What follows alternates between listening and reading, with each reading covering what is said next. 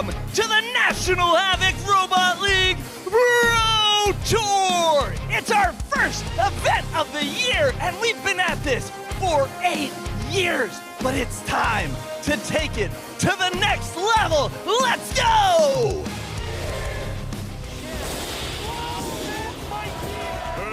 Welcome to the National Havoc Robot League Pro Tour! Live on the zone. Power On is on fire. Not even a piece of plastic anymore. Megatron Jameson go taking advantage. This is your home! No one can take this from you! Big hits, massive destruction, live on the zone.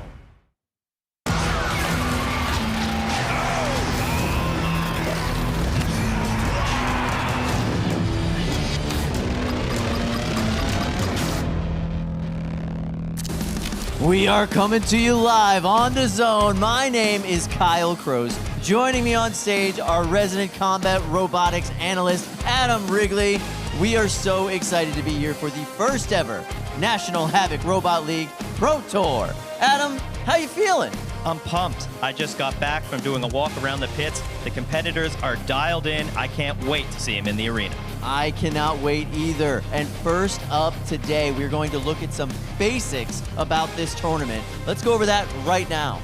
Havoc 101, Kyle. If you've watched fighting sports before, this should make a lot of sense. We've got 3 weight classes, 3 pounds, 12 pounds, and 30 pounds. You only fight other robots within your class for fairness. And the objective is simple. Destroy the opponent in 1 3-minute round. You can knock them out, they can tap out, and if neither of those things happens, we go to a judge's decision. Well, I know one thing for sure. This matchup, probably not going to a judge's decision. We've got 2 of the hardest hitting robots here today. First match of the day. First up, it is Joshua Reinhardt and Kazaa Light. This is the reigning, defending world champion in the 30-pound weight class. Their pin and burn technique has been used to take out some of the top competitors throughout the years here. When this bot first started in this sport, everyone thought it was a joke.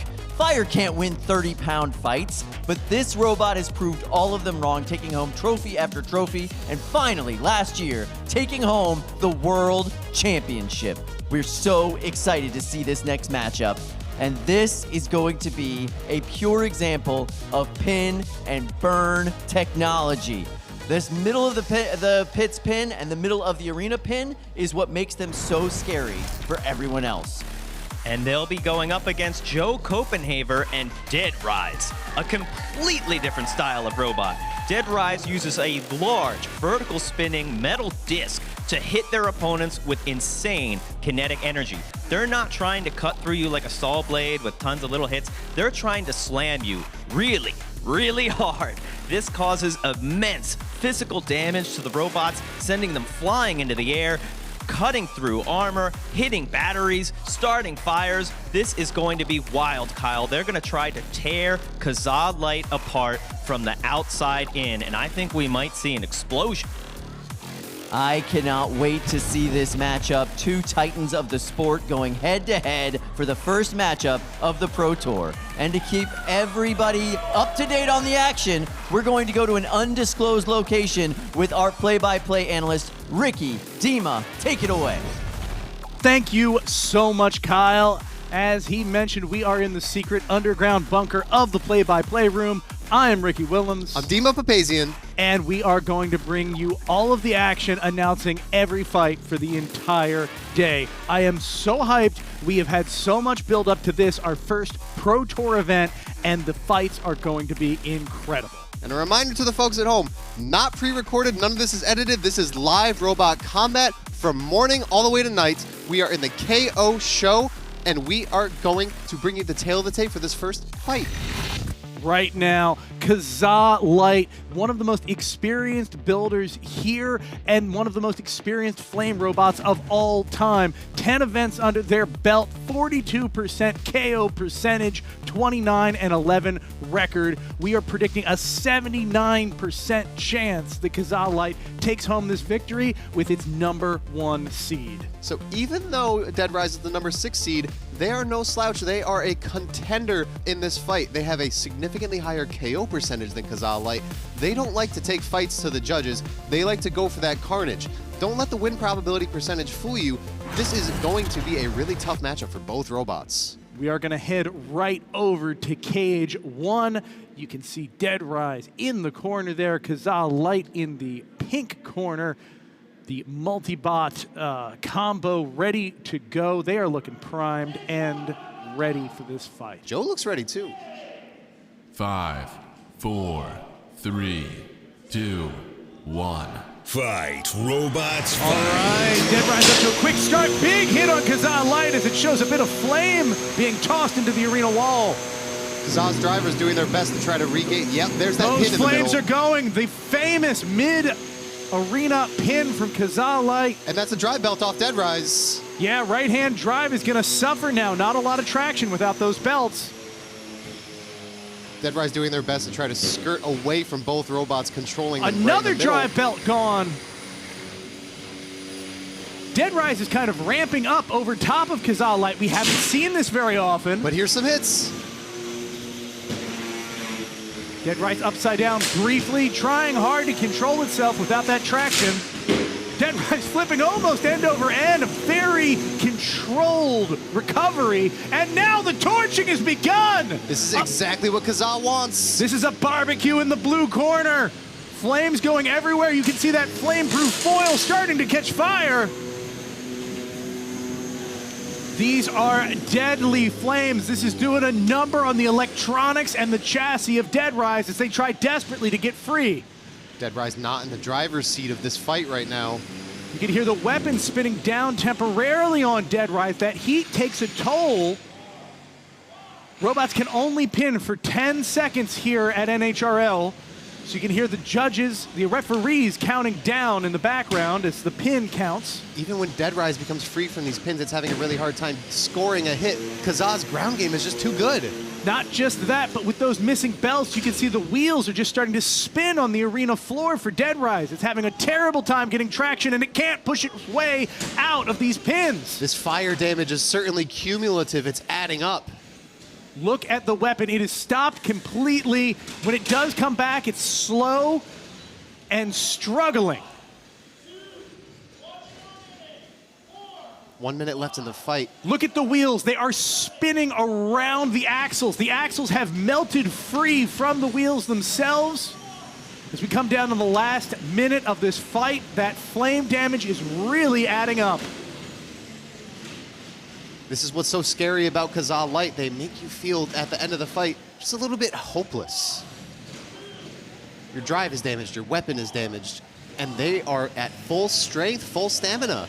30 seconds left. Dead Rise is struggling in the corner. This is Josh Reinhardt's match to win. We're not seeing any movement, but we're requesting an unstick from the housebot Flo. The housebot is trying to get Dead Rise out of the corner. It works just enough to keep the fight going as we come down to the last 10 seconds. This will be going to a judge's decision here in just a few minutes. But Frank, oh look, a little bit of damage at the end, taking one of the forks off in the final seconds. Dead Rise landing at least one damaging blow. That is gonna matter with the judges, but we don't know for sure how this is gonna go. Really quickly, as the fight is over, we have a brief prove it period where both contenders are able to show to the judges how much function they have and how much damage they really took in that fight.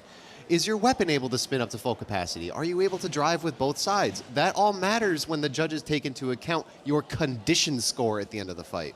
And good thing for Joe that he did not let this fight go to a KO in the group stage of this bracket. If you get a KO, that's more points to make it into the finals. Yeah, that affects seeding, that affects ranking, all sorts of things. You can see this is a tense moment, cage side. The robots coming out. Kazaa Light down a fork. Let's go into the replays. You can see a very aggressive start for Dead Rise right off the bat, sending Kazaa Light's multi-bot back into the corner from whence it came. Dead Rise wanted to try to get some control at the start, wanted to rush in and cause havoc. separate the cooperative gameplay that the Kazaa Light drivers are doing, but it just wasn't enough. Yeah, none of those hits landed any big blows on the Kazaa Light twins. Those are durable robots. Usually 1 or 2 hits aren't enough, and that's about all that could be managed in this fight. It's not just that the flamethrower is scary. Kazaa Light is known for having this incredible turtley sort of defense. The robots themselves are very low profile and hard to hit. The forks are well tuned for ground game. It's difficult to get under them and flip them up. Yeah, each one of those 2 robots is basically a armor-plated steel box. With a flamethrower inside, you have to really be aggressive and damaging to do damage to those 2 robots. No, I'm no judge, but I think I did see that whole fight, and I am really confident that Kazaa is going to walk away from that with a W. Well, we are going to find out in just a minute. Sam is cage side, and he's about to have the results. Thank you, Ricky. I'm actually here with Joe from Dead Rise. And Joe, you knew going into this match you were going to fight Kazaa Light first. What did you do to prepare for the flames of Kazaa? So the biggest thing is protecting against the heat. All of our electronics, they have thermal protection. I don't know if you saw our weapon kept dying. That wasn't damage. That is our ESC making a choice to shut down to save the components. You got to insulate your robot and add enough mass to absorb all that energy. I think we did well. It was a lot better showing than at finals last year. I'm really excited to see the outcome of that fight. All right, Joe. Well, I am excited to see the outcome of that fight as well. We're just going to have to wait to hear from the judges. But now to you, Adam and Kyle.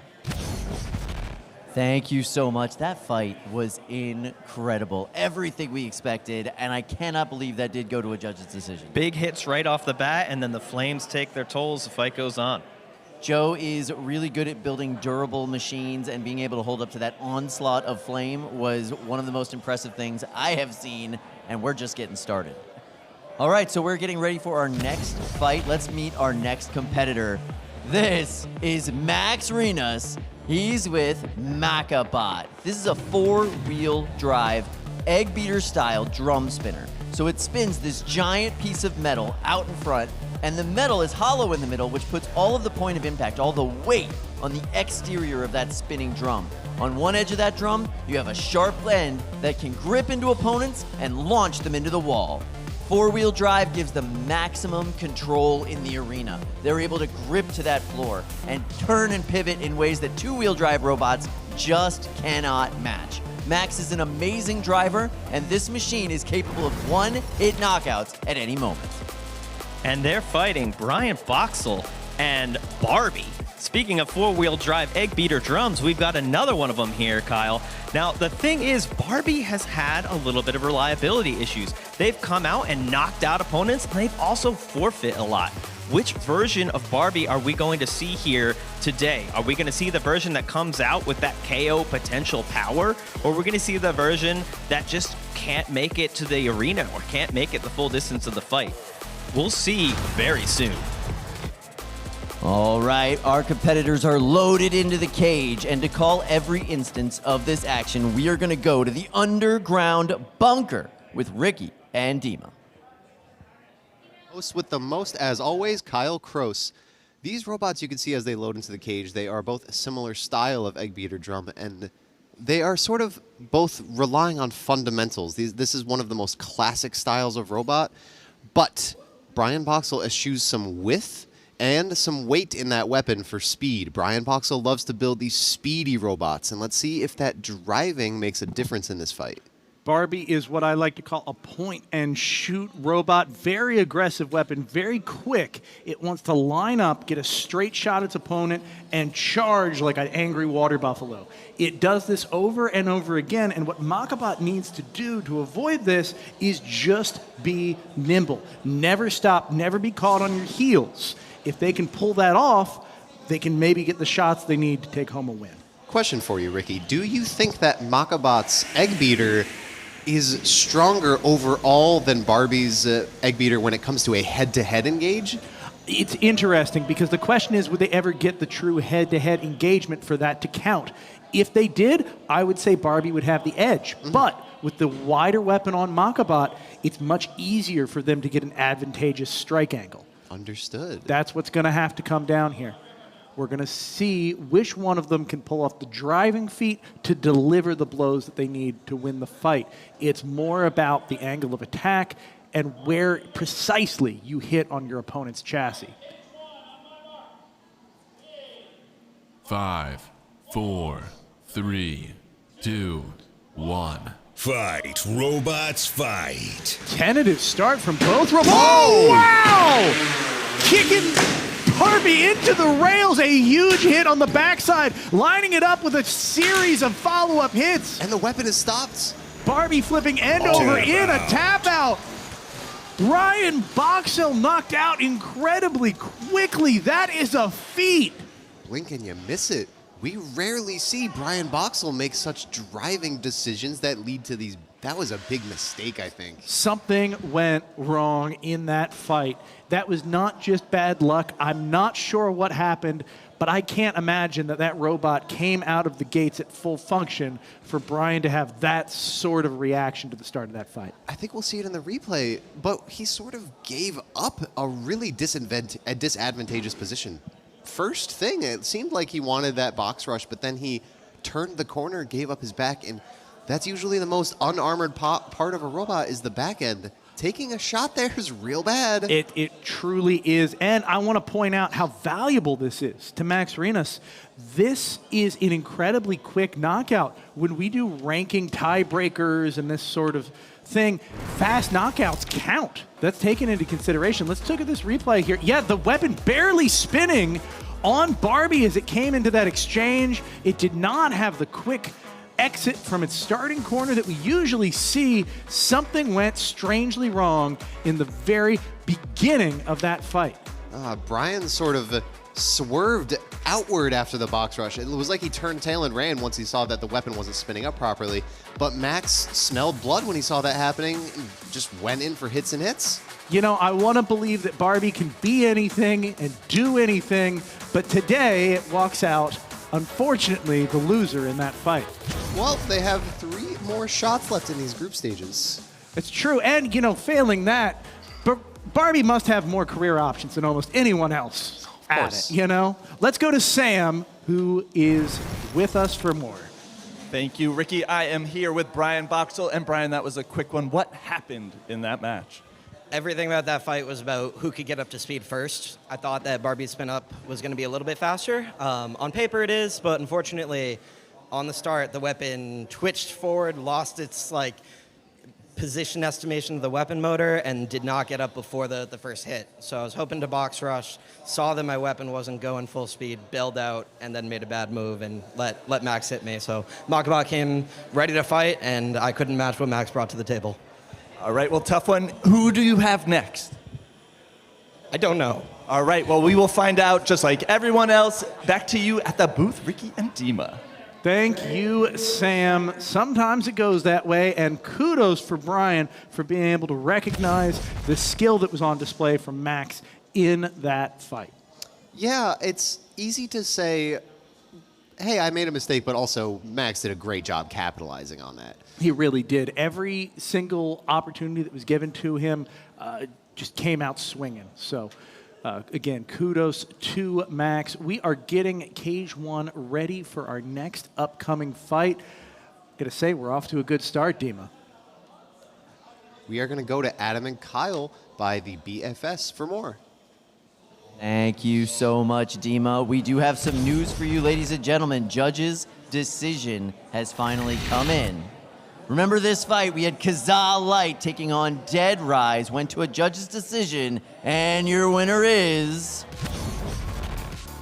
Kazaa Light, reigning, defending world champion, coming into this event, walking out with their first win of the day. 3 points for a judge's decision.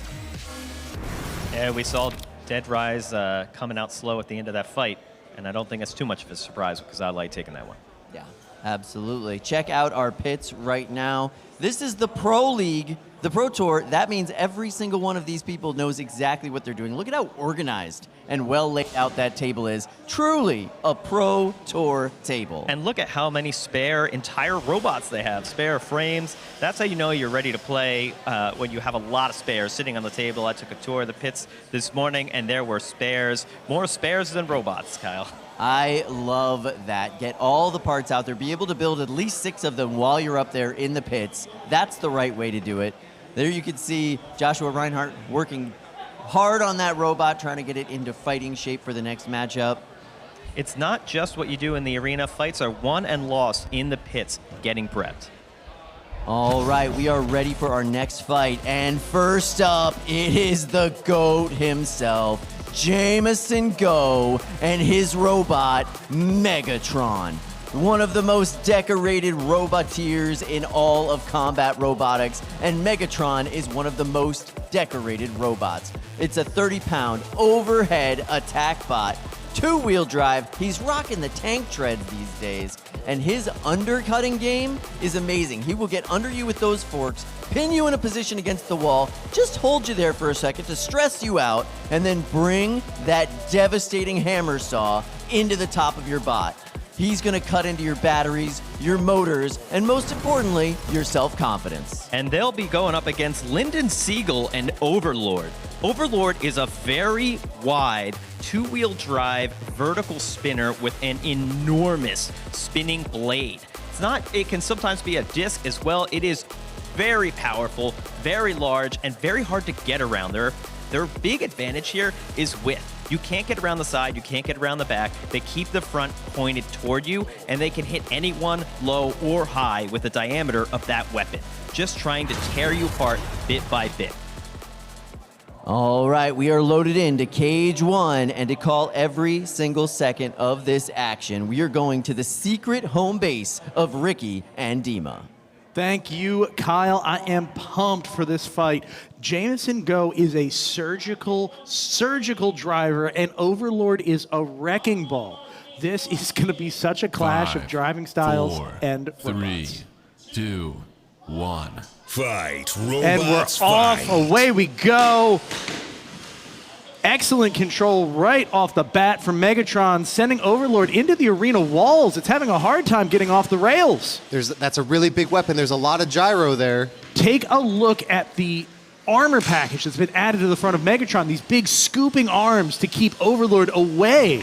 Wow, excellent drive power, slamming Overlord into the wall.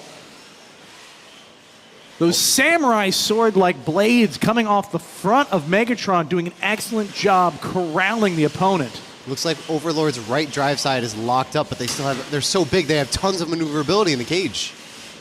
Yeah, it's underrated how much a wide chassis like that can let you move. Oh, this is a huge hit! Jameson Go could have lined up a kill shot there if things went a little differently. And we're only a minute into this fight. Jameson is being very careful. He's taking his opponent for a ride and letting the arena do the damage for him. This is almost sort of like a jab-centric boxing fight. We're not lining up any big shots yet, but here might... Every time Megatron slams Overlord into the wall like that, the inside of the body gets jostled incredibly hard. That does... Ooh! Look at that. The house robot Flow completely jams the weapon on Overlord, bringing it to an instant halt. Overlord regaining control really fast. Both of these armor packages are so dialed in that it's hard for... Weapon spinning up on Megatron. Oh, slicing! A clean slice! The front of Overlord has been amputated. Surgical indeed. One arm down, one to go. Jameson is dismantling his opponent piece by piece. Hi, John. Let's see another one of those attacks from Jameson. Ooh! Major hit against the arena floor. Not having that fork means it's even harder for Overlord to stay stable when driving. They're going to have to do something in these last 50 seconds to even the score for the judges. Oh, another taking him for a ride. Couldn't line up with the geometry on that shot. Let's see another one,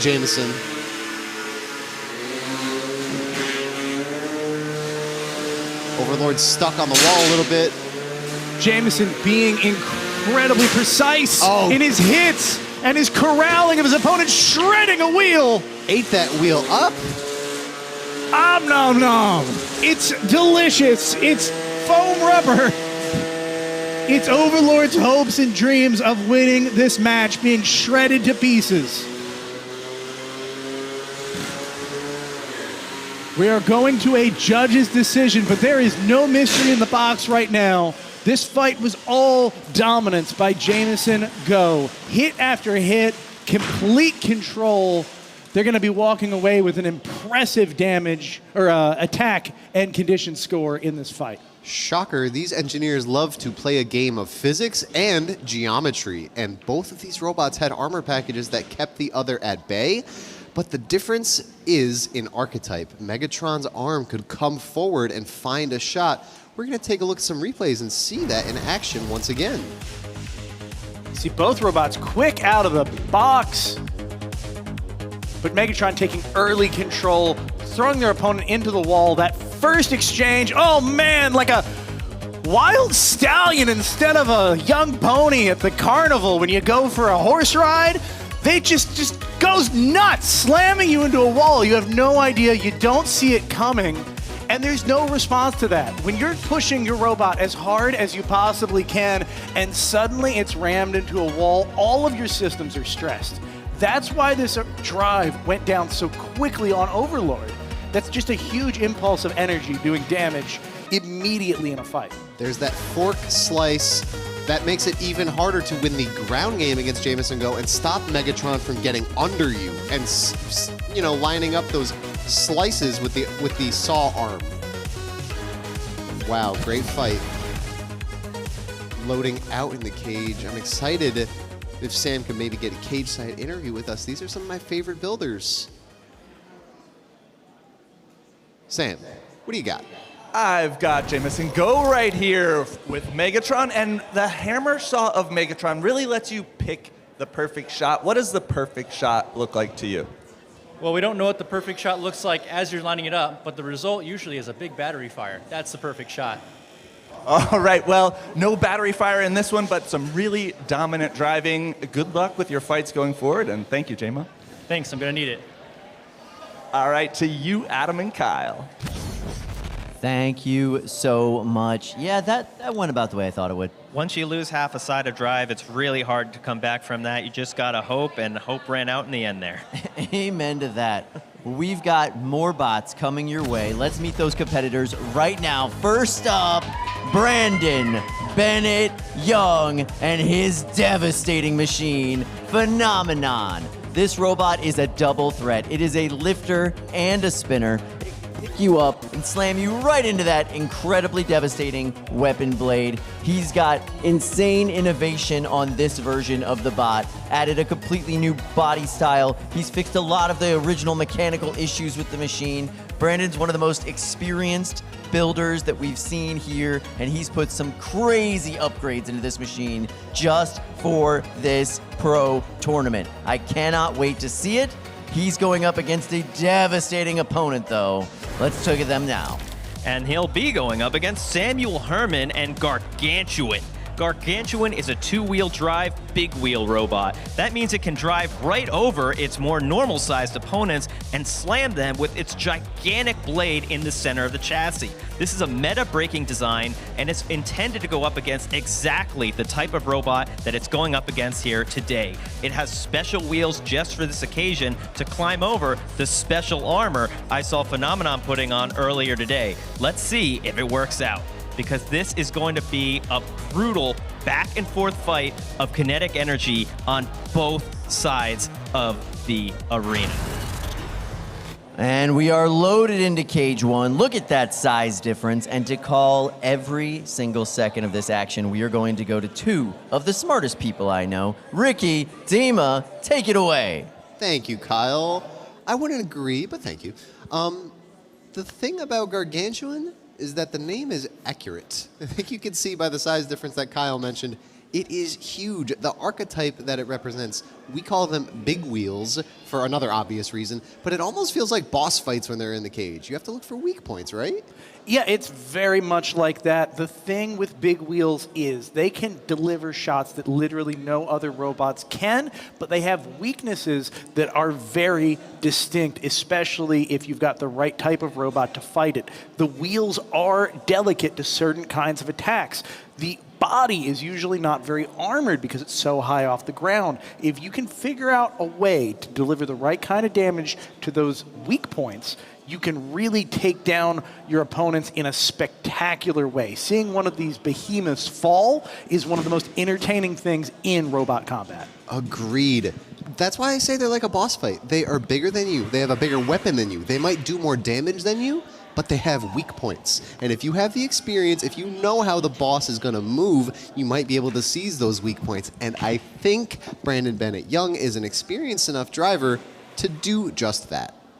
Yeah, there are few builders in this building right now who are more precise in mapping out how a fight is going to go and what the weak points of their opponent are, more so than Brandon Bennett Young. He is a builder's builder and a driver's driver, and he's going to be coming into this very intentionally. 5, 4, 3, 2, 1. Fight, robots, fight. Both robots up to speed. Oh, that is a nice exchange. Part of the armor package immediately being ripped off of Phenomenon. It did its job once. Can it do it again? Phenomenon scoring hits on the wheels themselves. That's great for Brandon. I think both, big pieces being ripped right off. That is another big piece of armor off of Phenomenon. It can't keep taking hits like this. No. All of the guts are exposed on the top of Phenomenon. And if you're riding They're up there, they're starting coming to spill out. One bad hit and it's going to go up in smoke, Dima. But you can't stop attacking either. You have to try to finish the fight on your end. This is like shoving your hand into a blender, but you have no other choice. And now Phenomenon pausing in the middle of the arena. That's not good. No, it isn't. But you Going have to keep flying, fighting. a belt is missing. The electronics are just on display, and Phenomenon is not moving. Will they call for an unstick, or is this a tap-out moment? This Tap is a out. tap-out moment. That was unfortunate. Phenomenon did not hold up to those hits, Dima. It's really hard to when they hit you in your weak point too. They hit you on the top. The back is usually the most unarmored part of the robot, but after that... Sensitive viewers, look away. It's like a gutted fish on the corner of the arena. That's gore. That's gore of my comfort character. Wow, look at that damage. It's spilling out like entrails onto the arena floor. So much destruction in such a brief period of time, and kudos to Brandon. He kept at it. He was a brave driver. Let's go into the replays and see how some of this damage happened. Here's that first hit, that box rush. It looked at first like Brandon could have scored a hit, but I think his weapon narrowly missed and Gargantuan's weapon dug in. It dug in hard. It tore off 2 of the 4 special armor packages that had been added to Phenomenon. That second hit took off another 2 more. And critically, this damage is lining up hard on the left-hand side of the robot. Whether by luck or by skill, Samuel Herman and Gargantuan was able to deliver those hits over and over again to the left-hand driver's side of Phenomenon. And since it was concentrated in one spot, it eventually tore the top off of the robot and caused the damage that caused the tap out. Brandon quickly trying to turn the robot off, get safety procedures, get the weapon lock in, yada yada. He is going to have to collect as many parts right there out of the cage as he can, because he's got to go upstairs into the pits to repair for his next 3 fights. Just because he got knocked out now doesn't mean it's over. Let's go to Adam at the big screen. So we had some gourmet damage in that fight. We get to see some things we don't usually get to see. So let's take a look at what's underneath the armor that got torn off of Phenomenon here. Right on the right side, you can see this is the drive motor that's spinning the weapon. It's huge. It's really big. It's a lot bigger than the ones that are spinning the wheels.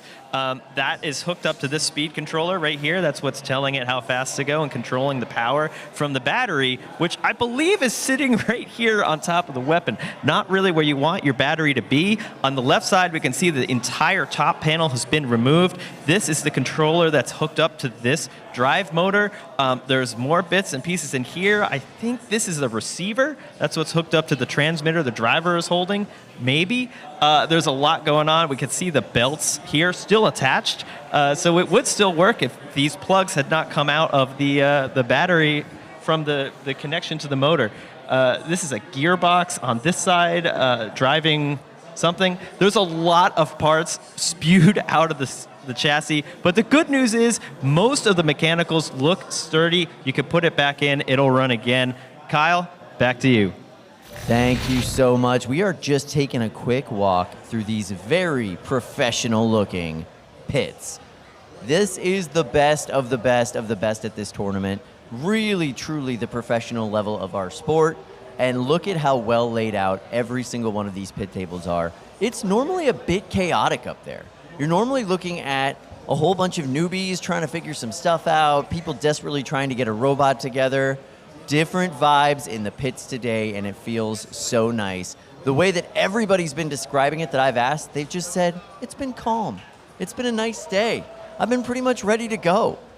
Few builders are trying out new things. A few builders are trying out some new configurations, but the guts of the robots are all pretty much the same, and they are dialed in at this point in our season.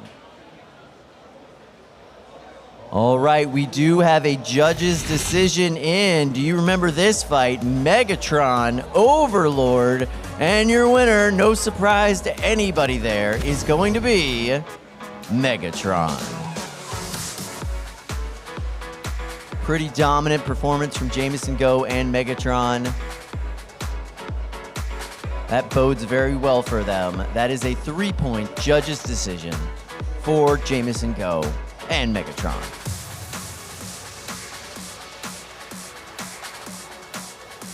We've got some great action coming up for you next.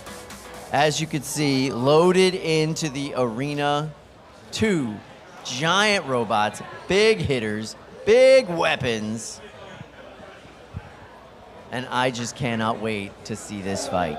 Yeah, this is a fight where the details in the design are really going to matter. You see 2 robots that are roughly the same proportion with roughly the same front ground game setup and even roughly the same diameter weapon. But there are some differences when you look closely. You can see a disc versus a bar. You can see different tips on the forks. But to guide us through this one, Kyle, let's throw it to the booth. Ricky, Dima, what do you see?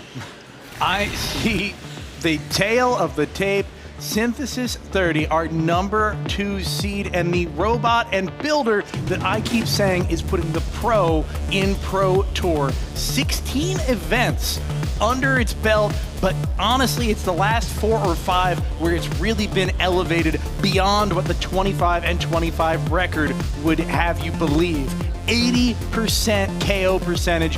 This is a killing machine. We're giving it about 3/4 chance to take home the win in this fight.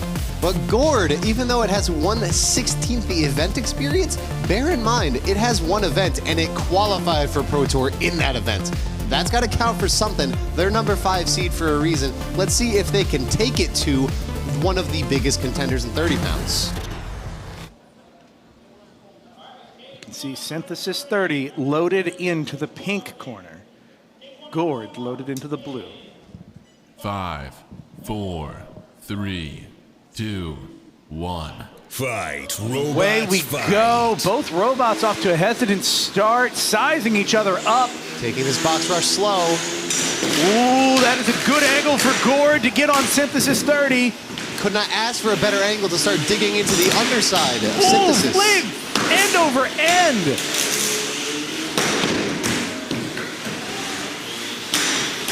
Huge thuds. Yeah, both of these robots locking horns. You can feel the building shaking with these hits. The weapon's slowing down on Gord, but it's back up to speed now. Gord's ground game is just showing Synthesis 30 who's going on, and then Synthesis 30 rallies with a reply. Oh, the armor package has been removed from the left-hand top of Synthesis 30, and now it's high-centered on its own armor. And we're stuck right now. That's what the unstick's for. They are calling for an unstick before Synthesis 30 takes a kill shot from Gord. And now Synthesis 30 is upside down. Flo, the housebot, trying desperately to get the robot righted. Here we go. That's the moment. They're off the rails. They're trying to navigate to each other. The weapon on both robots not spinning. But man, the ground game on Gord is a killer. It is effortlessly getting under Synthesis and throwing them into the arena wall. Both weapons are broken. This is going to be a pure driving match. We're going to see some sumo in the cage. Listen, if Synthesis is Godzilla, Gord is Mecha Godzilla. It's got this metallic kind of effect on the front. I don't know, this mechanical menace in the arena that is just showing Synthesis 30 what it's made of. Synthesis, I trust to have a stronger weapon in fights like this, but now you're stuck up on the cage. Your drive matters so much in these fights. Look at the metal forks. They're twisted like they're wet noodles. The countdown is going to come. This is going to be it for Synthesis 30, a surprising upset. Wow. That is a wild outcome. Gord might have been the underdog in that fight, but they proved they have the dog in them. Yeah, the number 2 seed getting taken down by a relative newcomer. There is something special in Nathan Milhorn and Gord, at least today at the first Pro Tour event. Let's go into a replay and we can see what went wrong and what went right. You can see both robots off to this kind of very tepid start before Gord sees an opening and comes in at the front left-hand side of Synthesis. Synthesis pirouetting in the middle of the arena as it's unsettled by the forks on the front of Gord. Synthesis weapon seems a little bigger and badder when you line them both up, but it matters most if you can get ground game to make those hits really count. Some robots, you can drive around a failing ground game. I don't think that Corey was used to having to do that with Synthesis. We missed a great unstick moment briefly where we got back up off his wheels, but later, once you only get one unstick per robot per fight. Once that's spent and you're up on the kick plates, that's a KO counts. I, as a commentator, I have lifelong martial arts experience since I could remember. There's a moment in that unstick attempt where he got back upright, and all he could do was sort of drive forward because he was back up against the wall. Once you're driving forward, he drove into the housebot. It reminds me of boxing or MMA when they're getting up from the count and they're sort of like, the first thing they see is the ref, so they kind of move forward at the ref. That's kind of how it feels after an unstick like that. Let's head over to Sam. Thank you, Ricky. I'm here with Carter, the driver of Gord. And Carter, when your weapon goes down like that, how does your strategy change? When my weapon goes down, I really have to focus on driving. So I really try to slam the robots into the wall as hard as I can. It's a ton of fun. And if their weapon's still up, I try to get their weapon to slam into the wall to hopefully break it. I think we succeeded doing that in this match. We saw a little bit of smoke on his motor, his weapon motor, so. Well, very nice. It did seem like that strategy shift worked out for you, so good luck with your matches going forward, and to you, Adam and Kyle. Thank you so much, Mr. Hansen. Wow. Gotta say, what an upset. He looked like the veteran in that fight. Yeah, absolutely incredible. Getting just the right angles for those hits. Such a good matchup, and that is insane that it went the way of Gord. Yeah. All right, so we're going to talk a little bit about how this particular tournament is laid out. So we have the Pro Tour, and we are currently in the group stage. Walk us through it, Adam. Yeah, so this is a little different from our normal tournaments. We've got this early group stage, 4 robots per group.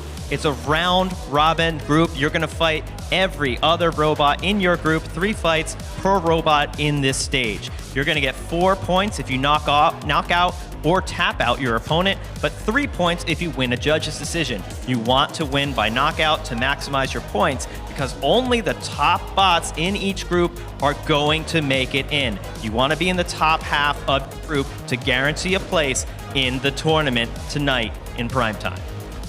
We are so excited about that prime time tournament, but right now we're just shaking it out to see who's going to end up in that bracket. But next up, we have the return of Joshua Reinhardt and Kazaa Eins. If this looks familiar, it's because it is. This is a larger version of Kazaa Light.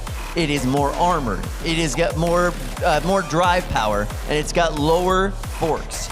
It's not a multi-bot configuration. It is just a tank that breathes fire.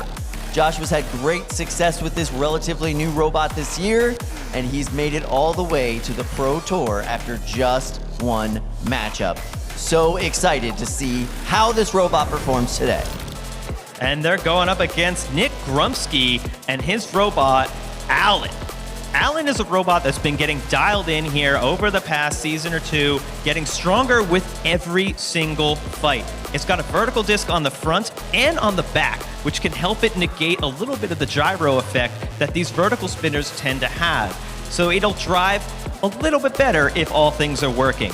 But if there's one stat that Alan has maxed out, it is luck.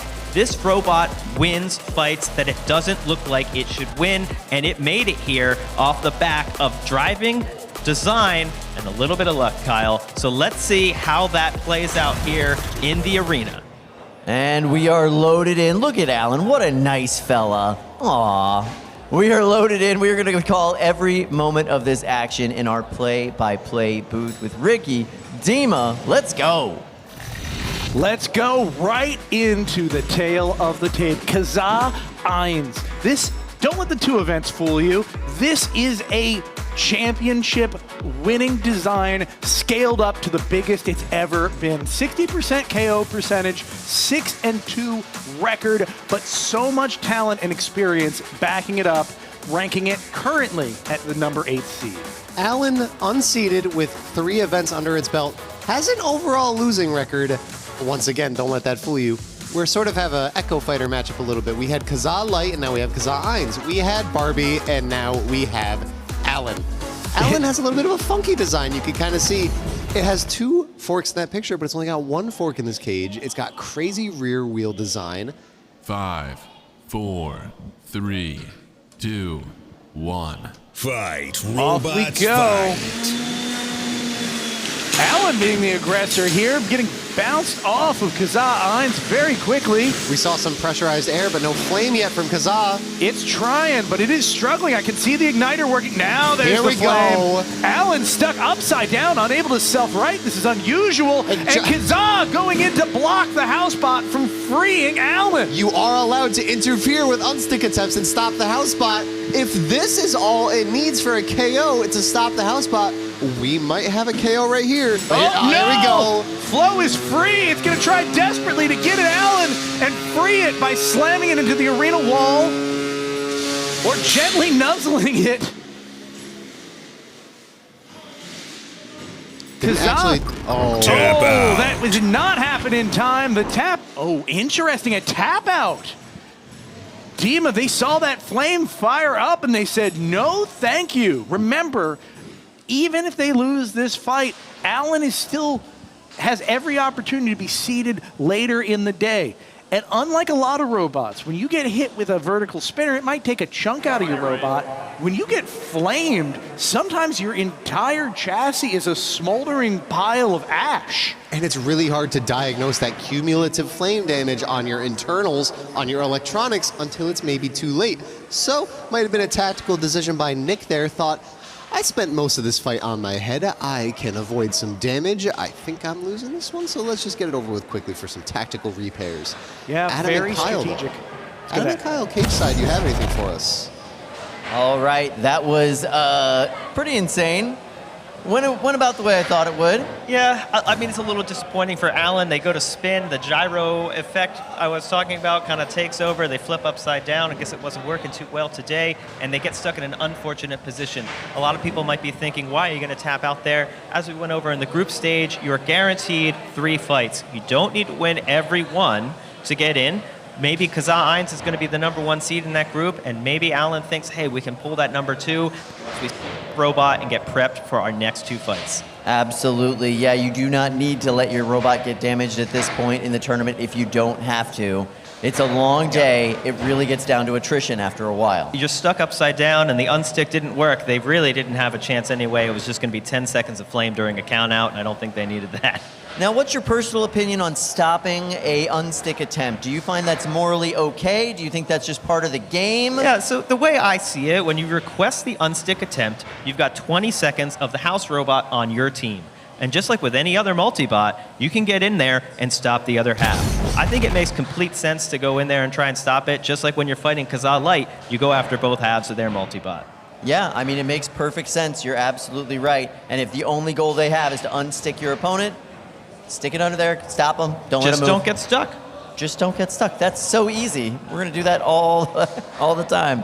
All right, so we're going to go back and talk about some of these group stage points where we're at right now in this group. So if you see, we've got Kazaa Light up at the top. He's got 1 win by 1 judge's decision. That's 3 points, right? Dead Rise, 0 points, has not won yet.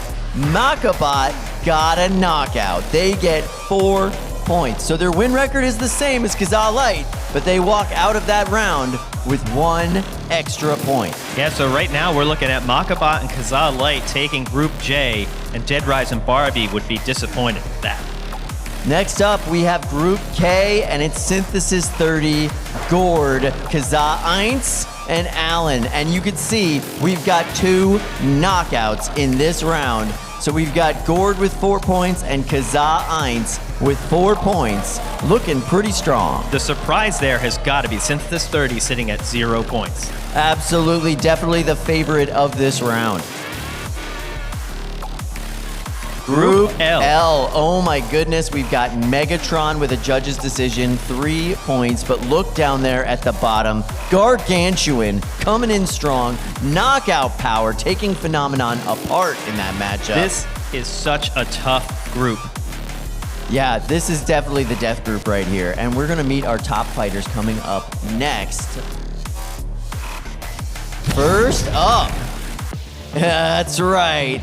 It's Mr. Papazian, and it's Turbo Fiend! I love everything about this robot. One of our announcer team, Dima, used to drive this robot and won a championship with it. Right now, though, it is going to be a very fast-driven, low-slung, wide robot, big old forks with paws at the end. I cannot wait to see how this matchup goes. This weapon is devastating. So many upgrades to the actual chassis this event. Different way of printing that kind of like front plate to hold the opponent away. Gonna hold up a little bit better against horizontal spinners, perhaps? We shall see. And they'll be going up against Jim Kazmer and Project Liftoff 3. This is my pick in the 3-pound class pre-tournament to take it home. I love this robot, one of the most innovative robots you'll ever see. Most robots in the arena have a drive system to move them around and a weapon system to damage the opponent. On Project Liftoff, that's all the same thing. They basically spin in place extremely fast, but they don't just sit there. They use a complex system to pulse the motors and drive them around the arena while spinning. The entire robot is a 3-pound weapon, which means they have so much energy to deliver into their opponent and send them flying. To the booth, Ricky and Dima, take it away. Thank you. I am so excited. I am not going to play favorites too hard, but it's difficult when it's your big brother in there. And some of that B-roll footage was me driving. That 5, is 4, always a funny coincidence. 3, Let's see 2, how it goes. 1. Fight, Away robots, we go. fight. A quick spin up from Project Liftoff. They're going to need that. Julian's going to try to hockey puck Project Liftoff, bounce him around. Massive damage to the arena floor. That's a Project Liftoff standard, is damage to the arena. The liftoffs are paying dividends as it shoot. Oh my goodness! One look. of the forks is stuck in the divot that Project Liftoff made. That no, look! Wow! Oh, it was in the kick plate. My bad. Yeah, between the kick plate and the arena floor, it is very hard to get a robot lodged in there, and they were able to do it. Julian is playing this very slow and tactically, which is kind of what Turbo Fiend does best. But he only has he has no unstick remaining, so he can't let that happen again. So he's got to be careful of these chaotic bounces. Meanwhile, Project Liftoff just doing their spinny thing and ping-ponging around the arena as they're known to do. All right, slow and steady wins the race, I feel, for both of these players. Very methodical. If both of these robots play it safe, if the drivers play it safe, this is going to come down to attrition. Who can stand up to these repeated small blows, these controlled engagements? The flip side is one false move and someone can take a huge shot and go flying, and that could be a game changer. Well, here's the thing, is Project Liftoff, it's hard to tell when a shot is significant. Very true. Wow, Project Liftoff is hitting all sides of the arena over and over, but it is a durable tank of a robot. We're halfway through. Nobody's really showing signs of damage. Maybe a little tiny bit of plastic shredded off here and there from both robots, but that's it. I think Turbo Fiend is starting to show a little bit of drive hesitance. I can't tell exactly why yet. I think from a driver's perspective, he's trying to like maintain arena control. He's trying to stay in the center and get Project Liftoff on the walls. This could be an advantage to Project. Wow, that was a big engagement, a lot of kinetic energy. I think Julian's doing a great job of lining these hits up where, like, you're a foot away, take that foot of bite and get that kinetic engagement, like you said. This also makes the attacks from Turbo Fiend look so intentional. And if this does go to the judges, which it may, we only have 20 seconds left before that happens, it's possible that could count in Turbo Fiend's favor. Turbo Fiend upside down, struggling to get self-righted. But it could drive inverted, and it's got some great self-righting mechanisms. We call it wave dashing in our household. Ooh, Project Liftoff taking some, not big damage, but it loses control when it stops spinning. That's the thing. Last 6 seconds. This will be going to the judges. Wow, and a roof shot to cap off the match. And another one. What a perfect way to end this fight. That is a big, big deal for Julian Papazian.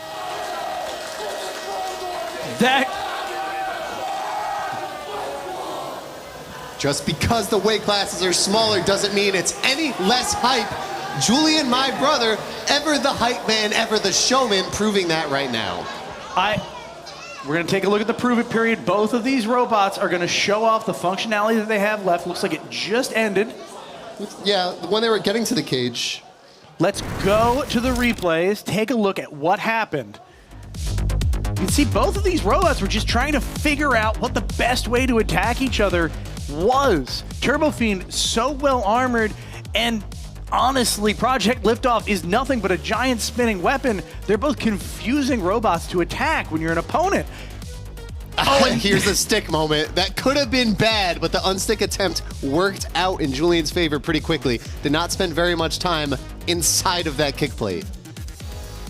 Here's the thing. I think there's two ways to beat Project Liftoff, right? They're going to be chaotic no matter what. Either you play into the chaos and you make them bounce so much that they stop, or you dial back your control. I mean, you dial in your control so much that you say, I don't care if you're bouncing around. I'm not going to bounce too much.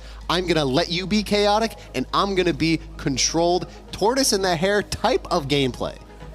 Such a contrast. Let's head over to Sam. Yeah, thank you, Ricky. I am here with Julian Papazian, who just had a banger of a fight with Turbo Fiend. Julian, when you're fighting a robot like Project Liftoff that has no good angle of approach, what do you do?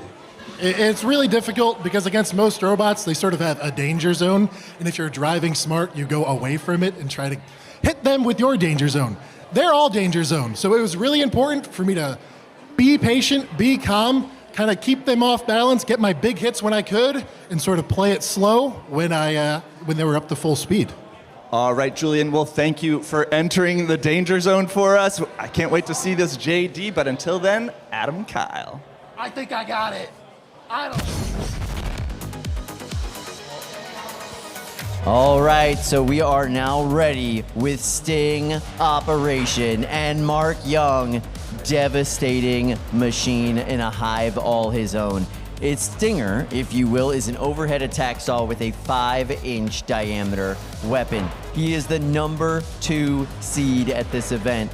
His goal, get under the opponent, hold them in a position and drive that 5-inch blade down into their weapons, into their motors, into their batteries, into their speed controllers, and cause massive damage in a one-hit strike. He's able to get through most top plates in under a second with this weapon. Absolutely devastating machine. Cannot wait to see how it does at this tournament.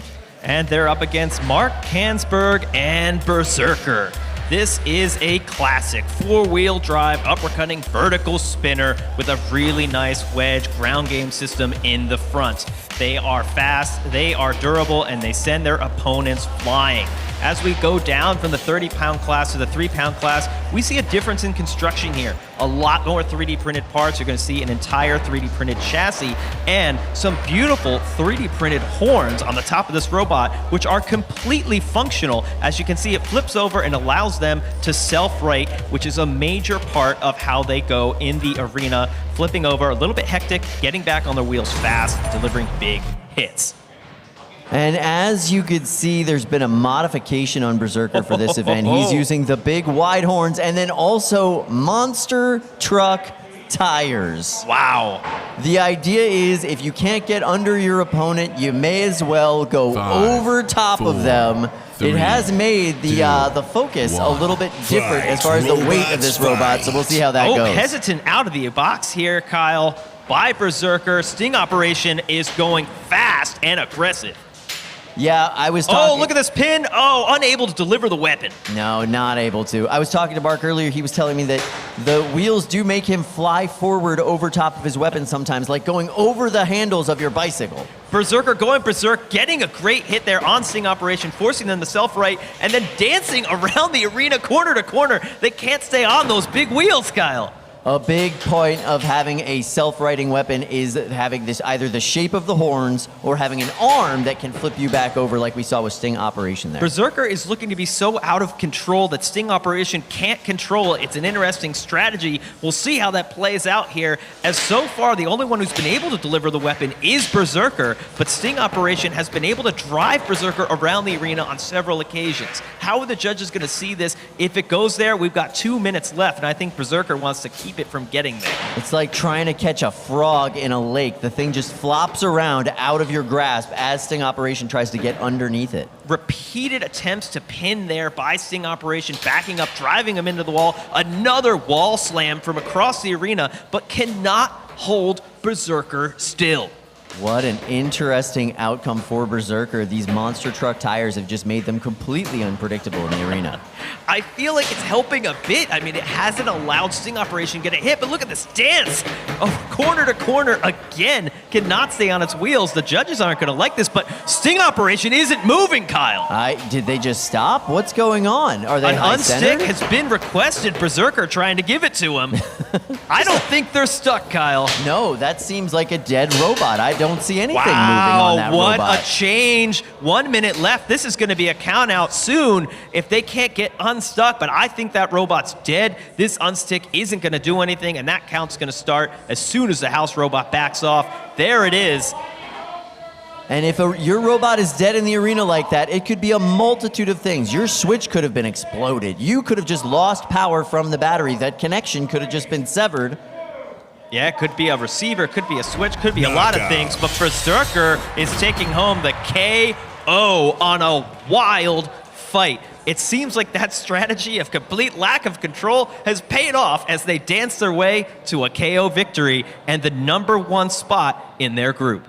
That would have been a really interesting one to see go to the judges, but I'm fairly certain that Berserker is glad that did not go to the judges. I think they're pretty happy because they were getting driven around the arena. We'll see here, they did get a few nice hits on Sting Operation, but Sting Operation was just shoving them around the arena, multiple wall slams, back and forth, unable to deliver their weapon, but not really for lack of trying, just for lack of opportunity. And it would have been interesting to see what the judges thought. It's like going up against the Tasmanian Devil. You try to catch it and it does that spin move of death, and you don't want to touch anything on that thing while it's spinning like that. With the rules here in judging based on attack and the kind of willingness and attempt to use your weapon, Would it have counted against Sting Operation for not using it? We're not going to know here. Maybe we'll see later today because something went wrong. They're going to be back in the pits digging into that robot, trying to figure out exactly what that is because you don't want that to happen again. That is not a way you want to lose a fight. I'm sure they're really disappointed. See him going really fast here, trying to get that weapon lock in, turn the robot off so they can back up into the pits as soon as possible to figure that out. Yeah, number 2 seed for a reason. What an unfortunate outcome for them for this first matchup of the day for them. Berserker coming away with 4 points. Yeah. All right, we are going to go to Sam Hansen, cage side. What do you got for us, Sam? Thank you, Kyle. I've got Mark Young of Sting Operation. And Mark, I'm curious, what happened to Sting Op in that match? Man, it was weird. Honestly, I'm not too sure. I'm pretty eager to go up and figure it out. Everything was going well. And then the robot just sort of slowed down and stopped. And I don't know. My guess is maybe the battery got disconnected. Maybe something got desoldered somehow. I'm going to open it up and figure it out, and I'll be ready for the next match. All right, sounds good. Good luck with those repairs. Hopefully it's something simple. But now to you, Adam and Kyle. So, monster truck wheels, are you going to incorporate those into your next build, Adam? I don't know. I'm not sure about that, Kyle. But what I do think is really interesting about these first 2 fights is we're seeing the big difference between the 30-pound class we started with earlier and the 3-pound class we're diving into now. These fights are fast, and these robots are bouncing off the walls and off the ceiling like nothing. You send a 30-pounder into the ceiling and it bounces off the floor from 12 feet high, it might not run after that. Right. It's rare. In the 3-pound class, we're seeing roof shots non-stop, and because of the size difference and the weight difference and the way these physics work, the robots can take it usually all day long. And the construction methods are also wildly different. Absolutely. A lot more bouncy, right? A lot more kinetic energy in this particular weight class. We do have our next competitors ready to go right now. It is going to be an amazing fight. First up, we've got 2-wheel drive, vertical spinner, Rhino. This thing is an absolutely devastating machine. So much control. That front plow deflects most attacks away from the body, allowing them to get that giant vertical disc in between the opponent's forks or armor pieces and cause massive damage. Rhino has been expertly driven at its last 2 events, racking up a ton of wins. I am so excited to see this competitor tear it up today in their first ever Pro Tour. And they're up against future Hall of Famers Jameson Go and Silent Spring. This robot is insane. It has 86 wins. It is one of the winningest robots in NHRL history, delivering massive hits, one after the other, and basically never stopping. It is extremely hard to KO this robot. I saw in the pits that Christian had a lot of spare parts for Rhino. I think he might need a few of them after this fight because all Silent Spring does is win and cause a lot of damage. Look at these hits tearing off the side panel, sending robots flying across the arena, and it comes out basically looking like that after every single fight. This robot, Silent Spring, has innovated so many things in this sport.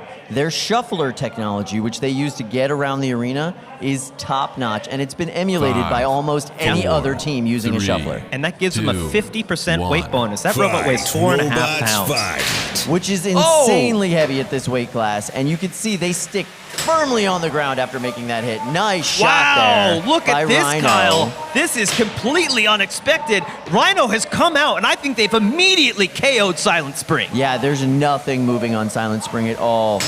There's got the an unstick called. Yeah, will they come in and save them, or is this robot dead in the water? This is a common strategy, Kyle. If you think your robot might be dead, sometimes it restarts after a cooldown period. It reconnects. The controllers will reauthorize with the radio. Doesn't seem to be the thing here. Wow, 2 in a row where the robot just died on impact. Yep. The unstick request can buy you time to try to get your robot restarted. Jameson knows when it is and isn't going to work right there. He said, this isn't going to work. Let's save me some time. That was a stunning win for Rhino, really setting the stage here for the day, sending Silent Spring home with a loss right out of the gate. We are seeing so many upsets right now in these group rounds, and this is a massive upset. Silent Spring is always a robot to watch in the 3-pound weight class. They've walked away with so many golden dumpsters throughout the year. The early NHRL tournaments all went the way of Silent Spring, and Rhino comes in, blows them out of the water with that crazy horn attack. Yeah, let's take a look at the replay here. It was basically 1-2 hits right out of the gate from Rhino. Just destroy Silent. It's already stopped. Yeah, that was it. And then this hit just sends him into the wall. Something goes wrong right out of the gate here. This is very uncharacteristic for any robot from Jameson Go. We saw at the end of the fight, he still looked completely fine with it. Jameson doesn't show a lot of emotion, win or lose. He's a gamer here. He's coming in, trying to take home another victory. And I think he'll be hard at work in the pits. All right, we're going to go to Sam cage side. Sam, what do you got for us? Yes, thank you. I am with Christian of Rhino. And Christian, in all your preparation for this match, is this an outcome you expected? It's definitely an outcome I hoped for. I wasn't quite expecting that. I definitely expected a ton of damage that I would have to repair for the rest of the day. I did not expect that. That was... it was very scary. I'm kind of really nervous from that still. And how do you expect the rest of your group stage matches to go? Oh, the one fight I'm really looking forward to is Showtime, my teammate. I really want to fight him because same team. It's going to be a lot of fun. Maybe a bit of trash talk in the pits before that. All right, well, I am excited for that WPI match. And to you, Kyle. Thank you so much, Mr. Hansen. We've got more in this arena. It's going to be absolutely insane. One of my very favorite bots coming right up. First up, Keziah Sky. She is the matriarch of the Black Cat Club. This is Chainsaw Kitty. Chainsaw Kitty is maximized for destruction. This robot doesn't have armor. This doesn't need armor. It needs a giant weapon, an incredibly fast drive, a drive that you have to have top-notch reflexes to even operate. And Keziah Sky is one of the best drivers in the game. All aggression, all the time. I cannot wait to see how this matchup goes. When you put Chainsaw Kitty in the arena, you are guaranteed massive hits, devastation, probably a roof shot, and always a good time. Let's check this out right now. And they're up against Zachariah Matthews and Fragment X. They got started in 2022 in this sport, and this is a bit of a mirror matchup here because this is another four-wheel drive, vertical spinning, uppercutting robot. Similar style of drive, similar style of compete, and similar records here in terms of how often they're getting KOs and how often they're going to JDs, although Fragment X is much newer with much less experience overall. So proportionally, similarly competitive. Who's going to take it out here? Is it the newcomer? Is it the experience? I mean, this could go either way, and we've been seeing upsets all day long. So Fragment X isn't even that much of an underdog here, sitting at 7 seed, going up against 4. But I think they've got a shot. All right, we are going to call every moment of this devastating 3-pound action in our play-by-play booth. Dima, Ricky, let's go. Let's go indeed. This is going to be a great match. Let's start off with Chainsaw Kitty. 52-18. That is a ridiculous number of fights. Keziah is one of the most experienced drivers and one of the most proficient drivers in the game.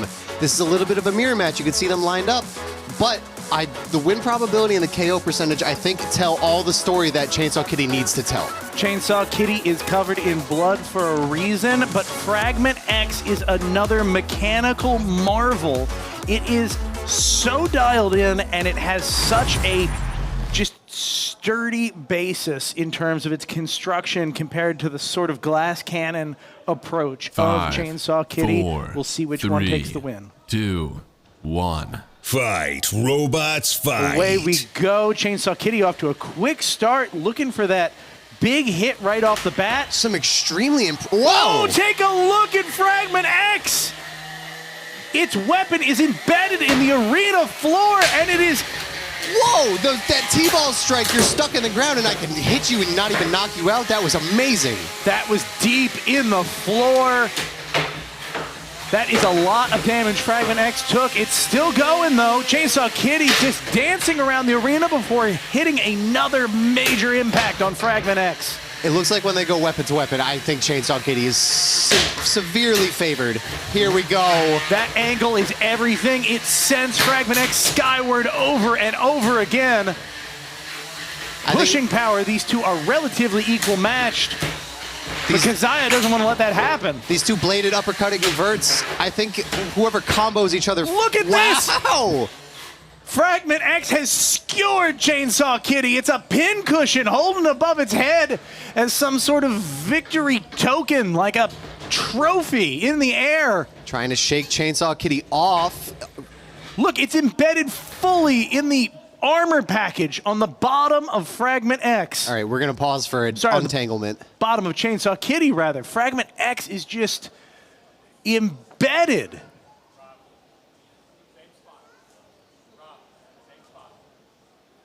All right, we're going to... When this happens, we disentangle these two robots and we resume the fight with them in the same spot, but not the same position. Correct. They are going to be left in the arena in relatively similar standing. They can be touching, but they're not hooked together is the idea. That is embedded in there. Look at that. The surgical crowbar coming out, but there we are. There we are. Good stuff by the cage managers.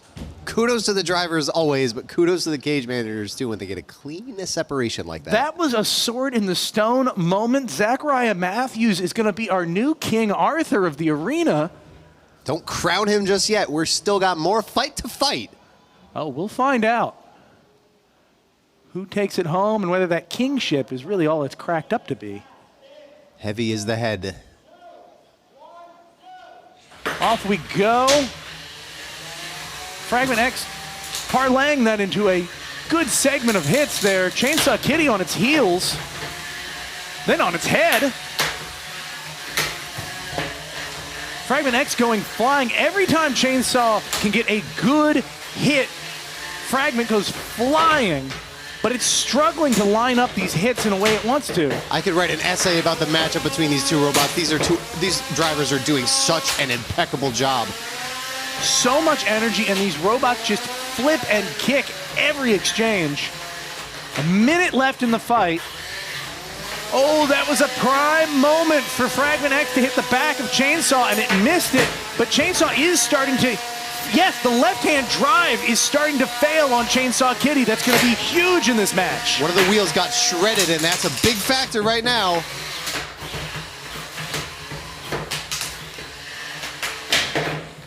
Fragment X is like contact juggling with Chainsaw Kitty's chassis. I think these last 40 seconds are really, really important.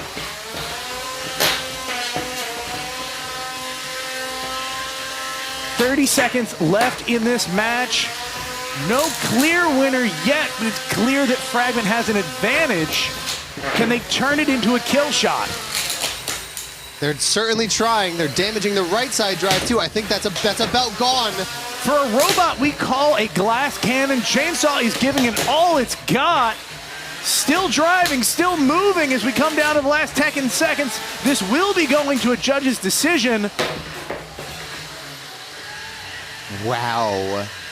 We've had plenty of KOs today, but this that's interesting. The drive. Oh, we're in the prove it period. These robots are going to show off as much as they can, how much works and how much doesn't. Weapons are still up. Interesting. The left-hand drive on Chainsaw does seem to have the smallest hair of functionality. Right-hand drive, undamaged. I think all the motors are working just fine. It's just that one tire that's shredded up and can't get traction. And no belt on that side. Yep.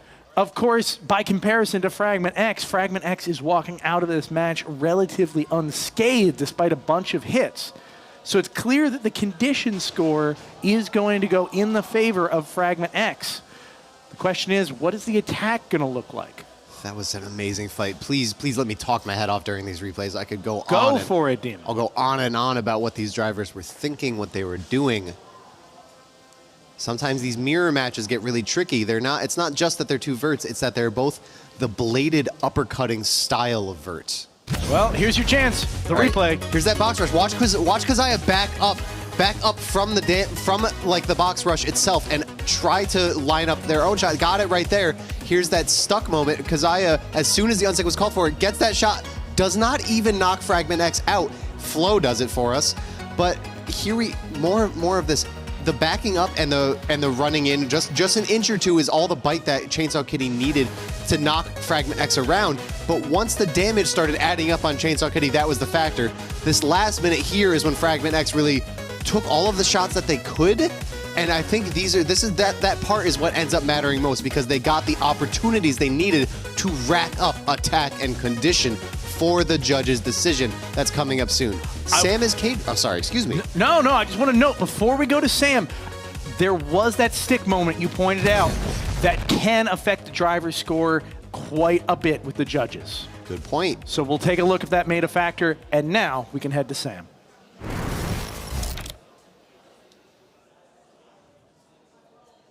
And Keziah, that match was incredibly acrobatic and fun to watch, but how do you think it's going to look in the judges' eyes? The functionality of Kitty at the end was not very good, so I'm not super confident I get the JD. Can we get those I knew it was ranked going to be a very intense fight, and it didn't disappoint, but I think he got it. All right, well, we are just going to have to find out. To you, Adam and Kyle. Thank you so much. I gotta tell you, I'm a little bit nervous for how that judge's outcome's gonna come. That was a close back and forth battle. I really don't know. I'm glad I'm not a judge. I say that a lot, Kyle. But I'm really glad I'm not a judge. Especially with a matchup like that. We've got more Black Cat Club action coming your way. 3-pound division is looking intense. And we're going to look now at Group D. This is the group that we are working through in this particular part of the tournament. Look at these two robots. Over there you have Usagi. It is an overhead attack style robot, also a part of the Black Cat Club. And there closest to us is Colossus. Quite a large robot. You can see those big wheels like we saw earlier. Going to attempt to drive over its opponent. So this is Group E. We've got Colossus taking on Usagi. We've got Power On taking on War Hard. War Hard, always fun in the arena, but this Colossus Usagi fight is going to be a real tone-setting match for this group. Is the big wheel going to come out on top and make everyone else kind of feel threatened? Or can Usagi take them out and maybe Power On and Warsaw feel a little bit easier, get a little confidence? These big wheel robots are real meta breakers, and they're always a bit of a, kind of messing with your head type of fight. The confidence can be real low coming in because you don't usually fight this style of bot. Yeah, makes sense. It's going to be interesting. Overhead attack versus big wheel. We're going to go to our friends in the play-by-play bunker to call this fight. Ricky, Dima, let's go.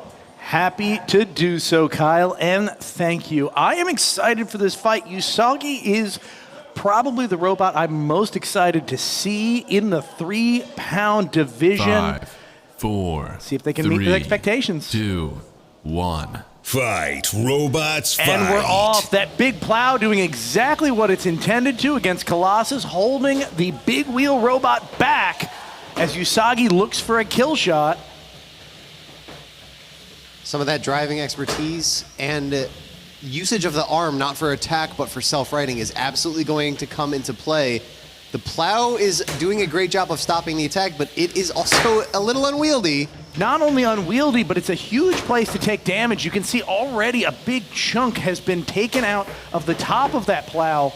That's an entire panel that can be torn to shreds and count against you in a judge's decision. Well, at least it's the plow and not internals. Now take a look. It looks like the left-hand drive on Colossus is starting to struggle already. It's hard to tell with big wheels sometimes, but it may be slowing down. It may be locked up. If Usagi can get Colossus into the corner and stop them, They could maybe line up a shot, but the difficulty... Here we go. The weapon spin up. You can hear it. That is an angry weapon. Oh, an excellent hit right into the wheel, doing some damage, and now the two are entangled and free at last. Made a cut in the wheel, but you're going to have to make more cuts than that to stop Colossus from driving. Oh. Now look, that big armor package has pin cushioned the blade on Colossus. We're going to try to use the house bot to free them for a moment before the match is paused and the two robots are parted by our surgical crowbar. Nice. Yes, we have paused the match. These two are going to get disentangled. The timer does stop. The two are pulled apart. As a note for those who might not have joined us in the past, you get one entanglement for a given situation. So in a situation like this, this can only happen once. If it happens twice, we stop the match. It goes to the judges. Now, if they get entangled for some other reason, for instance, maybe the wheel and the hammer saw, a minute ago we saw those kind of get locked together, it could be paused again and then pulled apart. The idea here is if a pair of robots are just inherently by design primed to get locked together, we don't want that to happen over and over again in a match. If it happens by happenstance, sure, we'll stop, they'll get pulled apart just like this from our trained safety crew and the match will restart. But if that happens again, 2 points becomes a bit of a correlation, and that's the end of the match. Appreciate the explanation, Safety Director Ricky Willems. And really important for those new to the sport, there are some aforementioned rules about entanglement, but crucially, the end game here is just to get the robots unstuck so we can continue the fight exactly as it was without the stick, and we are going to get back into it right away. And we're off. Usagi rights itself immediately. Corralling Colossus into the corner, but Colossus delivers a big shot to that front plow, sending Usagi head over heels twice in a row. But with the plow added, it seems like the arm is just not long enough to get into the chassis on Colossus. Oh, there is a belt down in the arena. I'm not sure where from. I think that might be a drive belt off the side of Usagi. It is a drive belt off the side of Usagi. I spent a while talking in the pits. They had moved to rear-wheel drive. That's a huge advantage against a robot like Colossus. Oh, look at this! Colossus stuck on its side. Almost getting pinned, and now Usagi is stuck in the floor. We have 45 seconds left. Who's going to cause the most carnage here? Wow! There we go. Incredible exchange. Alex wants some blood. A lot of plastic damage in that exchange. I think the plow on the front of Usagi is working better as it takes damage. It becomes more flexible and better at corralling the opponent. But look, its pieces are just dangling off the robot. That is going to count against it if this goes to a judge's decision. I wonder how that damage... Oh! Ooh, big exchange. You can hear a big hit from Colossus on Usagi. 10 seconds remaining. This will be going to the judges in just a few moments. Big hits and the big shredded piece of the front plow being extracted from Usagi. I think I saw some wiring damage. Yes! Flames have started as the battery has been shorted out. That did happen after. There it is. That battery has been. Look at that slice, Dima. That is directly. Look at the condensation forming on the carbon fiber underplate of Usagi. That is classic battery electrolyte. The goo inside of a battery, the pumping blood of the robot gets spilled and builds up as this film. Anywhere that a battery fire happens. Hammer saws often cause battery fires, but occasionally they will take a battery fire themselves. And that was, we did go to time before that happened, but wow. Is that our first battery fire Pro Tour? Yes, yes it is. A very mild one by all things considered in terms of, but I just love this shot where you can see that residue. If robots could bleed those spots of moisture, that would be it. That like vitrolic juice that makes the robots run, sprayed out. Normally it just catches fire as soon as it hits oxygen. So it's just a rarity, but my inner robot nerd is gleeful in getting to see it on display. Still, that is a major blow to Alex Pierce. That is not how they wanted to end that fight. Alex and Keziah going back up to the pits to work on Usagi and Chainsaw Kitty. 3 fights left minimum for the both of them. Yeah, that is far from the end for Usagi and Alex. She is going to do her best to get that robot repaired in short order. Still, that's got to sting. Hammer saws, just like the battery fires, they sting and are stung.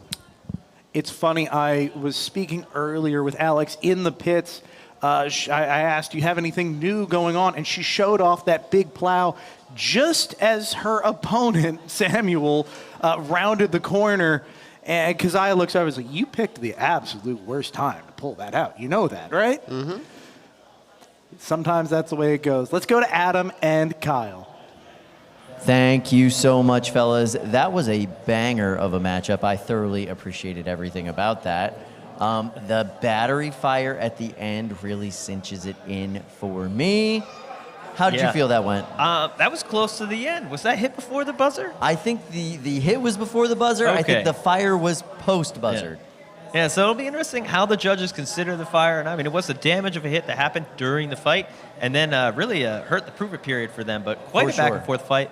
Another fight that makes me really thankful. I am not a judge. But I do hear that we have some judges' decision results. We're going to see them here. Yeah, they're going to be in reflected the group right here in the group stages. So right here we have Group A, Anubis and Turbo Fiend, both going in with judges' decision wins, 3 points to each of them. The Wall Part 2 and Project Liftoff coming in with losses after that first round. No points awarded to either of them. A little bit of an upset there with the Wall Part 2. We thought they would come in today and just run this gamut. Both the robots with 0 points here are highly ranked competitors. That is a huge surprise. All right, and then we have Group B, Pipeline Punch taking out a big knockout Berserker. We saw that getting their crazy knockout with their giant wheels.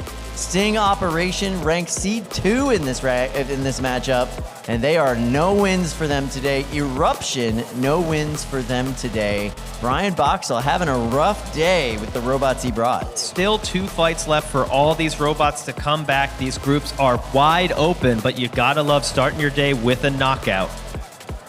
All right, and next up, we've got Group C. We've got Rhino up there with that giant knockout early in the day. Who's Earl getting their judge's decision? Showtime and Silent Spring, no wins for them today. Crazy upsets in this round, too. That's what we are seeing in the 3-pound division. A lot of big upsets. I have to think Jameson Go is going to come back and be in the top 2 of this group before qualifying is done, but who knows? All right, next up, we've got Group D, the weird group in my opinion. You've got Chippy with their 3-point judge's decision. Fragment X taking a win out against Chainsaw Kitty. Wow. Such an upset. Judge's decision. That's 3 points to both of them. Chainsaw Kitty, no points on the board. Terabyte, no points on the board yet. A real changing of the guard feel here. As the upstart competitors are taking out some of the veterans that we thought would do better. It's still early in the day and anything can happen, but is that theme going to weave its way through the whole day?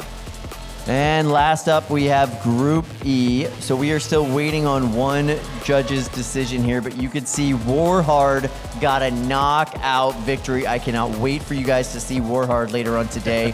4-wheel drive, egg beater style drum, devastating machine. And we are going to go directly to Cage 1, where our robots are already loaded in. And to call every single second of this sure to be insane action, we're going to go to 2 of the most brilliant combat robotics experts on the face of the earth. Ricky, Dima, let's go. Oh, shucks, Kyle. You don't have to say all that. I am really excited to see Torrent's Wedge and how it can defend 5, against Buzzkill's 4, ludicrous 3, weapon. 2, 1. Fight, Away robots, we fight. go. Both robots carefully sizing each other up. Wow, what a hit! That's some airtime right there. Buzzkill floating like a butterfly or a bee. That wedge on the front of Torrent is no joke. It perfectly repelled the attack from Buzzkill. Ah, but they have a hard time turning with the gyro to match Buzzkill's driving. Oh my goodness, Dima! Uh-oh. Buzzkill is dead in the water. It's not moving at all. Uh-oh. Something was jarred seriously loose in that last hit. Are they going to call for an unstick? They are. The house robot's going to come in and do a little percussive maintenance. Torrent is standing perfectly still. I think they know in their hearts that this is a KO and this unstick is not going to work. Sometimes you just know, you know? This is a huge upset if this is the end of it. Take a look at the entire armor package off the front of Buzzkill sitting behind Torrent.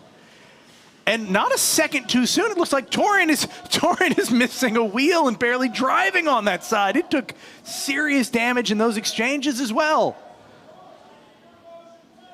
The countdown is starting. This is going to be the end for Liam King's Buzzkill with a major upset. The number 8 seed overthrowing Liam King. That's a big loss too. That's not a JD. That's a devastating KO with some damage that needs repairing. That is a massive knockout. Big pieces missing, untold electronics damage. Let's go to the replay. You know what shot I want to see. Oh, I do, Dima. Take a look at this, just very cautious.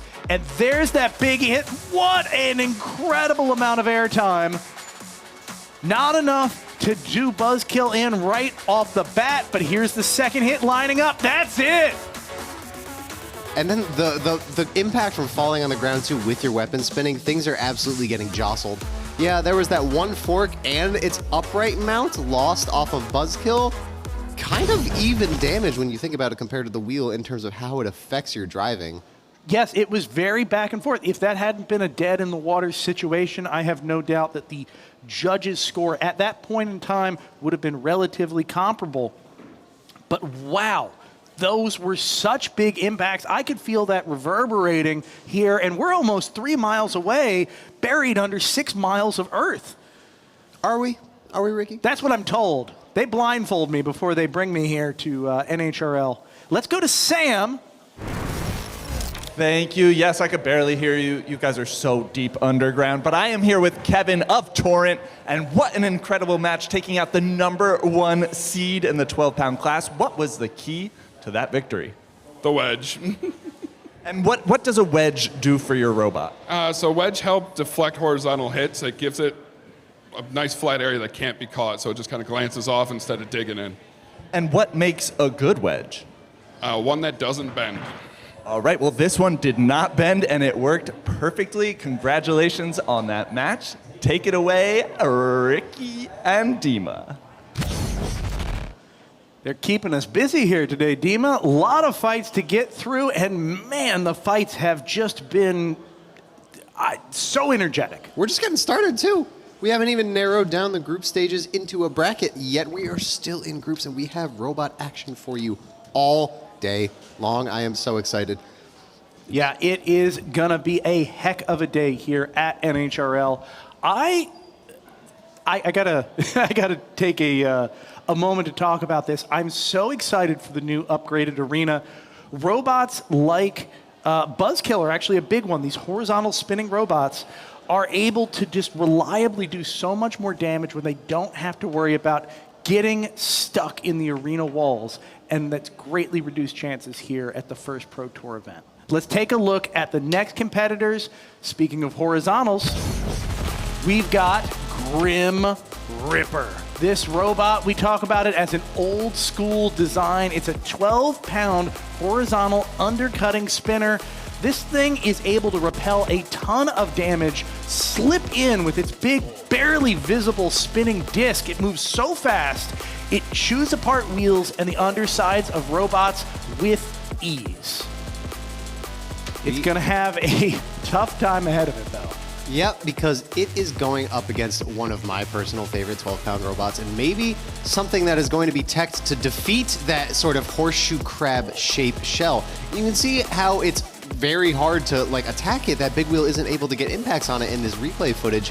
Grim Ripper has the ability to dish it out and take it, but they are going up against Blue Cheese. You can see the weapon right there being treated like a sonic triangle. They have a crazy design that allows them to be invertible, and they have the egg beater to match it, and oh my God, you see in these replays right now, the weapon is just so fearsome. They are looking to take fully formed robots and turn them into charcuterie boards.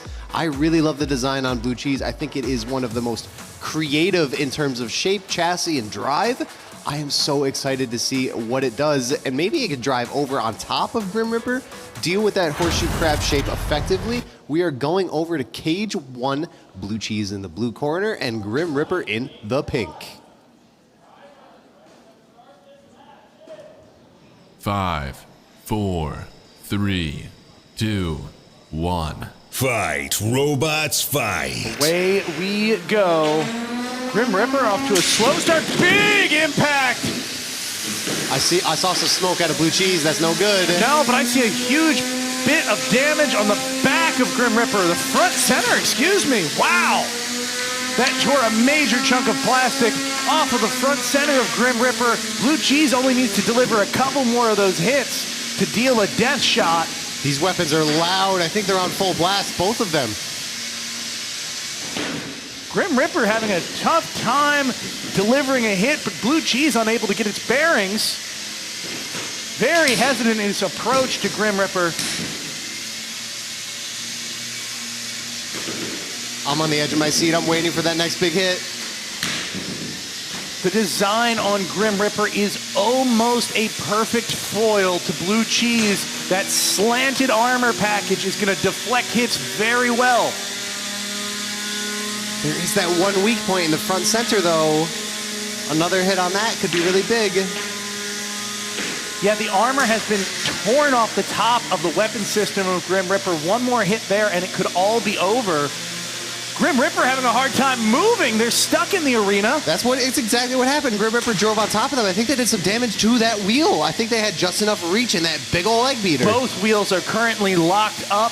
I have a feeling we're going to be calling for an unstick any second here. There it is. There it is. The house robot Flo is going to try to come in and jar something loose in Grim Ripper, but I don't know if it's going to be enough. You can see just the smallest hint of wheel movement on Grim Ripper, but something has been locked up inside of that robot, and it does not want to move.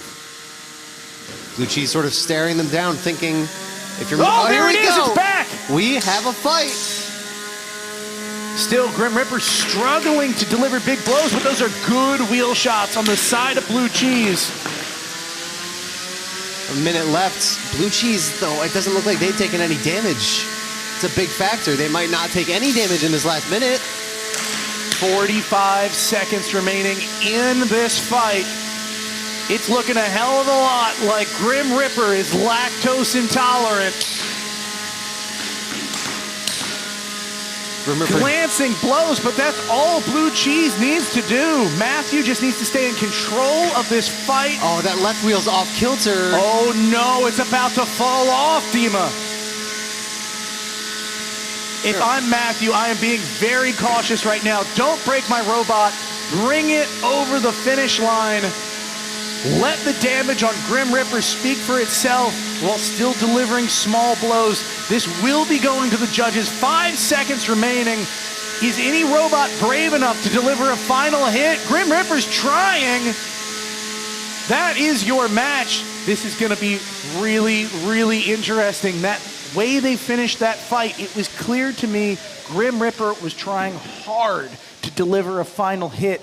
Blue Cheese dialed back. And it's fine to be cautious in your driving, but the judges, if they see and sense that you are voluntarily and intentionally disengaging from your opponent, that does not bode well for a score. Yeah, Grim Ripper in the prove it period right now trying to... Oh, look, Dima, the battery is hanging. Is that a battery hanging out to the bottom? No, it's just a bit of wire and the weapon blade. Okay, I thought I saw major electronics filtering out there. In the prove it period, Grim Ripper just spinning. I wonder if they're trying to get back to the doors of the cage? Yeah, I think they are. Housebot's going to come in and help him out with this. Kind of a reverse victory lap, just a victory twirl. Let's send it over to Adam. Adam? Yes, Ricky, we've got our judge's decision from that final 3-pound fight earlier. Colossus versus Usagi. The decision is in, and your winner is Colossus. The big wheel takes it home, setting the stage for that group and putting everyone on notice. That final hit on the base of Usagi might have been the thing to put him over the edge in that fight. It was quite back and forth, but whenever you see smoke coming out of a battery, that is generally bad news for the one losing the smoke. But Colossus is a huge winner here, and these big wheels are tricky to fight against, as we mentioned, coming into that fight. They're just so hard to get a hit on. Usagi, with its blade, does have a shot to reach the chassis, unable to deliver that killer blow, and instead gets a killer blow itself. But right now, we're in the 12-pound class. We mentioned earlier we have the 30 pounds, big, heavy metal robots. We've got the 3 pounds, a lot of 3D printed plastic, fast, twitchy reactions from the drivers. The 12 pounds are a really interesting in-between class. We have the robots moving a little faster than the 30s, but the arena's a little bigger. It gives you room to drive around. They're fighting in the 30-pound arena with slightly smaller robots. So driving skill becomes a little bit different, and then the construction styles are an interesting mishmash of the 30 pounds and the 3-pound classes. You see a lot more 3D printed parts in the 12s than you do in the 30s, but you see a lot more metal parts in the 12s than you do in the 3s. So we see the strengths of both of these construction methods going up against each other with the solidity of the metal and the flexibility of the plastic. We're getting the arena ready here. You can see our cage crew sweeping it up, keeping it nice and clean after that last fight left a lot of debris around the arena. As we go through the day, we'll sweep up this debris and get it out, but that floor is going to get torn up, and that plays a part in the game. Everyone here knows this floor is going to get torn up. They're pros, they've been here before, but who's got the best strategy for dealing with a not completely flat floor? That's part of the game. Later in the day, we're getting to that point where it's going to start to matter as you're driving around. With that said, let's look at those competitors in 12-pound Group G coming up soon. RoboCat, that's a lot of TPU, Grandeur, and Synthesis 12. That's a lot of TPU, is a really interesting robot. As we mentioned, this class is a combination of build styles. That's a lot of TPU, is built like a 12-pound, 3-pounder, entirely 3D printed out of thermopolymer urethane rubber. This thing flops around the arena, and it's really, really hard to get a hit on. We'll see if they can take this group, because everyone else in that group is going to be trying to hit them. And we'll see soon, because they are in the arena now. Starting off is RoboCat from UCCR. This thing is brutal, with a huge uppercutting spinning blade in the front, able to deliver massive hits one after the other. They are the 2 seed in this class, and they really earned their spot over 8 events. They get a lot of KOs, as we can see here, tearing apart robots and sending them flying, exactly what you want to see out of a 4-wheel drive vert. A real standout in the weight class for this style of robot, but they will have their work cut out from them. A dumpster winner in the past, taking home a victory in a previous tournament, but they are up against That's a Lot of TPU from Dale Harney. This robot is gigantic. Look at the size as it just muscles its opponents around the arena. You can see all of that orange, that is all rubber, and you cannot get a hit on it. They win by control, and they win by slamming their opponents into the walls. Here they are in Cage 1. I'm going to throw it over to the booth. Ricky, Dima, take it away. Thank you, Adam. I am really excited. I am a personal fan of lifters. That's how I got my start in the sport. So I will like to see some getting stuck action, some flipping over action, some inversion. We'll see. I assume we're going to see quite a lot of that. That's a lot of TPU. Is a robot that's really leveled up its weapon configuration. Not every lifter is the most exciting in the book, but that's a lot of TPU. Has worked hard to get 4, 3, 2, 1. Fight, Away we robots, go. fight. Very quick start from That's a Lot of TPU. Absolutely dwarfing RoboCat in the arena, shoving RoboCat into the arena walls. Here we go. There's that inversion. And that flipper working very well. Wow, look at RoboCat just goes sliding up onto the arena walls. But if RoboCat's able to get under That's a Lot of TPU or shred some of the forks, it's a different story. Amazing how RoboCat just slides up onto the arena walls when rammed in by That's a Lot of TPU. Here's the thing. Dane driving That's a Lot of TPU is probably not going to do damage, but RoboCat will do damage over the course of this fight. The condition that That's a Lot of TPU is in right now is the best condition it's going to be in. It can only get worse from here. That is exactly right. You see those big cleated wheels on That's a Lot of TPU give it tremendous pushing power, but it also makes it vulnerable to RoboCat fighting back. That can put huge strain on the drive system. Each and every hit where RoboCat delivers a blow. Oh, look at this! What a pin against the rails! Not just against the rails, but on top of them. Ah, they were able to make it out. Both of these drivers putting on a heck of a clinic here, doing everything they can to defeat the strategy of their opponent. I'm shocked that the weapon on RoboCat seems to be often spinning all the way down. I think that is care from RoboCat. I think that's very intentional. Oh, that was a bit of smoke coming off of RoboCat. Is that a belt that's maybe... What is going on? Something bad's happening. It is overheating bad. That's never good. I don't know if that was motor or electronics, but that is the weapon down on RoboCat.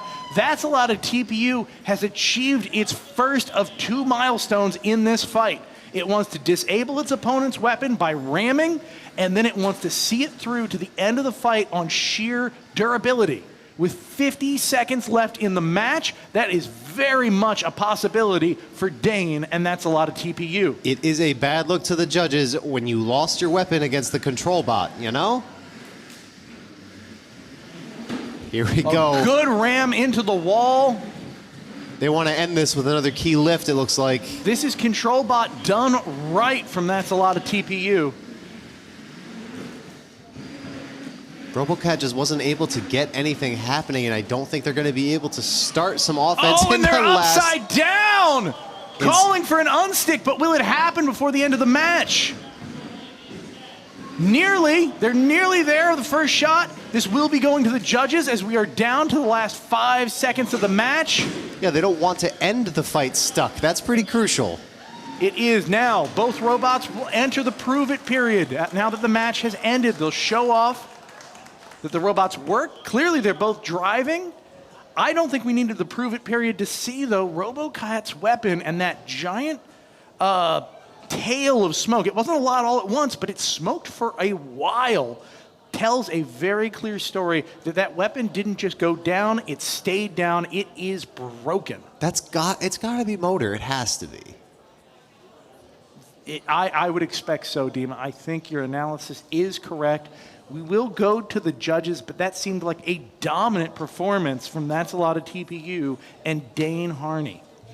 D2 Robotics is all smiles loading out of this cage, and they know they don't even have to make that many repairs. D2 Robotics. D2 is a robot kit that was around for a long time, but in this case, I'm thinking of it as Dane and Dale Harney. D and D, D2, D squared, if you will. D2 sounds... how did that get past me? How did that name get past me? It happens sometimes. It happens to the best of us, Demon. You can see these robots are being made safe by their drivers. Weapon locks get put in cage side before the robots are removed from the arena. We don't want anything coming to life unexpectedly. Even the lifters get weapon locks because you don't want somebody to get their fingers snapped at a snap trap by accident. Some of those lifters are very powerful. They could cleave off a finger or more if you got unlucky. So All safety all the time. We take great care as soon as those arena doors are open. Let's keep the destruction and the violence inside the arena. Safety first, destruction second. Order of operations. But it's a really big second, Dima. Yeah. All right, as long as we're on the same page. We are. Oh, we're on the same page. Havoc is in the name. Beautiful, beautiful, beautiful. We're going to go to Sam for more. Thank you. Ricky, I am here with Dane from That's a Lot of TPU. And Dane, that was some excellent driving in that match. What sort of practice do you do to make your driving so peak? I honestly don't practice too much. We have a little downstairs cage in the basement that we sometimes practice to make sure the drive is up to speed and the weapon is working. But I feel like when I come here, I have a really, really fun time driving. Driving is kind of my passion, and I really like doing it. Well, Dane, that was textbook. Incredible driving. Congratulations on that win, and good luck going forward. And Adam, we're headed to you. Sam, we've got another banger 12-pound fight coming up next. That last one was special, but coming up soon is another big wheel fight. I am wondering if this is the day of the big wheels. And first up of our next competitors loading into the arena right now is Jillian Doolittle and Ranger, a big wheel, two-wheel drive vertical spinner with a gigantic blade up the middle, trying to drive over its opponents and send them flying, and generally does it pretty well. They're the 10 seed today, coming in as the favorites in this matchup. And I think they're going to try and show what Big Wheel's got. Keep the streak rolling. Big Wheel's doing good. Can they keep it? Look at how hard it is to fight against such a robot. They're bouncing off the floor. If you can't take out those wheels, you're going to have a hard day. But if anybody can, it's Corey Nason and Synthesis 12. If this robot looks familiar, that's because we saw Synthesis 30 earlier today, and this is basically a miniature version of it. Hitting as hard as can be hit in this class. It sends its opponents flying with a very heavy, large, vertical spinning disc. They're going to try and drive right under Grandeur and take out the center, or take out the wheels from the side. They have the size to do both. As you can see here, fighting a big wheel, they have the experience. Look at these robots just getting torn apart. Corey Nason is one to watch in any fight that he's in. And to cage one, Ricky, Dima, take it away. Thank you, Adam. This is gonna be fun. Grandeur is a heavy-hitting big wheel robot. The Doolittle's Team Pandemonium really likes to make these big, powerful weapons. A lot of big wheel robots tend to be more on the surgical strike side of things. So you don't always see these big hits. 3, 2, 1. Fight, robots, Away fight. we go. Oh, that is not good. Synthesis 12 struggling to spin up there. Something is going wrong with the weapon. Something is absolutely going wrong here. Oh, the weapon. Ooh, boy, that is a bad hit. Synthesis 12 is a sitting duck. Something is seriously wrong with that robot. Taking massive hit after massive hit. Grandeur is frankly being polite when approaching Synthesis. Yeah, exactly. This is frankly a show of sportsmanship to not just murking Synthesis right now. It does not look like they're getting their functionality back anytime soon. Still, they delivered quite a few hits in rapid succession. Something is very wrong with Synthesis 12. Corey not giving up, though. I think he knows that there is a fail state option for Grandeur. They might... Oh, no. This is bad. No, it is completely dead in the water now. I saw twitching... Tap out. Oh, man. That is a laundry list of things that went wrong for Corey Nason and Synthesis 12 in that fight. You can see they took... Even in a few glancing blows and a few heavy blows, they took some serious damage. Well, it's hard working on multiple robots in the middle of Pro Tour like this. We saw Synthesis 30 fight. That was a red, bigger version. This is Synthesis 12. For the new viewers out there, this is just a different weight class for Corey Nason. Yeah, and Corey comes super prepared, but there is a cost to that, especially when you don't have infinite team members. I think he's got almost a dozen robots and spares up there in the pits, and when you're dividing your attention across that many robots, the risk is that some of them have problems that you didn't have enough time to discover before you get into the arena. Oh, yeah, absolutely. I mean, I personally, when I was more actively driving and competing, I would twitch test a robot 10 times before I was even ready to go downstairs into the cage. If you're working on 2 bots, you get less time to do all that. Yeah, and I don't know if that's what bit them here. Sometimes things just do happen when you get into the arena. There can be electronics problems, there can be radio interference, all sorts of things. So we can't know for sure unless we go to the pits and find out what happened there. But I can tell you that that is not how Corey wanted that fight to go. Synthesis has the reach to attack Grander, and it just never had the chance. Let's head over to Adam. Thanks, Ricky. Yeah, we are still early in the day here, and early in the day, sometimes those electrical gremlins show their heads, but as we move on, I expect fewer of these types of losses. But let's take a look closer at Group G. We've got a couple judges' decision wins in the books. We'll see in these groups. That's a lot of TPU. Taking home the JD in that fight we just saw, able to take that one home. It's just so hard to score damage against them. But leading the group is going to be Grandeur with 4 points and that knockout. Synthesis 12 and RoboCat sitting at the bottom. Group H is coming up next. Xenomorph and Void are going to be going at it. The first fight of this group, we'll see who is going to take the early lead.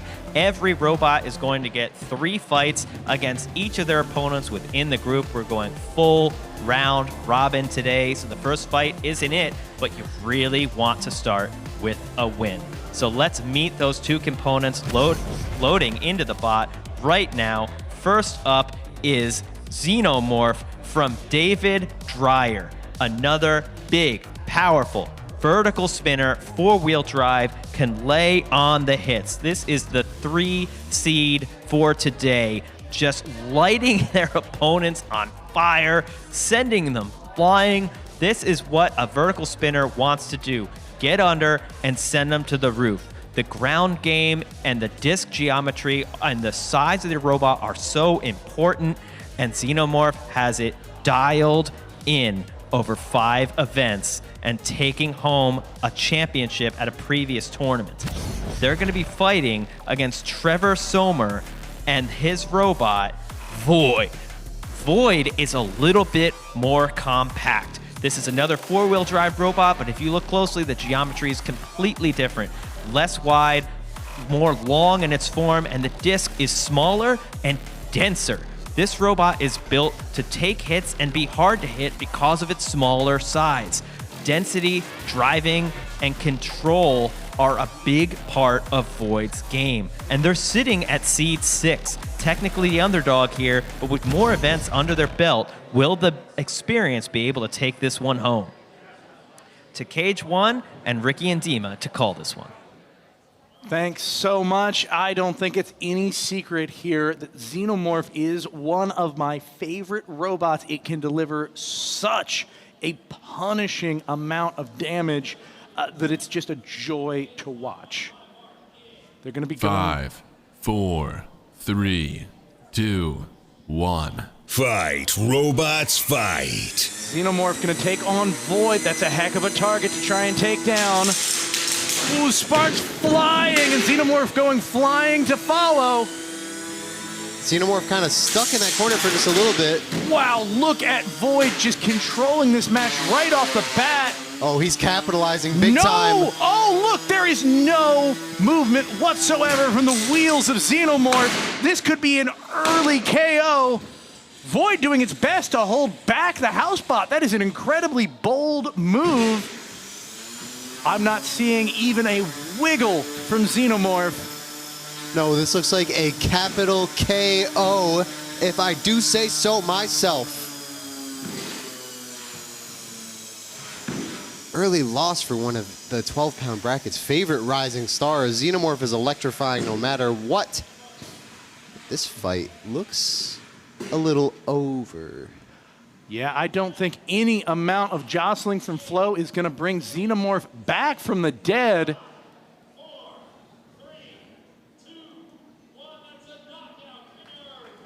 Knockout. Yep. Throws his hands up, getting ready to load it out of the cage. Ever the sportsman.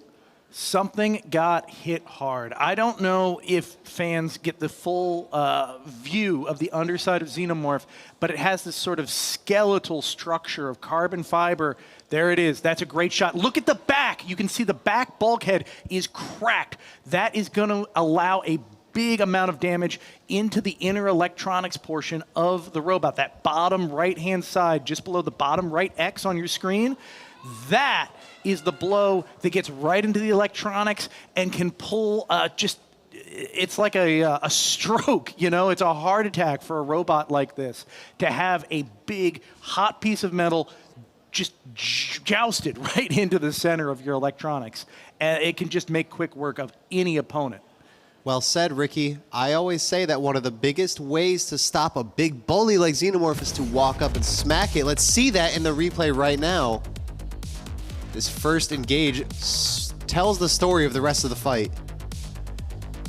Those sparks are flying, and then Xenomorph goes flying, just like we saw the first time around. They're still in the game at this point, but here's where it went wrong. This second hit, that underbelly hit right there is all it took. Absolutely. The Xenomorph relies on the idea that it's going to come with a big weapon and it's going to chuck you across the arena before you get a chance to get that shot on its undercarriage, and it did not work out that way today. Let's go to Sam.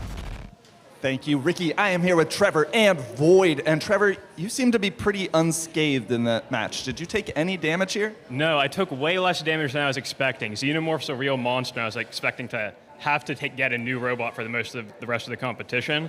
Really, we just have damage up here to this top armor, which is meant to get damage. So those get replaced and we're good to go. And Trevor, I believe you have Carolina Reaper next. Is there any special prep you have in line for this robot? This one's gonna fight. All right, well, not much damage, ready to go. I can't wait for that match. Good luck going forward. Adam, take it away. Thank you, Sam. We're gonna hop right into our next fight, which is loading into the box shortly. And we've got another big wheel matchup here with the first robot loading in, Carolina Reaper from Mark Harrison, going to try and keep the streak of big wheel wins going.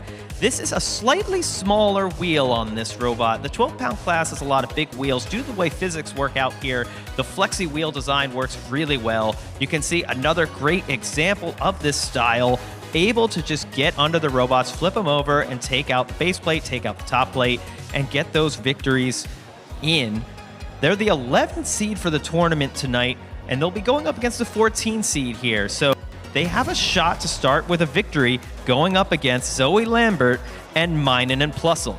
This is a multi-bot. That means it has two robots fighting as a team. They're going to get a little bit of a weight bonus here. So overall, they weigh more than Carolina Reaper, but individually, they weigh less. These are both identical treaded vertical spinners. The treads give them great traction when they're attached to the robot, but sometimes they have a habit of coming off or just not working too well, which can affect their mobility. But when they're on there, they work great.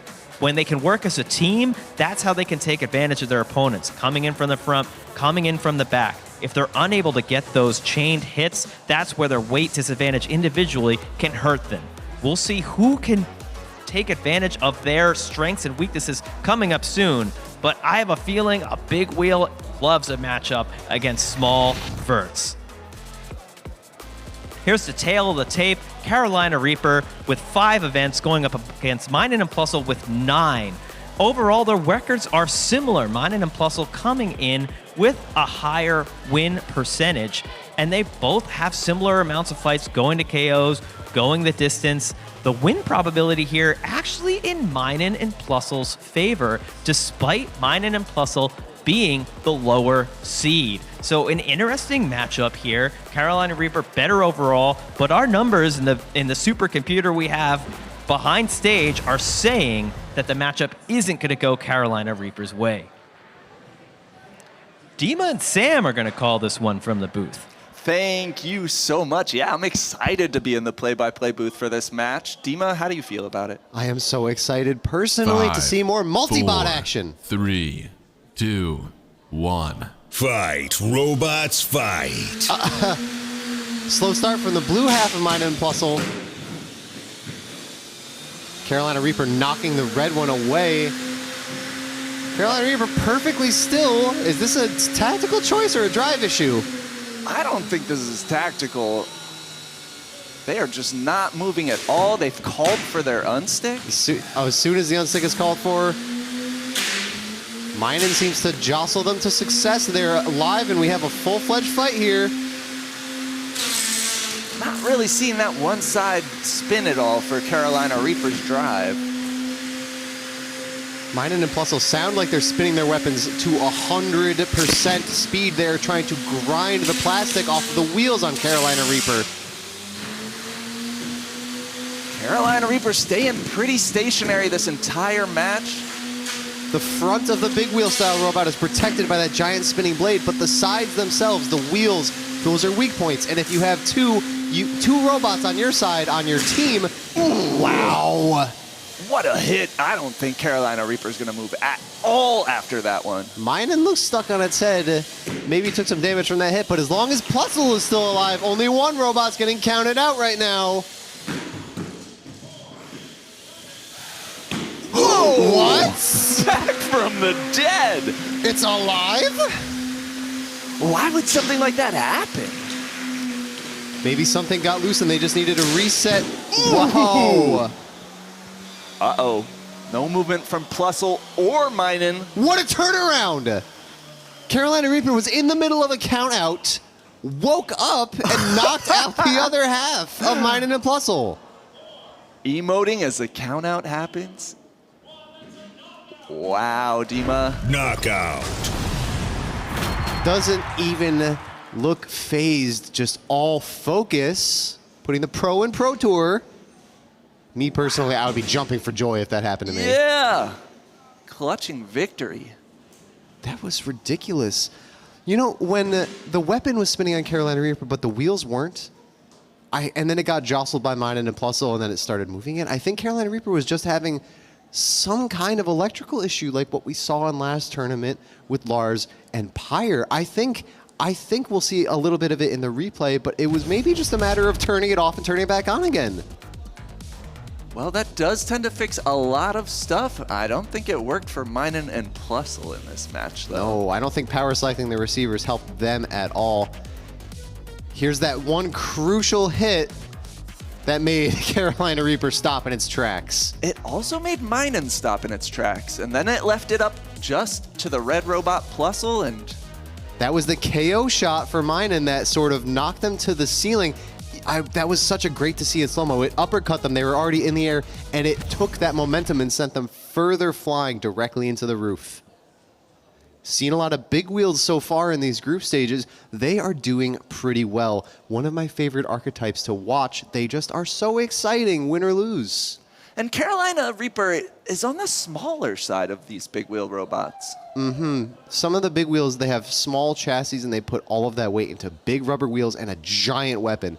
Carolina Reaper downscaled the wheel in big wheel a little bit, and the weapon itself too, but they have a more armored chassis, and I think it allows them to tank hits like that more effectively. Let's see if they prove me right or wrong in the rest of group, though.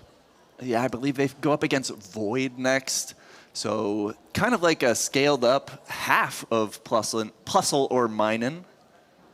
And how is Minen and Plusle able to have two robots? So, part of the rules in NHRL for constructing your robot, we have a little bit of a rule of cool philosophy when it comes to things like weapon and safety. We allow something until we don't allow something, but we also encourage some unique engineering choices in the form of weight bonuses, and you are able to make a multi-bot and get a slight weight bonus if in doing so, as long as both segments of your multi-bot are the same weight. All right, we are going to head to Adam. Adam, what do you got for us? We've got another 12-pound fight coming up, and it's Jake Hoffman and his robot Maximizer in the arena. This was my pick in the 12-pound class. What an innovative robot. This thing has a Thagomizer-style horizontal spinner mounted to the back and an insane ground game wedge fork setup in the front. It comes at you with the wedge and swings around the weapon to take out vulnerable side or rear components on its opponents. It's a tricky thing to fight against. It's not normally what robots do. It's normally about keep the front pointed and point and shoot. But with Thagomizer-style robots, it's more point and spin, and Jake knows how to drive them better than anyone. And he's up against Glenn Boxel and Caldera 12. This is a classic horizontal spinner with a big bar mounted out front. It tries to drive into you and send the weapon into your wheels, into your sides, or maybe straight into your weapon as well. Caldera 12 can tank hits and can give hits, and has done it for 15 events here at NHRL. These are two veteran drivers and two veteran robots going at each other in a horizontal versus horizontal matchup. As we see, Maximizer sitting at 13 events, Caldera 12 at 15 events. Both these robots with a similar KO percentage. Caldera 12 tends to go the distance a bit less, and that's one of the factors that might be saying why our supercomputer says Maximizer has a very strong win probability here. Also, a little bit better win record in this fight. To the booth to call this one in Cage 1. Thank you, Adam. I am literally shaking with excitement. Maximizer is one of the coolest robots in the sport. And Dima, I think we get to be in the cage with the drone for this match. This is a first for NHRL history. The drone cam in the arena with us. This is cool. This is cool. You see him right there. So cute. Reminds me of the Star Wars pod racing almost, where they were trying to capture. Yeah. There we got Maximizer spinning up. Caldera rocking a thick blade for their spinner. They just keep getting thicker every tournament, it seems like. They sure do. And the kick plates don't even stay the same either. We have UHMW kick plates, so neither of these spinners are going to get stuck in the wall. UHMW, where would you find that in real life? 5, 4, Cutting board, maybe? 3, 2, 1. Fight, robots, fight. Bots are off, meaning in the middle. Glancing blows. Whoa! Caldera's spinner is in the front. Maximizer's in the back, but he can whip it at you like a Stegosaurus tail. He's getting some impacts.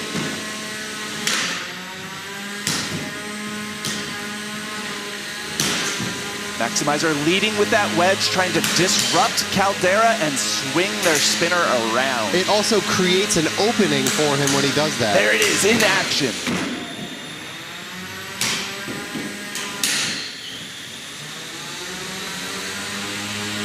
That left-right combo almost. You could see Maximizer getting some cuts out of the back of Caldera. That matters a lot. There's a vulnerable backside to Caldera. There's no vulnerable backside to Maximizer. No, he's real steel on that backside. This is kind of a slugfest now, both of them going weapon to weapon so many times. Every time you hear those loud clacks, that's a weapon-on-weapon kinetic engagement.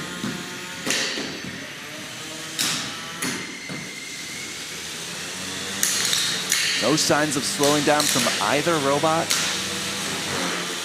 Drive and weapon. That wedge has some scratches in it, but doesn't look any worse for wear. Neither robot showing any clear signs of damage. Just as I say that, Caldera gets sent wall to wall. A few more of those impacts, and I think its drive might lock up. Ooh, that's not gonna lock up. That is a wheel off on Caldera. Wheel and belt, exactly like how Jake drew it up. Now Caldera's gonna have a hard time staying in control. Damage has a tendency to snowball in this sport, just like many combat sports. Blade is still going on Caldera. They are not out of this match yet. Although, it's not looking good. Their one remaining wheel seems to be hobbled. It's lost tons of tread. It can't even go with this crab walking. They can't get a lot of movement here. Now Jake and Maximizer seems to be corralling Caldera into the corner. When you're crab walking, that is a tough spot to be in. Not only are they stuck in the corner, can't get anything started, they are teed up for more hits from Jake. Glenn Boxel, father of Brian Boxel, who we saw earlier, driving his heart out, but like we said, it's not looking good in these last 20 seconds.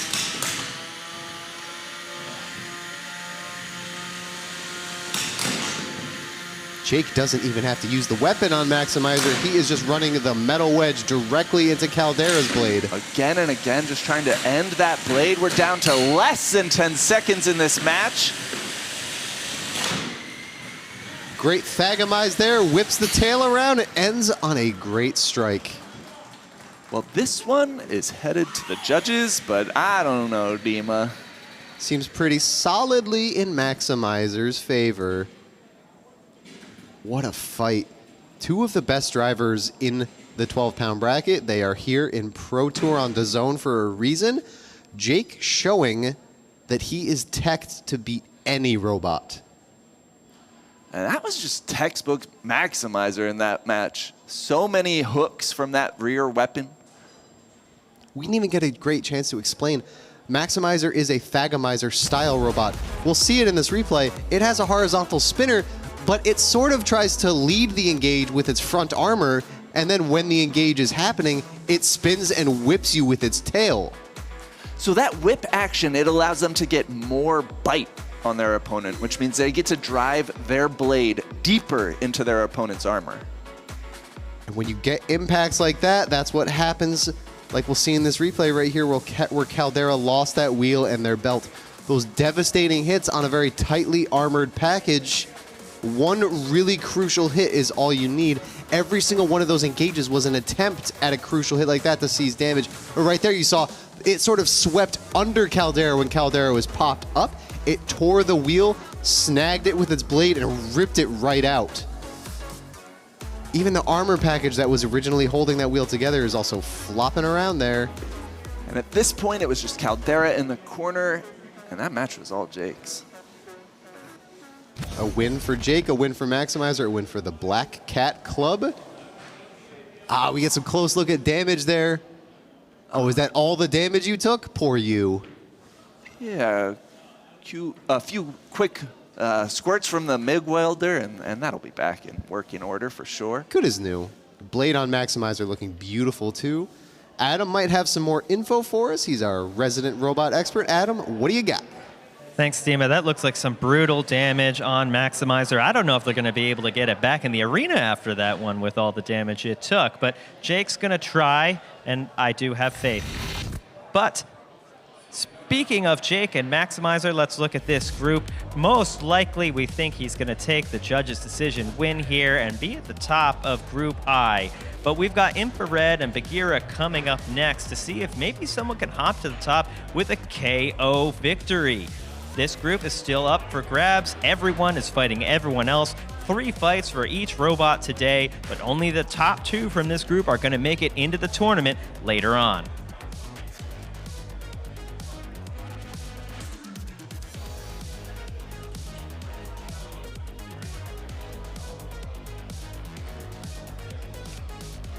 Let's take a look at our next 2 competitors from Group I, Infrared and Bagheera. First up, we've got Mitchell Wolfer and Infrared.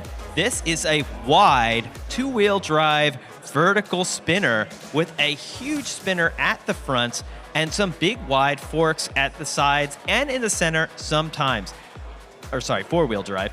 This is a really nice design. We've went over this before. Wide robots are so hard to get around.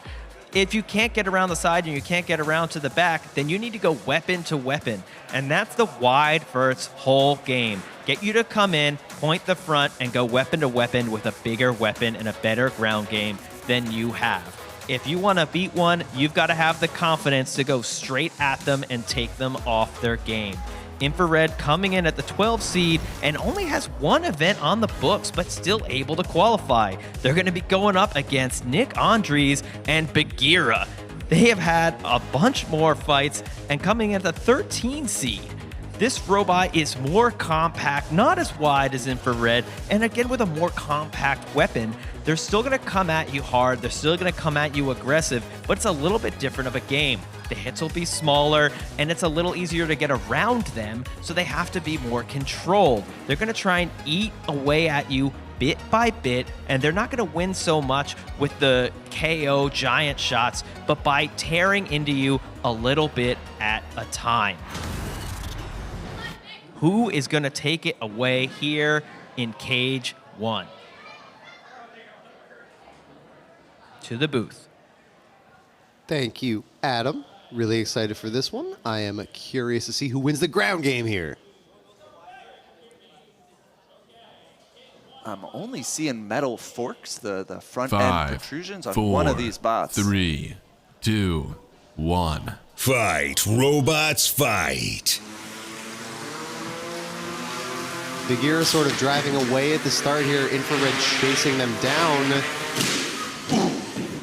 That was a really big hit, and looked like it was right on the chassis. But a counter from Bagheera. Able to send Infrared straight up. I see smoke. That must be belts. Oh, I don't know. No spin on Infrared's weapon. Bagheera inverted. Needs to call their unstick. Here comes Flow. Unstick is called for, even if you get right side up. That might be a... I see wheels spinning. Wheels are spinning. As long as he can get right side up with this unstick attempt, I think he's in business. But then what? Push him up against the wall. Please, Flo. I need to see this fight continue. The ever so slightest movement as their wheels just get a touch of traction. You could hear Nick screaming to the ref, up against the wall, up against the wall. But you don't get to choose how your unsticks happen. And I believe Bagheera is now getting counted out. Trying to jostle as much as possible to show movement, get something happening, but without the force from the weapon, he can't get it moving. Oof. That's gotta feel bad, I know it does. A 2-hit match here going to Mitchell Wolfler and Infrared. Those Leatherbacks jerseys, a staple team in combat robotics at this point. I would have loved to see that fight go on longer, especially considering Infrared's weapons seem to have gone down in the fight. I believe Bagheera's might have as well. We saw that smoke, and with their drive still working, it could only come from maybe one place. Yeah, might have been. If it was the ESC, we would have seen darker smoke because it was that sort of whitish color. I think that was the motor itself. So that's like the wire windings inside of a motor, their coating getting cooked off, and that coating makes a specific type of smoke. Yeah, it's quite easy to smoke out your motor in situations of chaos when you're trying to spin your weapon at 100 and maybe it's stuck in the ground or stuck in another robot or something to that effect. One of those situations you have to watch out for. And just like any combat sport, these are a series of micro and macro situations in the middle of the fight that appear one after the other. And you have to be able to think on your feet, decide the best course of action without having a moment to stop and breathe. Yeah, the color of the smoke could determine if you're calling for an unstick or a tap out. Mm-hmm. There is... Just like in other combat sports, you do want to tap out when you think you're going to get hurt beyond repair. And here comes the Cage crew getting this arena ready for our next matchup. Just as our analyst Adam said, the arena taking damage over the course of the fight, the arena itself becoming more of an obstacle is a factor in these competitions, but small bits of plastic, belts, wood chippings, shavings, dust, that all gets swept out in between fights. All right, we're going to head back to Adam. Adam, what you got for us? Thanks, Sam. I don't know if you can believe it. I can't believe it, but we're through the first fight in every weight class, and that means we can take a look at some upgraded group rankings before we head back into the 30-pound class, the biggest bots that we've got here at NHRL.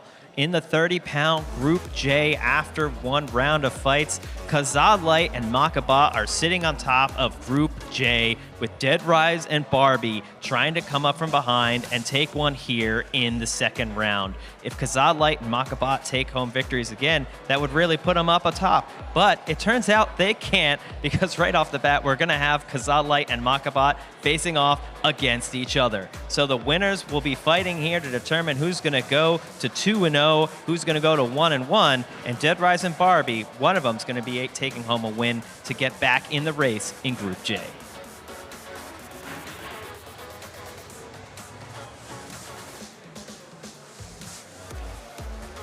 Kazad Light is our reigning world champion in the 30-pound class, a multi-bot flamethrower robot that is really, really hard to beat, loading into the box right now, going up against one of the hardest hitting vertical spinning beater bar drums that we've got. I'm going to throw it over to the booth to call this one, which should be an extremely exciting and hot fight. Thank you, Adam. I'm really excited to see if Makabot is able to get enough hits on Kazad Light.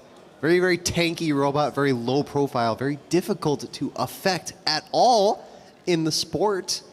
And even if you knock one away, you got to deal with the second one. Yeah, this is a tough hill to climb. And we watched Kazad Light fight a somewhat similar robot in their first match today. They took on Dead Rise and won that one. Both vertical spinners, but this is the sort of egg beater shape instead of a bladed spinner. That's going to be a factor in the kinds of impacts they get.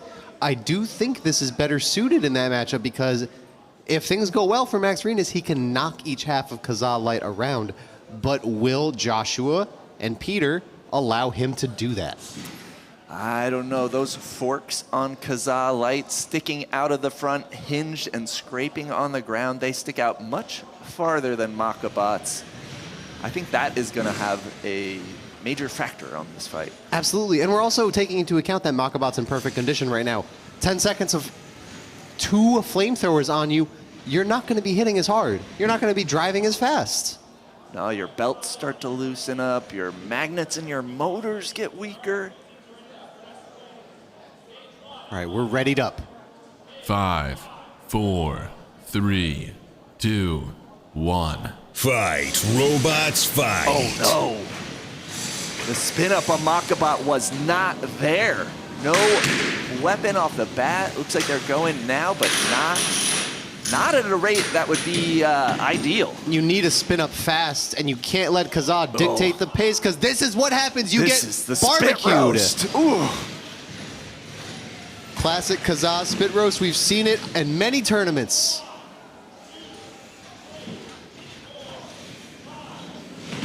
This is bad. That weapon on Makabot's not spinning at all. Might be done. And if all you got is wheels, there's very little that you could do to stop yourself from getting cooked for these next 2 minutes. That's Tap it. out. That makes sense. Lingering flames on Makabot. Still drive functionality, but no weapon means pretty much no chance. That's a very reasonable tap out. They saw that they have no path to victory here. They decided, let's not take any more damage on our internals because we have more fights and we got to get this robot back up in the pit, open it up, and see if Kazad damaged it severely. See if I need to replace any of those electrical components. Luckily for Makabot, the flames weren't on them for too long. Maybe just a few new belts. But more concerning is that weapon spin up at the beginning. No, yeah, that's a problem you got to diagnose.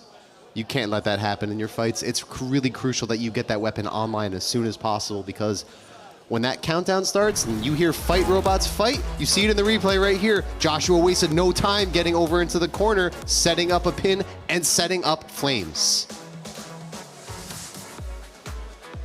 And with no serious weapon on Makabot, this is really just Kazad's match the entire fight. Yeah, and we see even when it was spinning, just like you said, those long forks were able to keep Makabot at bay. It wasn't really able to score any hits with the weapon on. Then as soon as the weapon turned off, he decided, all right, tap out. We go next. We go again.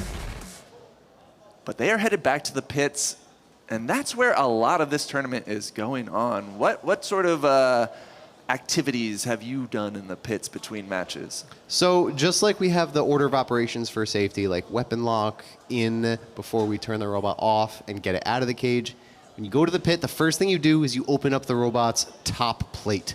That is sort of the skull of the robot a little bit. You take the top off and you get a closer look at all the internals. Take the top plate off, take the battery out, and get it charging as long as your battery is not damaged. So you're also checking the battery for damage. Then as soon as that happens, we take a look for any damage that we took. We get a closer look at things we might have missed in the fight. Oh, did my blade take a nick in it and I might need to replace that blade? Oh, did a wheel lock up? Is a pinion misaligned on my motor shaft for my wheels? There's so many kinds of damage to look out for. Adam and Kyle are experts too. I wonder what they have to say. Thank you very much. Yeah, we've got a great matchup coming up very soon. We're going to have Dead Rise going up against Barbie, two of my very favorite competitors. There you see Joe Copenhaver. He's with Team Honeycracked, and this is his bot, Dead Rise. This is a giant vertical spinning disc, a four-wheel drive chassis, expertly driven. He's got several disc and blade options he can switch out to depending on his opponents, and he has been on an absolute tear through this tournament. This robot is so functional, Kyle. Just dialed in, nothing extraneous on it. Really built for one purpose and one purpose only, deliver that weapon to the opponent. Absolutely. Some really interesting armor package swap outs he could do depending on who he's facing. Just very dialed in, a very Maryland-style robot with the Team Honeycracked. Yeah, and he'll be facing Brian Boxall and Barbie. We saw Barbie come out earlier today, and Kyle, it didn't look great. This is a tale of two bots when we see Barbie in the arena. It either comes out hard, fast, strong, and KOs its opponents, or maybe the opposite happens. Who are we going to see in this fight? Yeah, it's very interesting. You get two different Brian Boxalls depending on the day. You get world beater Brian Boxall some days, and you get, I'm just trying things out Brian on other days. This is going to be an explosive matchup no matter how you do it. Two incredibly powerful vertical weapons, two very intense drive systems. I'm excited to see how this goes. And I'm excited, Kyle, because we get to call this fight. Oh, yeah. We get to call this fight cage side, which means that we get to feel this action as it flies at the cage in front of us. Up close and personal for this one. Whenever you're cage side for a 30-pound fight, you can feel the impacts. 2, 1. Fight, robots. All right, our official has started this matchup. We've got a big box rush right off the bat. And impact, both bots dazed. Barbie is stuck trying to wiggle off the wall, but and they're able to do it. I don't see a weapon going. He could be because he's trying to stop the house bot. No unstick requested, but the weapon's not spinning, Kyle. There's the belt hanging off. The belt's off. There's no belt. If you have no belt on your weapon, you can't spin it, and that is the case for Dead Rise right now. Oh, Dead Rise. They are already pinning the house bot. Great strategy. They saw their weapon was down. They had no weapon, but Barbie's is spun up. They said, I'm going to get you stuck again, and I'm going to prevent the unstick. There's the knockout. Wow. Good strategy from Joe Copenhaver. That was really thoughtfully done, using his drivetrain to his advantage when he lost that weapon belt. What do you think happened there? Did it lose tension? Well, a big hit like that, anything can happen. It could be a tension setting issue. It could have gotten nicked by something, but with it off, you know it's never going back on. That is pure pro mentality to see what's happened to your robot and adjust the strategy mid-fight. They saw Barbie get stuck and kind of wiggle off, and they thought, let's try it again. They know they've got the forks to stop the unstick, and they took advantage there. That was a strategy win after a hard damage off the initial impact. Joe Copenhaver, a true pro in the driving realm of things, and his builds are always on point. That is a quick 4 points for Team Honeycracked and Joe Copenhaver. That's great. That takes them right back into this group. A loss off the bat is not how you want to start the day, but if you follow it up with a quick KO victory, you know you can come through even losing your belt. That's going to be strong motivation and a lot of confidence going into Fight 3. Dead Rise is one to look out for in the next and final round of the round-robin tournament in the group stage. Winning a matchup when your weapon was completely inoperable and winning it so quickly and handily really shows the skill of Joe Copenhaver. Yeah, you see a robot come in with a big disc like that, and the disc goes down. As the opponent, you got to think Barbie's sitting there thinking, I got this one. My weapon still works. Not today. Wow. Brian Boxall, unfortunately, starting off the day with 2 losses, and that could be it without some sort of funky results in that group. Yeah, that would be very difficult for him to come back from, for sure. Brian is one of my very favorite competitors at this event because every time he shows up, he has the opportunity to take the entire tournament home with him. Some days it's just not meant to be, and that was certainly the 2 matchups he's had today. Joe Copenhaver, though, looking unbeatable after that matchup. Yeah, you got to think he's feeling good. Anyone could take that group home still. I don't know if anyone could. I think anyone, but probably it's going to be Kazaa. Kazaa Light in that group is looking absolutely devastating. They're the reigning, defending world champion right now in this weight class.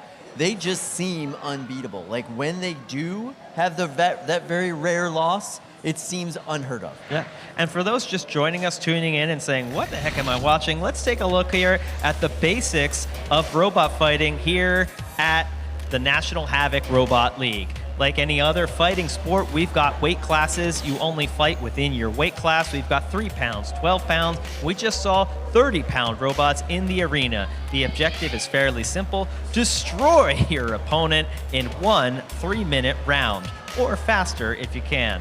You can win by a knockout or a tap out if your opponent gives up. And if neither of those things happen, we're going to go to the judges to decide a winner. No ties here at NHRL. And just like any other fighting sport, the last thing you want is to let it go to the judges. You want to control your own fate via knockout or tap out in any given case. We've got 2 heavy hitters loading into the big box. I think that you're going to really enjoy this matchup. I can't imagine this going to the judges. No, absolutely not. We've got Jameson Go and Megatron going up against Brandon Bennett Young and Phenomenon, 2 of the heaviest hitters in this sport.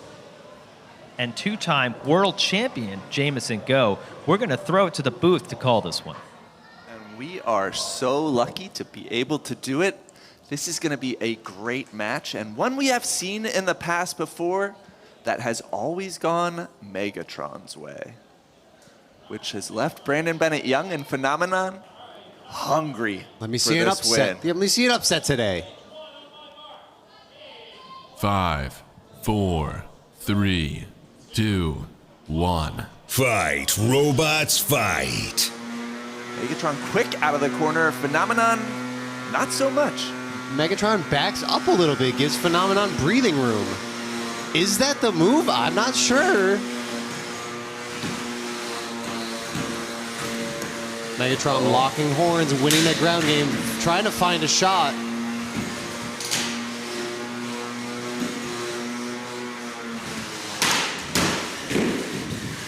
Nice. Phenomenon scoring some hits, sending Megatron end over end.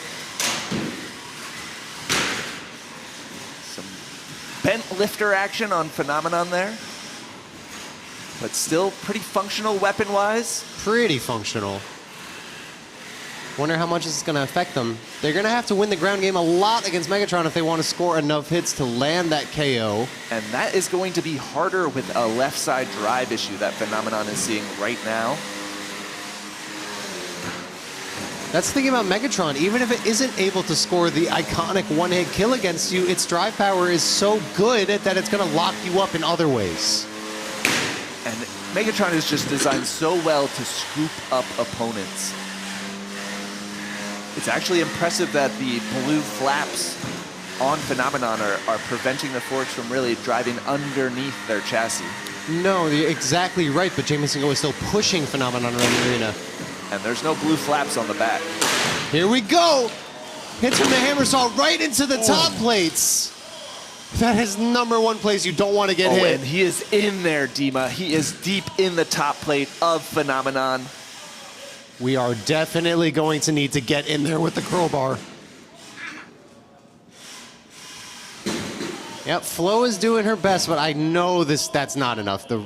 When the cage lights go red like that and the fight's not over yet, that is a call for a pause. We are going to get in there and try to unentangle these two robots.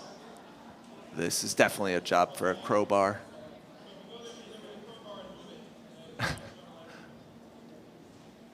We hear the cage crew calling for the crowbar. That blade is dug in right into, like I said, maybe #2 place you don't want to get. #1 place is the underside, the bottom plate. #2 is the top plate.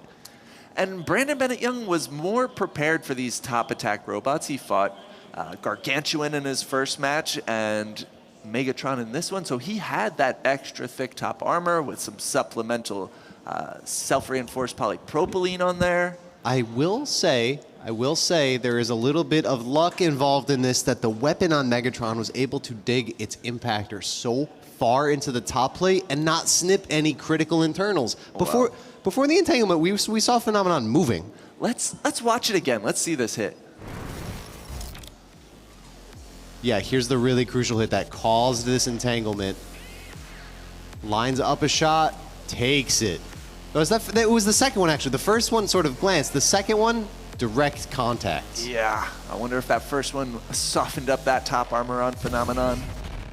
But they are struggling to get these bots separated cage side, and whoop, there we go. It's out. There we go.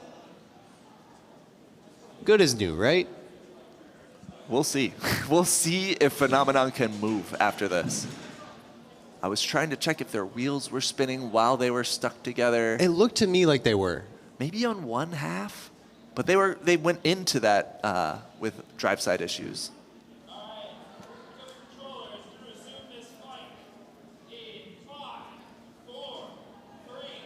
2, 1. Here we go.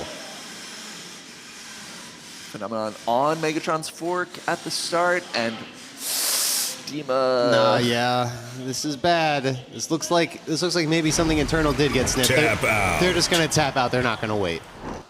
Oh, Phenomenon's white whale remains elusive. Submerges back under the water. You are going to have to try and hunt me again, Megatron says. Jameson pleased after that match? You know, when a match goes like that, it kind of feels like this is exactly how I drew it up when I was building the darn thing, you know? Yeah. I got that crucial hammer sauce hit into internals. I got the KO via that. It wasn't like a plan B or a plan C. The plan A worked in this context. We got some replays, yeah. Very tactical at the start of the match. I think after they felt each other out, JMO knew his ground game was where it was at, where it needed to be. Having the ability to trust your forks and trust your ground game is so crucial for any robot, but especially a hammer saw, because getting under right here, that's what you need to lock in that pin and then score that critical hit. You need to get your opponent off the ground so their wheels aren't touching the ground, and thus they cannot drive away from you. Get a nice little shot of the entanglement too. Even though we did see a killing blow, we also retreated to a little more fight after, but the fight itself was mostly dictated by the crowbar, not any particular robot. I don't know. I think Phenomenon was dead as soon as they were stuck together. Yeah, I might have seen some movement, but it was more along the lines of the last twitches of a cockroach after I spray it. Death throes of Phenomenon. The death rattle. Well, in this group, they each have one match left for the group stages. They are one step closer to the first ever bracket in Pro Tour. Oh, that is so exciting. We are going to head to the monoliths. Adam, take it away.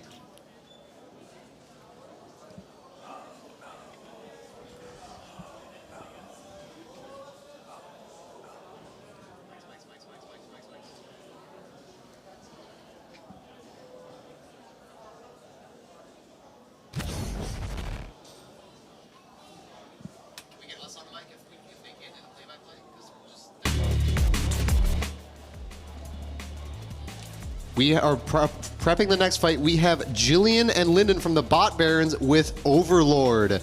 Overlord is not a glass cannon, but they put tons of weight into that giant spinning blade. Everything else about the robot is dictated to feed you into that colossal weapon.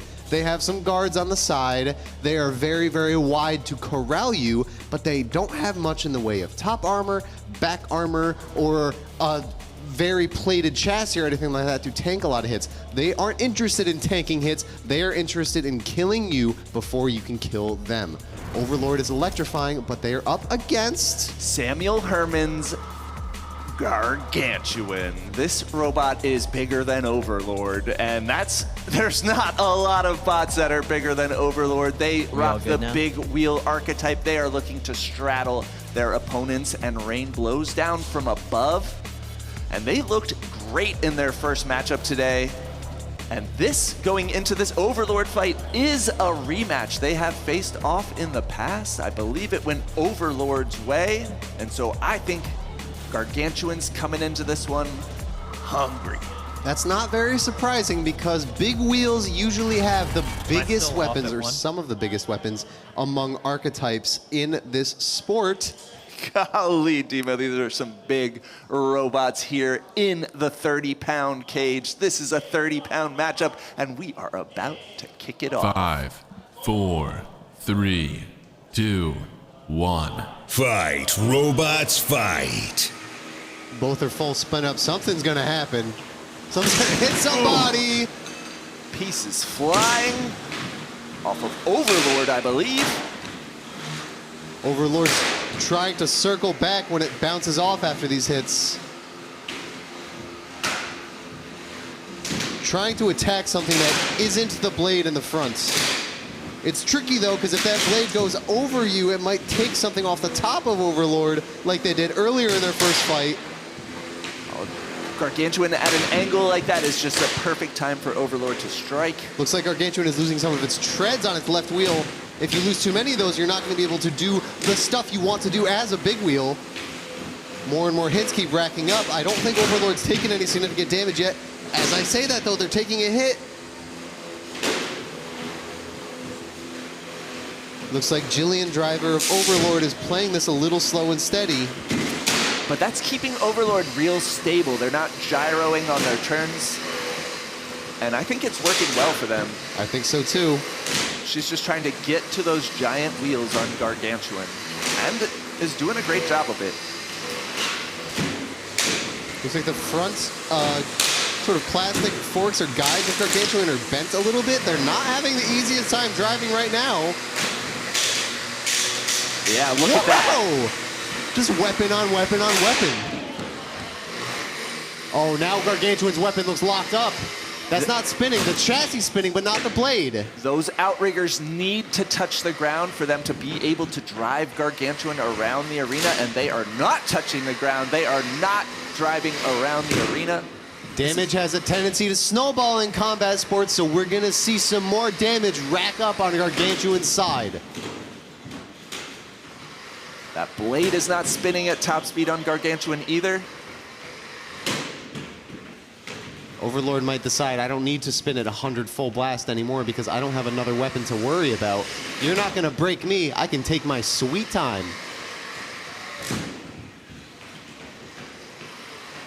Just all of these, a lot of these impacts on Overlord's side, you know, hitting Gargantuan, it's so meaningful, but then some of the impacts, it's just, you're touching the rubber spoke of a wheel and it doesn't look like it's doing any damage. But that still adds up. Slight deformities in those wheels change how it drives. And the big wheels need to be big wheels and drive perfectly to get things done. I don't think they're getting anything done in these last 20 seconds. We haven't seen them move around the arena for like half the match at this point. Yeah, they're kind of spinning in circles, spinning their wheels, if you will.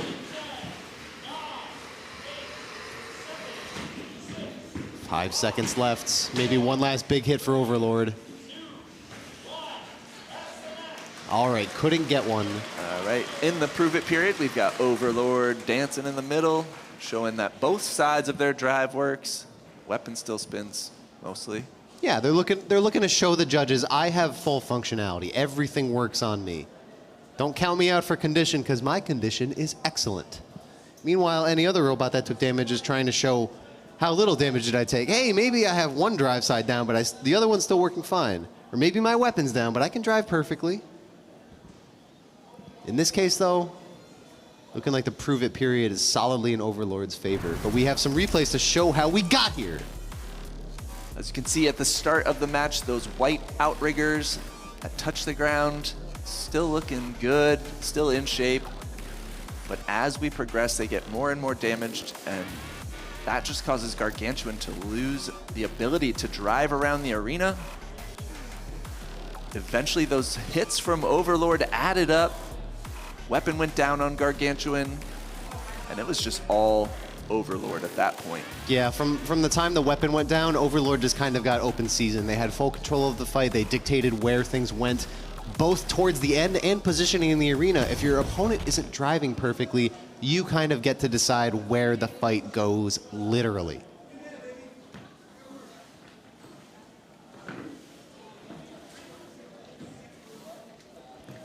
All right, we are gonna head over to Kyle and Adam. Guys, what you got for us?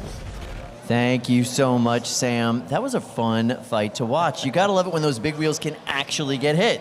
Yeah, it's tricky fight for them. That's exactly the kind of matchup a big wheel doesn't want to fight. A robot that can actually hit their chassis. Yeah, that was very impressive work from Overlord. We'll see how that one goes. We did want to go over the different groups with you today. So first off, we have Group L. We've got Megatron up top with 7 points. That's 1 judge's decision and 1 knockout. Gargantuan rocking it out with 4 points. That's 1 big knockout for the day. Overlord still looking at 0 points. Phenomenon still looking at 0 points, 2 fights in. But we are waiting on that Gargantuan Overlord judge's decision, and that is really going to push this group one way or the other. Gargantuan could stay in the top with a pretty resounding lead, or could Overlord come in here and take that or make it a little closer. Yeah, it's quite possible either way in that one. This is quite a close group right here, right now. All right, we have Group K. It's got Kazaa Eins up top, Flamethrower rocking out with 1 knockout win, and Gord with the huge upset earlier today. Big knockout win against Synthesis 30. Down at the bottom is a bot we'll be seeing just shortly. This is Alan. Super interesting robot, not a lot of success so far today. Yeah, we're going to be seeing Alan going up against Gord soon here as Group K is going to kick off their second round of fights. Each one of these groups is a round-robin fight. Each robot gets 3 fights. They'll fight everyone else in their group. If you've watched the World Cup, it's a lot like that. You want to be in the top 2 in your group to guarantee a spot in the tournament later today. I can see Alan and Gord moving to their corners. Both robots looking pretty good here. Spinning up for their test spins. Getting ready to go. So this is going to be Gord from Nathan Milhorn. He's from the Rose Hillman Combat Robotics Club. He is a 5 seed for this tournament. He's got a 4-2 overall record. 5. And 4, he's going up against 3, Alan from Nick 2, Grumsky. This 1. bot Fight. is so weird, Robots fight. but he's just a little guy. I think you'll see what I mean. Oh, a false start on Alan here, Ew. Kyle. That is not common. Nobody hit each other, so we're going to go again. And they got to be careful not to get a second false start. You might recognize Alan as being similar and akin to Barbie. It is, Ken's pal, Alan. Also from Team Too Hot to Handle, 5, Nick Grumsky, 4, excellent driver. 3, 2, 1. Fight. Robots fight. Both robots fast out of the gate. Alan losing the initial ground game again here. Gord sending flying, not where Alan wants to be. Oh! Big hits, that is smoke! That smoke! It's coming out! It's going up, though. I don't know if that's a battery, but it's not good. Oh! That is a lot of guts that just came out of Alan. Looks like the battery is unplugged. A quick tap out there. Yes, Kyle, good eyes. That is a power cable, and I don't see the rest of it. I see a piece of belt on the ground, and Alan isn't moving at all. Quick and easy second win for Gord. They are on an absolute devastation run today. And with 2 losses, that is going to make it really difficult, if not impossible, for Alan to get into the top of this group. The 30-pound class does have wild cards, Kyle, so it is possible for someone to sneak in if they don't make the top 2, but that is going to be really hard to come back from with 2 knockout losses for Such Alan. a cool robot, such an interesting design. It has a counter flywheel on the back to actually help counteract some of those revolutionary forces coming off of the main weapon. Unfortunately, not enough today. We mentioned earlier, Alan really maximized their luck stat getting into this tournament. They won some fights that were surprising. It seemed like their luck has run out so far today, and they have been just getting brutally hit by some of the other robots here. Gord put on a clinic. Yeah, this chase down and then slam into that back plate. You see all those flips. That was like 5 flips, and then the smoke coming out the bottom. We don't know what caused that smoke, but one thing's true in anything electronic. You want to keep the magic smoke inside of the machine if you can. It's what makes the robots work, and when you lose it, they don't work anymore. Gord gave them a lot of time to tap out. They seem to tap out just after that final hit. You don't want to leave your opponent sitting there too long because anything can happen. They can come back to life. They can keep going. We've seen it a lot here at NHRL. Earlier today, we saw robots stop in the arena and come back to life. So you always want to make sure they're dead. Gord made sure they were dead there.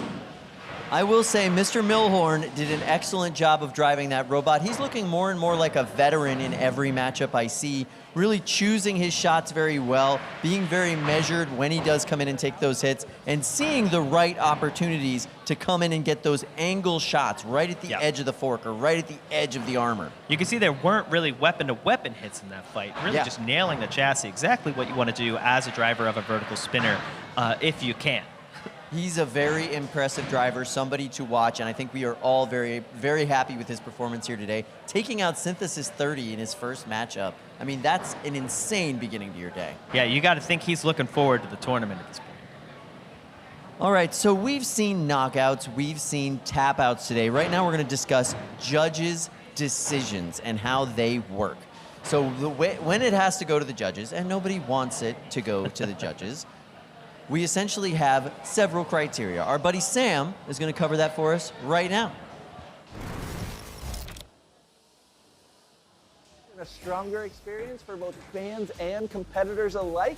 Here's what's new for the 2026 season at the National Havoc Robot League.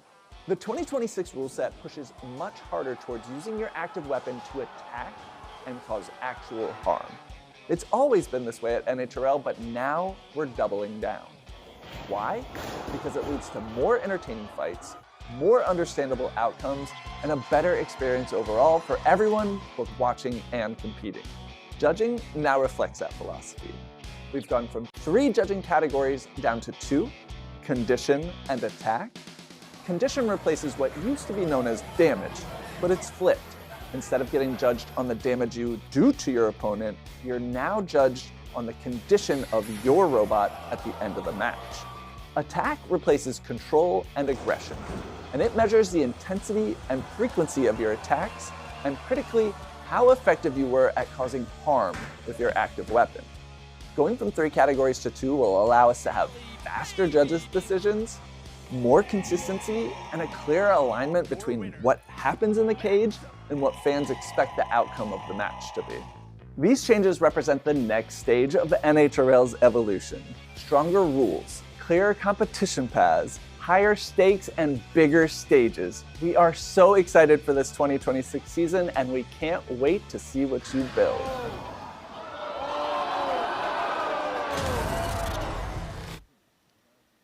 All right, we are loaded in with Kazaa 1 versus Synthesis 30.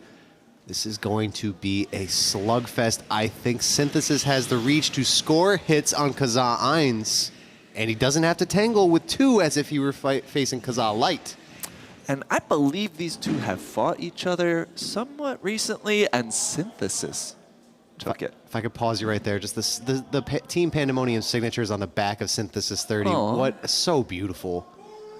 A lot of love for Corey in the pits today. Let's give him some love in the bleachers too. Kazaa Eins, this is the 5, 4, single-bot version. 3, 2, 1. Fight, robots, fight.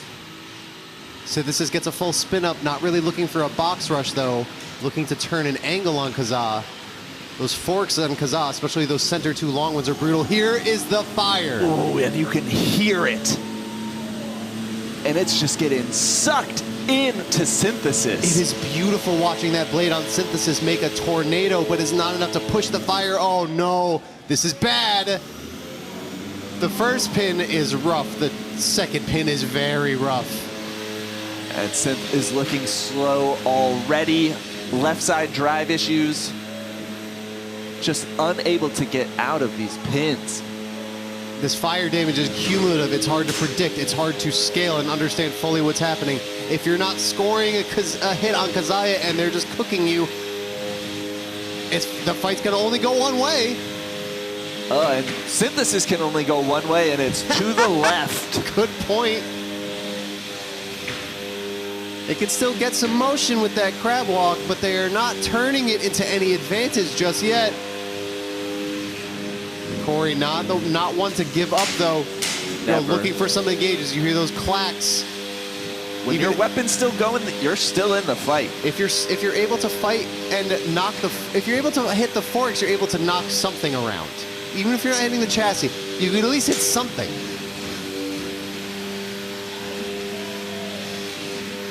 Kazaa's looking to make that something be the walls of the arena here.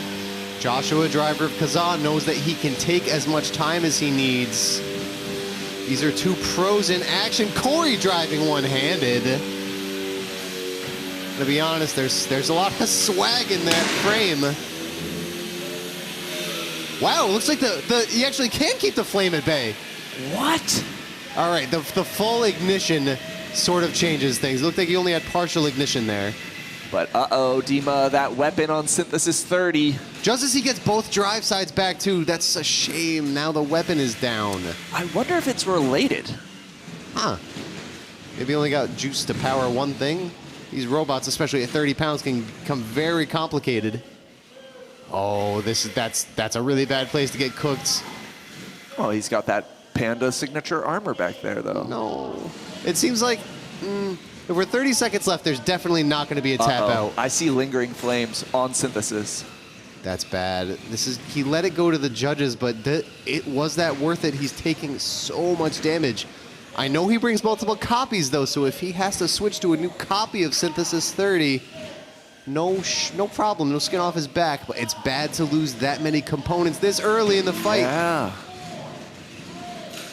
This early in the tournament, this early in group stages. That's the match. It did go to the judges, but I think we know who the winner is.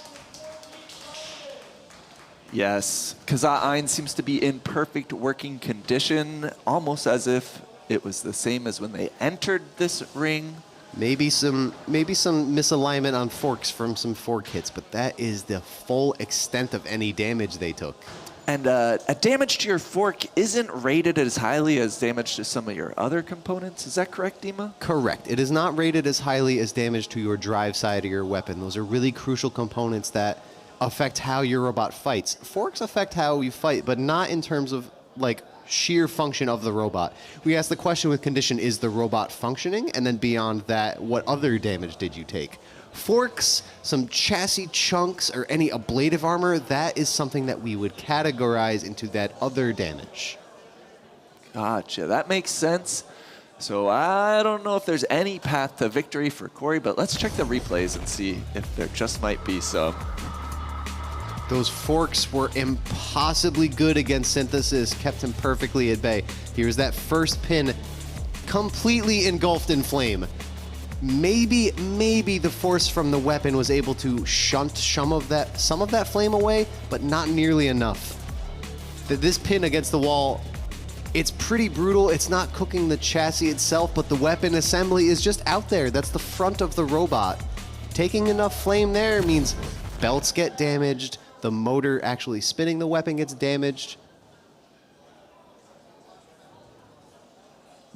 Well, as that one goes to the judges, we're peeking in to our 3-pound cage. Over the shoulder of our cage manager and good friend Gwen, drive coaching Julian, my older brother. Almost called him my younger brother. That's not correct. Maybe someday. Maybe someday. If I play my cards right. We are loading in Turbo Fiend versus The Wall. We have 2 dumpster-winning robots. Both of these robots have won open qualifying tournaments. But this is our first event in Pro Tour. Let's see who can make it farther here today. But I'm going to toss it over to Kyle. Kyle, what do you got for me? Thank you so much, Dima. It is so good to be with you today watching all of this devastating action. We're going to go through where we are at in our groups right now in the 30-pound division. This is Group K. We've got Gord ahead of everybody, 8 points. That's 2 knockouts on the day. Kazaa Eins rocking out with 1 knockout so far, 4 points total. Synthesis 30 with 0 points, and Alan with 0 points. We are waiting on that judge's decision from the Kazaa Eins Synthesis 30 fight. Super interesting matchups today. Gord clearly winning that last big encounter with Alan. Alan having a big struggle on the day. We'll see how that ends up going for the both of them. But we are going to be moving on to the 3-pound division in Group A. You could see Anubis, 3 points. That's 1 judge's decision. Turbo Fiend, 3 points. That's 1 judge's decision. The number 1 seed, The Wall Part 2, 0 points on the day so far. And former tournament winner, Project Liftoff, 0 points on the day so far. Rough bracket for the old school teams. 2 of these bots are fighting right now. We've got The Wall Part 2. This thing is number 1 seed for a reason. It's full shuffling capability. That means it's got a 1.5 pound advantage on its competitors and a devastating overhead attack arm with a saw blade on the end of it that spins at nearly 300 miles per hour. This bot is winning tournaments at the 3-pound division at an extremely high clip. I cannot wait to see how they do today. I think even with that early loss, they have an excellent chance of winning the entire 3-pound bracket. And they are going up against Julian Papazian and Turbo Fiend. Turbo Fiend has been a tournament winner in the past with a different driver, though. That's right, Julian's sister, Dima Papazian, who you hear giving you this expert combat analysis all day today. But I will say there is no slouching with Julian's driving. He is vicious, he is thoughtful, and he very often takes good advice from his sister during these matchups. We're gonna go to Cage 2 right now, and our friends in the play-by-play booth are gonna call this. Dima's gonna do her best not to be biased. I'll do my best, but I have plenty of insider info on this particular robot. This was at one point my baby. 5, 4, 3, 2, 1. Fight, robots, fight. Here we go. Let's see if he listened to the advice I gave him last night. Wow! You don't usually see Turbo Fiend able to get these sort of hits on hammer saws that knock them around like this. A few more of those and we're in good shape. Uh-oh, though, Dima. He's fine. He's fine. Don't worry about it. Okay, Turbo Fiend has some additional armor, it looks like, for this match. What is that all about? I will explain. That's why I knew he was fine. We call those cheese blocks. We call that cheese block technology. Let's see it in action right away. He can chunk through that, but he can't get through any internals because that is just pure plastic he's slicing through. Nothing vulnerable there, and his weapon isn't big enough to get past that plastic into anything severe. We eschew metal armor in favor of these cheese blocks. So for the wall, what what can they do to get around that cheese block? They are going to need a hit on something that is vulnerable, like those wheels. You just saw him go for a hit on the wheels there, or a hit on the weapon motor itself to try to break Turbo Fiend's weapon. But or the bottom like that, if Turbo Fiend flips out of control and his bottom is vulnerable, the wall might be able to line up a shot here. This is what he wants to do. Dima, I haven't seen the weapon spin on the wall for quite some time now. I am worried that it might be down. It might have died in that first engage. We will look back at the replay of that first few hits, but right now it looks like even though Julian's weapon is fully functional, the wall is driving driving just as well with tons of skill in that arm. But this is still anybody's game. And Dima, the wall is shuffling, which means they are moving around this arena without wheels. Yep, no wheels. They have miniature feet almost, cleated feet on both sides, 3 per side. They have a motor that spins and shuffles those feet around. 1, 2, 3, 1, 2, 3, 1, 2, 3. Here we go. Ben is trying to jab the weapon, even though it's not spinning, use the arm and try to stick it into places where it might do some damage, jostle anything, hurt Turbo Fiend's weapon, but Turbo Fiend is able to get some engages here and get some hits. I will say, Turbo Fiend took off wheel guards and put on these big old cheese blocks. That does severely affect how the robot handles, but Julian is doing a great job. I know it's not easy to drive with those cheese blocks on. I've done it before.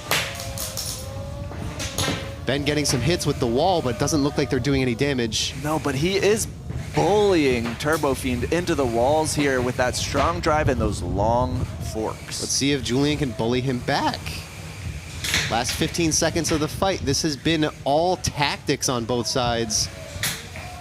Nice job, Julian, getting upright. Oh no, you don't want to end stuck like that. Here we go, wave dash back onto his head. All right, end back on your feet. That's a good look.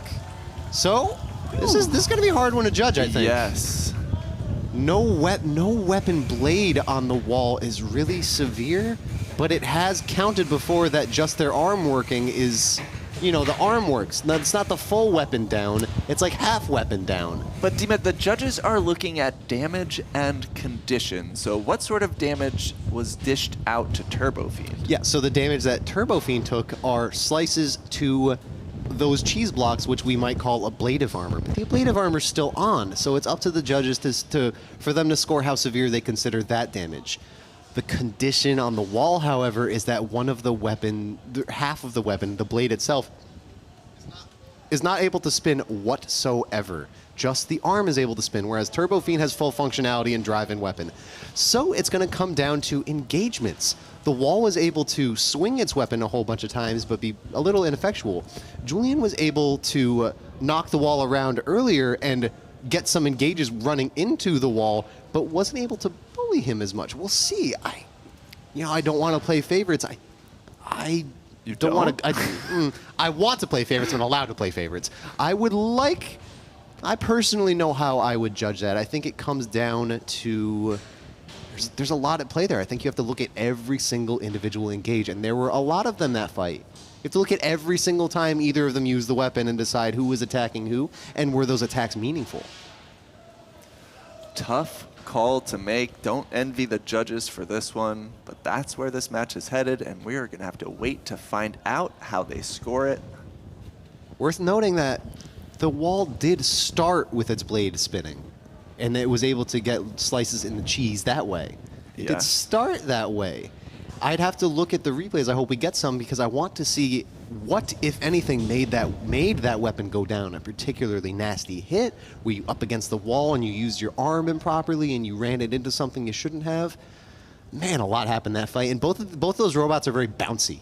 Very bouncy. That's like a staple of the 3-pound class. Some bouncy bots in there. But even among the 3 pounds, I know Turbo Fiend is very rubbery and likes to bounce on its impacts, and the wall, because it has shufflers and, you know, its wide hammer saw shape with the wall armor on the front, it bounces a lot too. You knock it around and it bounces and uses its arm to right itself.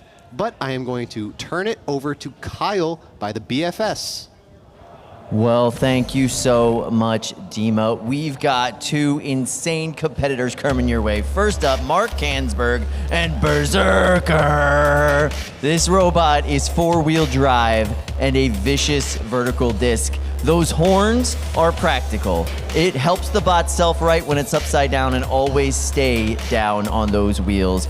Earlier today, we saw them come out with ridiculous monster truck-sized wheels on the side of their chassis. Who knows what configuration they'll be running this time, but that caused complete chaos in the arena. This bot is incredibly well designed. Crafty Cat Combat Robotics, Hewitt, New Jersey. They are going up against Brian Boxall and Eruption. Brian Boxall of Team 2 Hot to Handle, currently living in Austin, Texas. This bot has been to 26 events with a 50 and 24 KO record. Cannot wait to see Brian's driving with this robot today. It goes really, really fast, and he can juggle his opponents better than anybody else. All right, and to call every moment of this action in Cage 2, we are gonna go to Dima and Sam in the booth. Thank you, Kyle. Stoked for this match. Berserker looks beautiful. Eruption looks menacing. I can't wait for it to kick off. 5, 4, 3, 2, 1. Fight, robots, fight. Few robots in this whole sport look cooler than Berserker, but they have the function to match the form. Oh, I've missed Eruption. I just love that punchy drive style. And there's a punch. Looks like the wheels are completely stuck. I don't see them spinning at all, but the weapon is spinning. There's a little bit of movement on that right side now until they're back on the wheels. Uh-oh, Dima. I see spinning, but they look like more like sitting ducks. I want to see the bottom side of that robot. Eruption. Still nothing. Brian Boxall doing the Boxall things. He is doing the classic point and shoot vert. Ooh. He is. Brian looks locked in. That's a pro if I've ever seen one. Berserker just struggling to move at all. They seem to work better when they're upside down. Tap out. They went for a tap out, and just as the cages went red, Brian got a hit after the bell. Oh, you cheeky son of a gun. Brian Boxall has made a name for himself before in the world, but now it's time to show the whole world on the zone.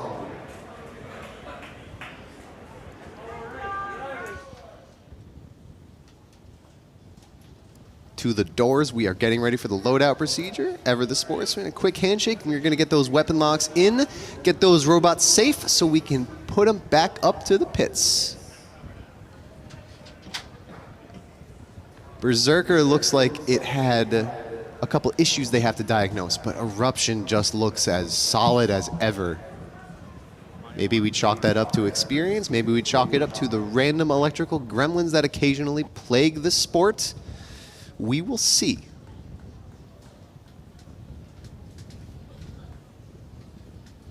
Kyle, what do you got for me?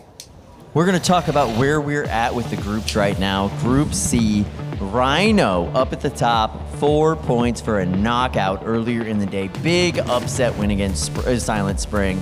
Who's Earl? Currently rocking at 3 points, winning a judge's decision. But Showtime and Silent Spring, two very highly ranked bots, still with 0 points in this division. Big upsets in Group C. We're very excited to see this next round of matchups from this team. Keep in mind, this part of the tournament is round robin, so everyone in these groups will fight each other at least once to determine who has the highest point count before you get into the actual tournament in prime time today. Knockouts get you 4 points. Judges' decisions only get you 3. So while Who's Earl and Rhino have the same win percentage, Rhino is rocking out with a much higher point total.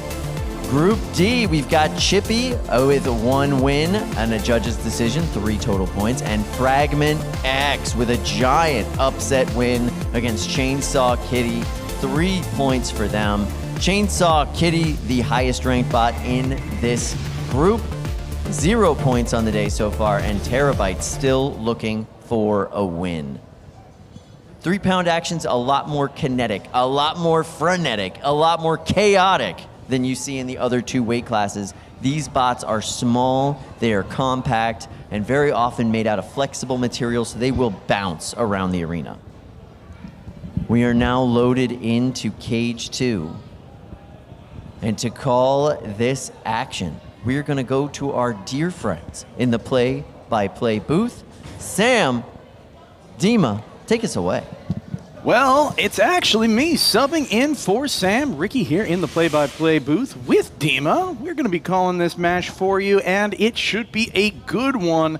Silent Spring and Jameson Go returning to face down against Who's Earl. We saw some mixed performance earlier today from Silent Spring. We'll see if it can change the tune. Fight, robots, fight. And we are off.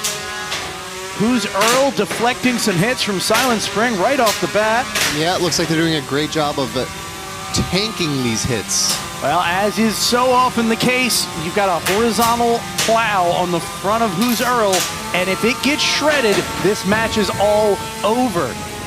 We're going to see the durability being a huge factor in this fight as Who's Earl is chucked across the arena and suffering major left-hand side drive damage. Few more of those, and that's all she wrote, but the same could be said of that shot on Silent Spring. Yeah, it went flying, and we've already seen that Silent Spring has been having durability issues today. Those shuffling feet, they can take damage just like a wheel can. Big hit there, Silent Spring going flying. Oh, and smoke coming out of Who's Earl. I think that is belt smoke from the weapon being bogged down because it's upside down, hitting the arena floor. You can hear those lovely thumps. Take a look at the wedge on the front of Who's Earl. It's starting to be very not flat. A dash has been torn in the left-hand side of that wedge.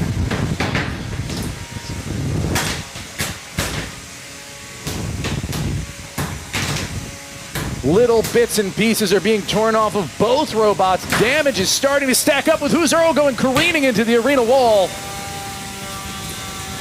Silent Spring circling around Who's Earl like a shark, trying to bite into the meaty, juicy bits on the side. There's 1:30 left. Silent Spring has plenty of room to maneuver in a way that Who's Earl no longer can. Who's Earl getting shot into the arena wall, trying to self-right again. This is adding up as damage on that weapon.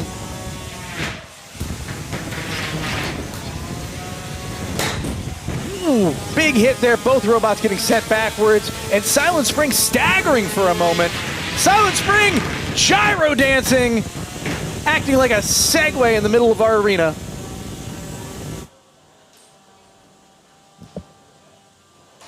Both robots trying their darndest here to just get the edge, but that weapon, or that plow on the front of Who's Earl is starting to peel up like a tin can.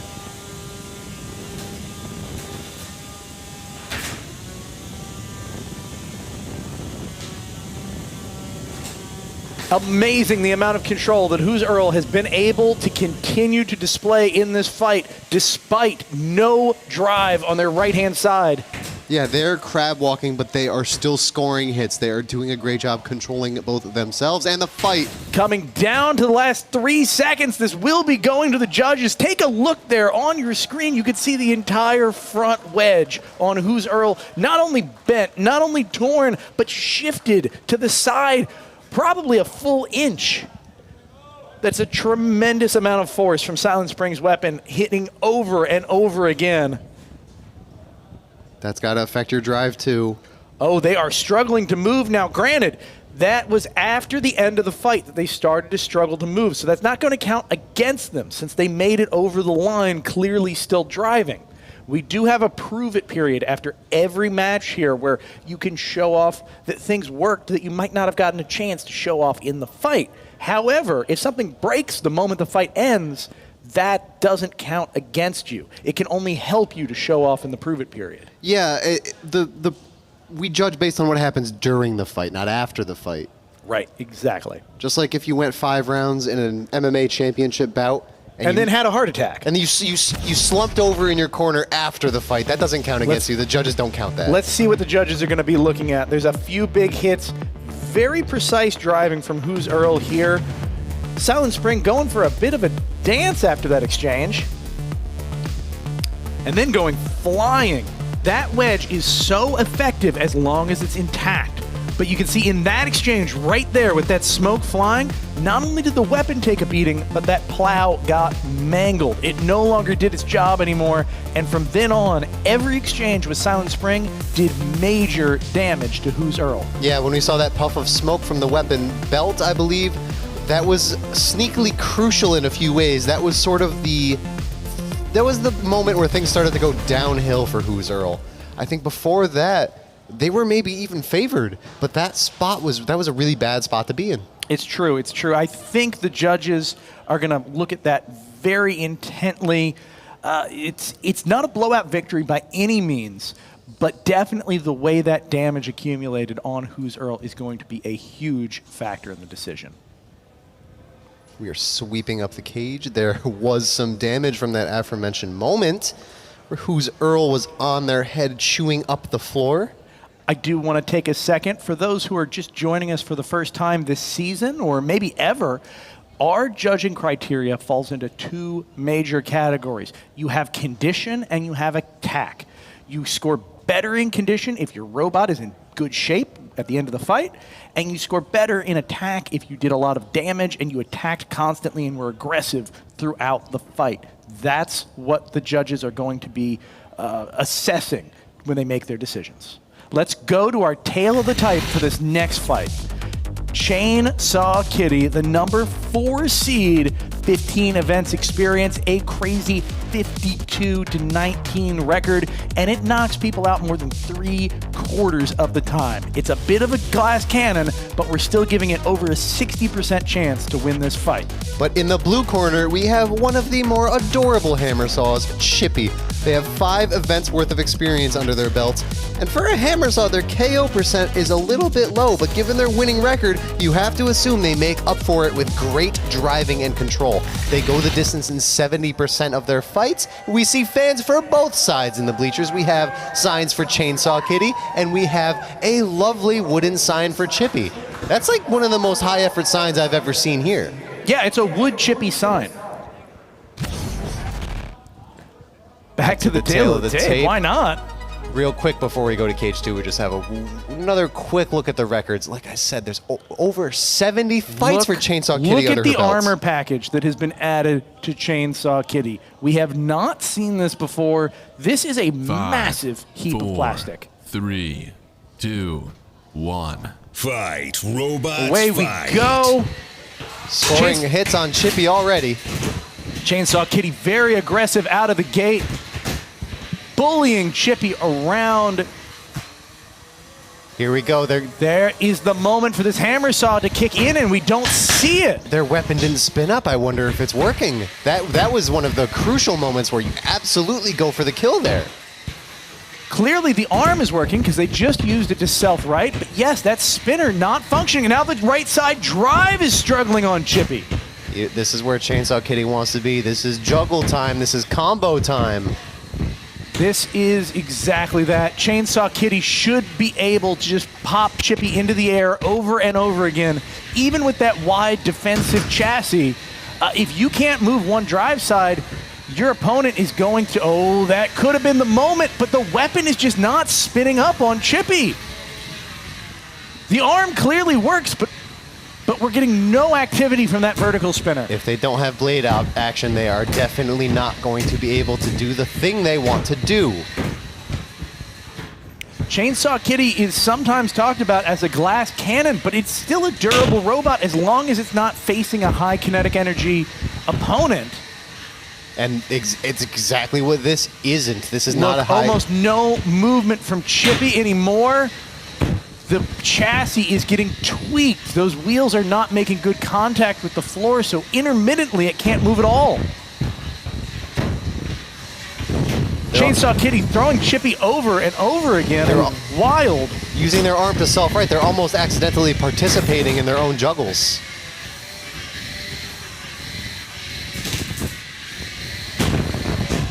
Whoa. Those There's are the tap huge. out. The wheels have been ripped out from the heart of Chippy. You can see Keziah and Alex looking very relieved in that fight. I don't think they went in with a sense of calm and peace. I think they knew that that was going to be a battle they had to be just extremely aggressive with. And clearly it worked out for them. No such thing as a free lunch, no such thing as a free win. Keziah and their partner Alex are both locked in for this fight. Some amazing drive coaching for both of them when each other are down in the pits. Lovely to see a couple in Pro Tour. A power couple, if you will. The two builders have just been doing incredible work to bring top-tier robots to the 3-pound arena consistently. For years now, it's been a meteoric rise, and the robots are something to be reckoned with. Absolutely. Both of them got here for a reason. Keziah proving that she belongs in Pro Tour. Chippy belongs here too, but, you know, I want your blade to spin up in the next fight, all right? I believe in Chippy. I think we can get there. It's just a matter. Sometimes these fights, let's be honest, the fights that are going on have been so destructive. These aren't easy repairs in between matches. And while some robots do have multiple copies, it's still a ton of work to keep these things in good repair and get them ready for your next match. It's a tremendous amount of work. We'll see if Chippy can get it together for their next match. In the meantime, let's go to Sam. Yes, thank you, Ricky. I am here with Keziah of Chainsaw Kitty, and congratulations on that match. But Keziah, Chainsaw Kitty looks really different. What configuration do you have going on here? Yeah, so people are calling this cheese block technology nowadays. Effectively, as long as he can't reach further than this depth, he cannot hit me. And of course, steal over the motor, because that's my weak spot. Well, it really seemed to work, as in their blade didn't spin at all in that match. So congratulations and good luck in your next match. And we are going to head to the play-by-play booth. Thank you, Sam. We're right back at it. In fact, the Black Cat team, Black Cat Club, back in the arena with Usagi going up against Warhard. This is going to be another really interesting fight, but now Black Cat Club has the hammer saw. Yeah, turnaround is fair play here at NHRL. I am very interested to see how this goes. Warhard is such a fast and aggressive robot compared to Usagi's somewhat, we'll call it defensive approach to fighting. Certainly it has an aggressive weapon, but it needs to control the match to deliver the blows to win a fight. So, can it pin, can it corral, can it control the match enough to deliver those blows, or is Warhard going to send it skyward before it ever has a chance? Warning the viewers, Warhard is ludicrously fast, so do not blink for this box rush or you may miss it. We are readying up.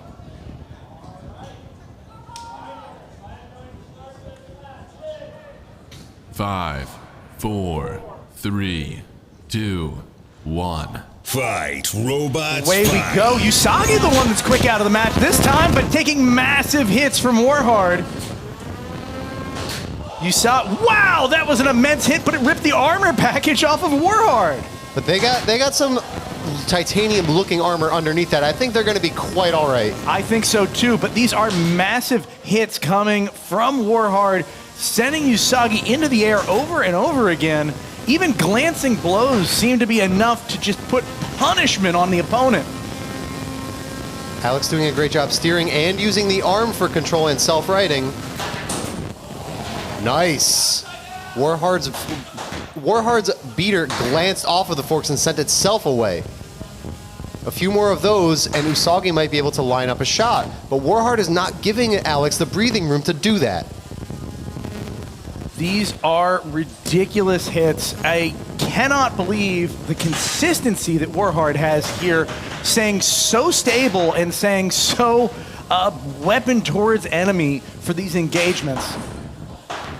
Usagi finally getting a good pin, a good push, snapping it back at Warhard before it gets upset and upside down for a moment. For a brief second there, Warhard was showing its underbelly. That is the most vulnerable part in this particular matchup. If Usagi can get a shot at the belly, that could be a kill shot, but that is easier said than done. Oh, that was the moment there. Almost able to corral Warhard into the corner. Warhard is so fast, though, it's very hard to pin down. It is not letting anything bad happen to it. No, that is the move, though, right there. This side push into the rail. The question is, can Alex chain these together? The momentum does seem to be shifting into her favor, at least compared to the first part of the match. Is Warhard slowing down? It's hard to tell. But Warhard does the fundamentals so well, and that is strategy too. The house spot getting out of the way, allowing Usagi to shoot and unfortunately miss in that exchange. But we're in the last minute. She knows that she has to be a little more reckless with that weapon to score attack. Look, Warhard is moving so slow now. Weapon is slowed down. Its drive is slowed down. Uh-oh. The weapon has now stopped. This is now Usagi's chance. The crowd is going nuts. Delivering multiple hits. Weapon to weapon hits. Warhard now struggling to move at all. The weapon is down as we come into the last 10 seconds of this fight. Top plate hit, and now using its weapon in reverse. Warhard is upside down at the close of this match as it goes to the judges. What a way to leave your opponent. One last hit on the stomach for good measure as that fight is called. It's going to go to the judges, but wow. That is going to be tough to balance. The first half of that fight, clearly Warhard. The second half, clearly Usagi. What will the judges make of it? That's the thing. We don't have rounds like in other combat sports. It's not like one round went one way and the other round went the other. The whole fight is split up into points that we have to assign. Really, really, really interesting, amazing driving for both players. Let's go into the replay here. You can see Warhard is just juggling Usagi basically the entire first half of the match. It does take some counter punches here as it gets jolted back, but it rights itself so quickly and keeps on the attack. Then, as the fight goes on, you see moments like that. Usagi is able to capitalize on the brief period of time that Warhard is unstable and not balanced in the arena. Eventually, Alex was able to chain these together until Warhard lay upside down and struggling to move on the arena floor. That is a hell of a turnaround, and it has to be a good look going into a judge's decision. Absolutely. I wonder, what do you think happened, Ricky? I think that might have been battery. Did they just run out of juice? I think they overcooked it. It is strictly they ran so hard and flew too close to the sun.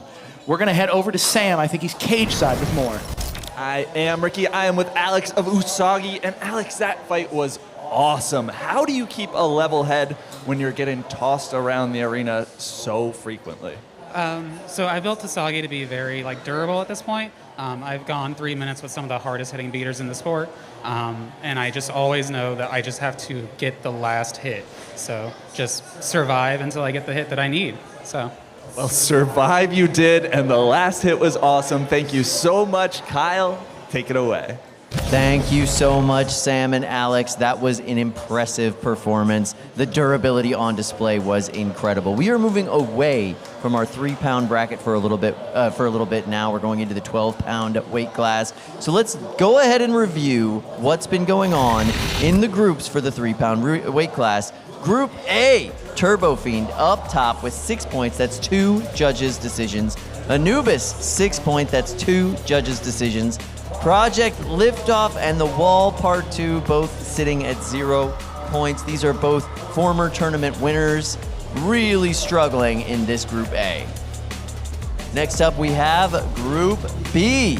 Pipeline Punch up top, 2 knockout performances, 8 points total. We've got Eruption just behind them with 4 points, and Berserker just behind them with 4 points. The only robot in this realm that does not have a single point sting operation due to some big upsets today. Next up, we have Group C. We've got Rhino up at the top with a knockout performance, 2 knockouts, 8 points total. Silent Spring with only 3 points, 1 judge's decision. Who's Earl? Also 3 points, judge's decision. And Showtime, a robot that looked indestructible at its last tournament, 0 points on the board. It is a day of upsets around here, for sure. Next up in Group D, we've got Fragment X, 2 judges' decisions, 6 points on the board. Chainsaw Kitty doing what she does best, getting a big knockout win in their last fight. Chippy, 3 points, 1 judge's decision, and Terabyte is looking like they really need something on the board with 0 points. And in Group E, we've got Colossus up top. 1 knockout, 1 judge's decision. War Hard by Jonathan Juarez with 1 big knockout. They're waiting to see what happens with their fight. Perhaps they'll get more points on the board. Usagi, who was in that last fight, they might be getting a judge's decision, 3 points awarded to them. We'll have to see how that goes. And Power On, 0 points down there at the bottom of the group.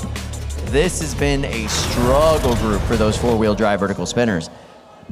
We are now going to go to Cage 1 to see some 12-pound action. And to call all of this 12-pound devastation, we are going to go to our combat robotics experts in the underground bunker. Dima, Ricky, let's go. Let's go indeed. I am pumped for this fight. 2 of the best undercutters in the game going head to head in Cage 1. 4, 3, 2, 1. Fight, robots, fight. Away we go. Both robots very strategically exiting their corners. Grim Reaper getting the best of the first exchange. Slow and Steady wins the race as Buzzkill segues a bit. It's going to be so hard for Buzzkill to get anything done against Grim Reaper's armor package. He almost wants to hit the weapon and break it. Not typically what an undercutter does. No, but it is interesting. Whichever one of these other undercutters can get under the other. That's not usually something they have to worry about. But if they can, they're going to ramp up over their opponent. So it'll be very dramatic when the right exchange happens. No, the wheel is starting to come loose on the right-hand side of Grim Reaper. Good eye, Ricky. This is causing, it's still moving, but just barely, and I see a bit of smoke came off of Buzzkill. Circling each other, do-si-do. Who's going to come out top of this one? Oh! That was some smoke from Buzzkill. I think that was weapon. Yeah, that weapon is done. Yeah, it absolutely is. It is jammed tight. Got jammed too tight into itself, and as it spun, it smoked itself out. Now you have a robot with a limping drive side going up against a robot with a disabled and smoked out weapon. Grim Reaper is now struggling to move at all. Both of its wheels have taken damage. One almost completely off, one completely locked up. One wheel is trying to eject itself from the body of Grim Reaper. Calling for an unstick, Grim Reaper is hoping that the housebot can jar that weapon or jar that wheel loose enough so it can regain mobility. But this is going to be an uphill battle for Grim Reaper. Buzzkill slowly ambling over. The cage has become very quiet. That weapon went down for a moment. They didn't want to run it into the housebot. They absolutely do not. Grim Reaper struggling hard. Buzzkill going in very delicately to show some form of aggression any way it possibly can. Well, Buzzkill's weapon isn't spinning anymore, but they still can run their metal into Grim Reaper's spinning weapon. But now Grim Reaper is no unstick left, no motion. This is a KO count. Seconds left in this fight. Your winner by knockout is Buzzkill, the #1 seed, piloted by Liam King, taking home a surprising and unusual victory as they head to the next round of the qualifying matches. Very interesting outcome, Dima. When your weapon breaks, you don't let yourself get mentally defeated. You play to your outs and play to your outs. Liam did. Considering the #1 seeding of Buzzkill, this has been a series of unpredictable matches so far today. We've seen issues that we don't usually see out of Liam. I don't know if it's an off day or something has changed. Could just be the pressure of the new Pro Tour. In any case, this win was needed, and I'm 100% sure that Liam is breathing a big sigh of relief while simultaneously going, what the heck is wrong with my robot? Absolutely. These are two robots that you would not expect to be 0 win, 1 loss going into this fight, but they both are. So things are looking dicey for Grim Reaper, but Buzzkill looking to get out of groups. And winning it with a KO here as opposed to JD is really important. They have more points in group stage now than they would have otherwise. Yeah, for those just joining us or just new to the Pro Tour format, you get points based on wins, KOs, etc. to figure out what your ranking is going to be as we head into the main bracket later today. So having a decisive victory, having a quick victory, and most importantly, having a knockout is going to put you in a much better place for earning a good spot in our bracket later today. You know, I represent NHRL a little bit, but I think I can speak for all the viewers on the zone when I say we want to see KOs. We want to see carnage. Judges' decisions are all well and good as long as they have the carnage to back it up and as long as we have explosive knockouts. We have more to come still in this group stage. We are in the KO show, but stick around because after the KO show, we are going to have prime time also on the zone.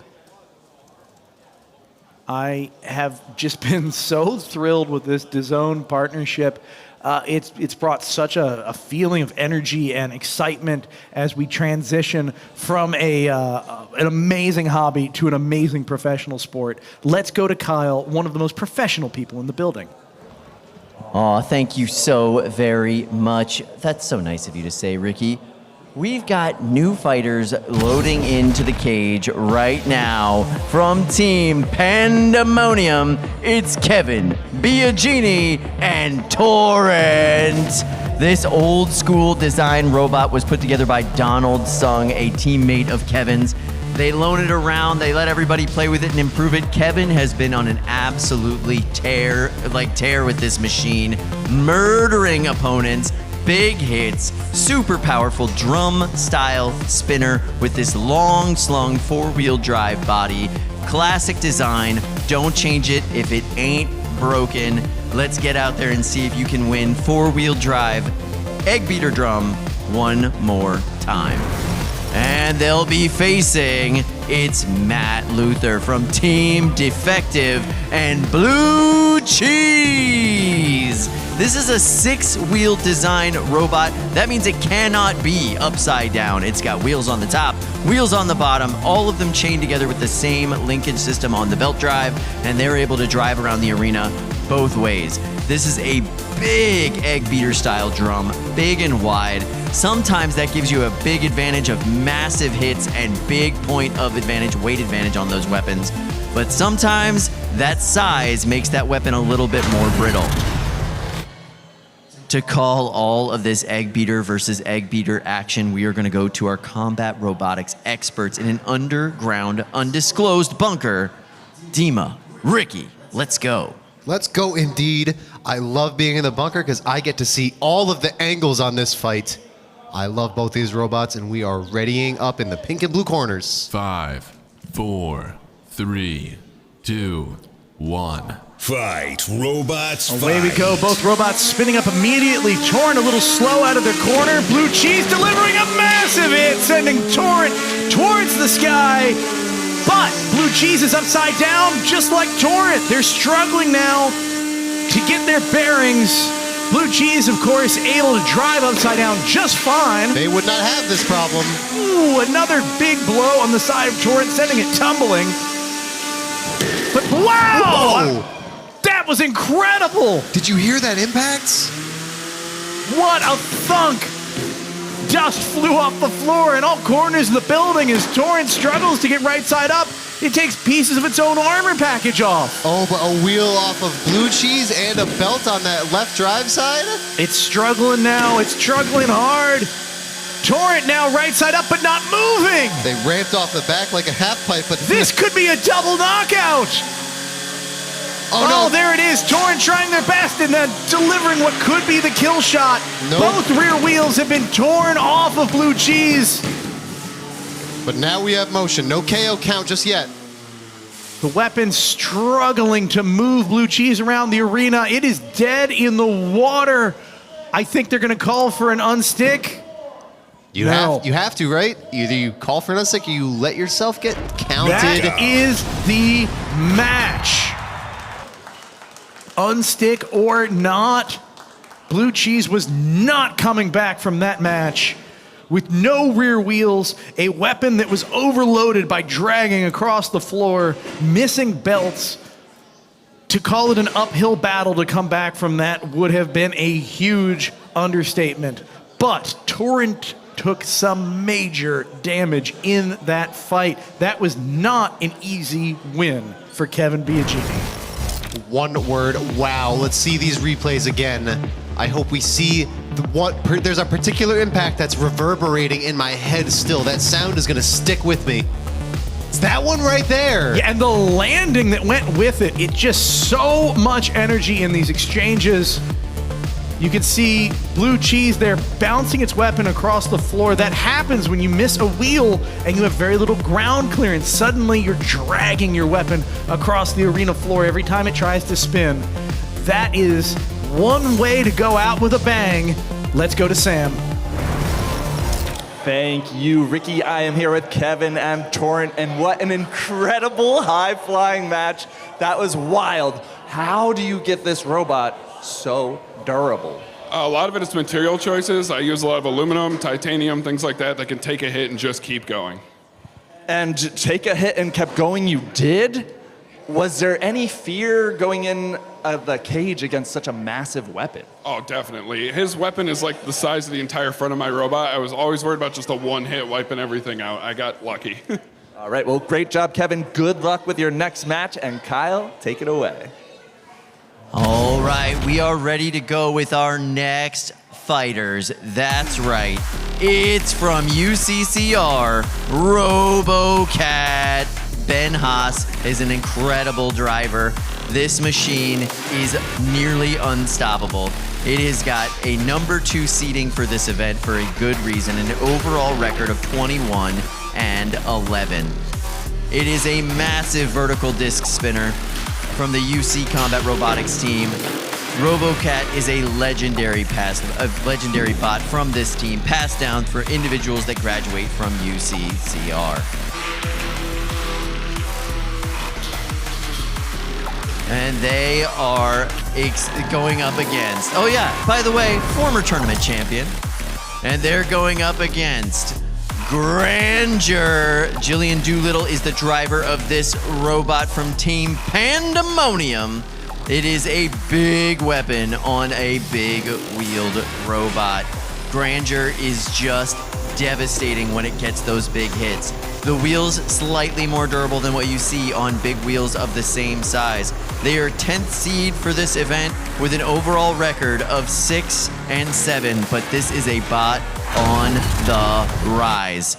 We are in cage 1, and to call every single moment of this action, we are gonna go to Ricky and Dima in our play-by-play bunker. I am just noticing for the first time the level of evil that has been imbued to the front of Grandeur in the form of big golden eyeballs. I love that. We love pasting eyes onto our robot in this sport. Years ago it was googly eyes, and now it's a lot of evil eyes that we see, especially on these big wheels. I'm partial to the little black amoeba eyes on any robots that I build, but man, Grandeur looks menacing like that, doesn't it? It is an absolute menacing look. However, they may be their own worst enemy right now. A power cycle is going on. Grandeur not functioning at the start of that match. So often it's a weird radio interference or an electrical gremlin. So hopefully a quick off and on cycle is all it will take to get the robot working. Yeah, it looks like we saw the weapon spin, but not the drive. Might be an electrical issue, transmitter issue. But anyway, we do afford builders the ability to power cycle in situations like this. Power cycle just means that quick off and on. We are going to lock up the cage for safety, and we're going to see if that worked. Seems to have. It definitely is moving. Here we go. Sometimes that's all it takes. It's important to take a note, too. That is no reflection on quality preparation. For whatever reason, the electronics in the building will sometimes just do this, and it's just par for the course. That's why there's a no harm, no foul power cycle policy. It's when it gets to be a little more damage and a little harder to fix that it might be a reflection on the amount of preparation time or just the damage that they had to repair between fights. Yeah, power cycling at the start of a fight does not count against you. But yeah, sometimes these things happen, and they happen to everybody. Almost like building giant killer robots is kind of difficult. Something like that. Something like that. But we are readying up in the pink and blue corners. 5, 4, 3, 2, 1. Fight, robots, fight. And we're off. RoboCat's circling Grander, kind of careening towards the other side of the arena, taking a glancing blow on the wheel. Both robots looking for their opening. RoboCat trying very hard to come with a kind of side attack as a much more mobile robot, so it can afford to do this. Yeah, they're sort of skirting around looking for those glancing blows on the wheel, but there's weapon on weapon. Massive weapon to weapon. Another one. DJ Khaled, I see you. Trying its best. You can see some of the treads are being removed from Grander by RoboCat. Wow, big hit there. RoboCat going end over end. Doing their best to chew up the wheels on Granger, and you can tell it's driving a little bit differently. Oh, but the weapon is down on RoboCat now. That's the thing. You can't go weapon to weapon with a big wheel. You can, but you might not always come out surviving. So often that can result in a lost weapon belt because it's up high in a perfect, just tasty location for a big wheel like Grander. This is one of those archetypes where the big wheel sort of attacks you from the top, from up above, and it's really difficult to defend against if you don't have a special configuration for it. RoboCat is going to try its best. Ooh, another big hit there. RoboCat's going to try its best to push. Oh, I keep trying to get it out, and Grander just keeps smacking RoboCat across the arena before I can say it. No, yeah, I thought that one Grander too. needs to be pushed into a corner or into the house spot to break that weapon. It's RoboCat's only shot here. So far, they have not been able to deliver. They have a minute left to make that strategy work for them, though. The other bold move at their disposal is to just go weapon to weapon and break Grander's fist with their face. So far, I think it's wise that RoboCat's been avoiding it. That metal chunk that came off, I think it was from RoboCat, but if it was from Granger. Oh, RoboCat is upside down, and although it can drive, it's harder for it to self-right without a weapon.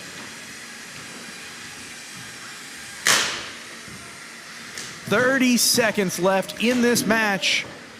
Grander is slowing down, and those those wheels are looking a little sad. RoboCat has certainly taken more damage. Oh, but now the left-hand drive side on Grander is down. That's going to count for a lot, and the weapon is slowing down as well.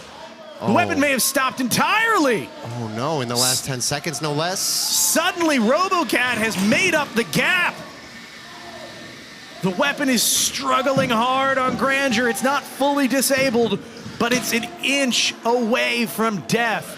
That was a huge, huge recovery on RoboCat's part.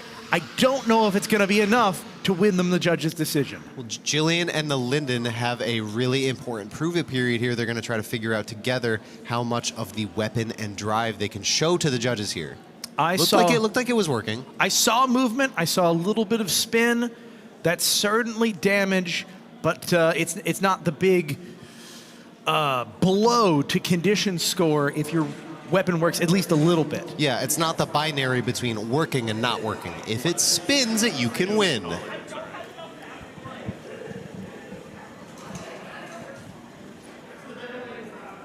I was a little annoyed by that. Let's go to the replay and see what happened here. You can see RoboCat is just hot on Grander the entire front half of this match, launching hit after hit.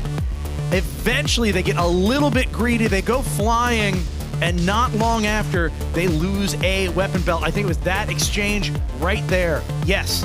Now, Grander is able to hit multiple times, but with that weapon down, RoboCat is better able to corral Grander. This put a lot of stretch on the drive, it put a lot of stress on the weapon, and eventually those systems started to suffer on Grander as well. That is a textbook play of what to do when your weapon goes down. Very well recovered. We don't know if it's going to be enough, but we're going to go to Sam, and he's going to walk us through. Thank you, Ricky. Yeah, nervous about this judge's decision. I'm sure Ben here is as well from RoboCat. Ben, RoboCat looked different in that match from your earlier fight. How did you configure it to fight a big wheel like Grander? So specifically, after Slam Plan just kicked my butt, I decided to build a big wheel config. I raised up that blade, got a bigger diameter, hoping I could reach it. Grander's just a little bit out of reach, but that's all right. That fight was very interesting. And it seemed to shift when your weapon went down. How do you change up your strategy mid-fight when something like that happens? Yeah, so big wheels are really hard to push around. They get stuck, or they don't get stuck just because they have that maneuverability. There's nowhere to get them like clipped on or an edge to get, lose ground game at all. So they're really hard to get stuck. So pushing them around does a little bit, but all in all, I just decided to shove my blade into their face, see if I can break them with, the front of my robot. Well, we will have to see how it looked in the judges' eyes, and to you, Kyle and Adam. Thank you so much, Sam. If you are joining us for the first time live on DAZN, then we are going to go over some of the tournament basics with you. This is how the tournament is laid out today.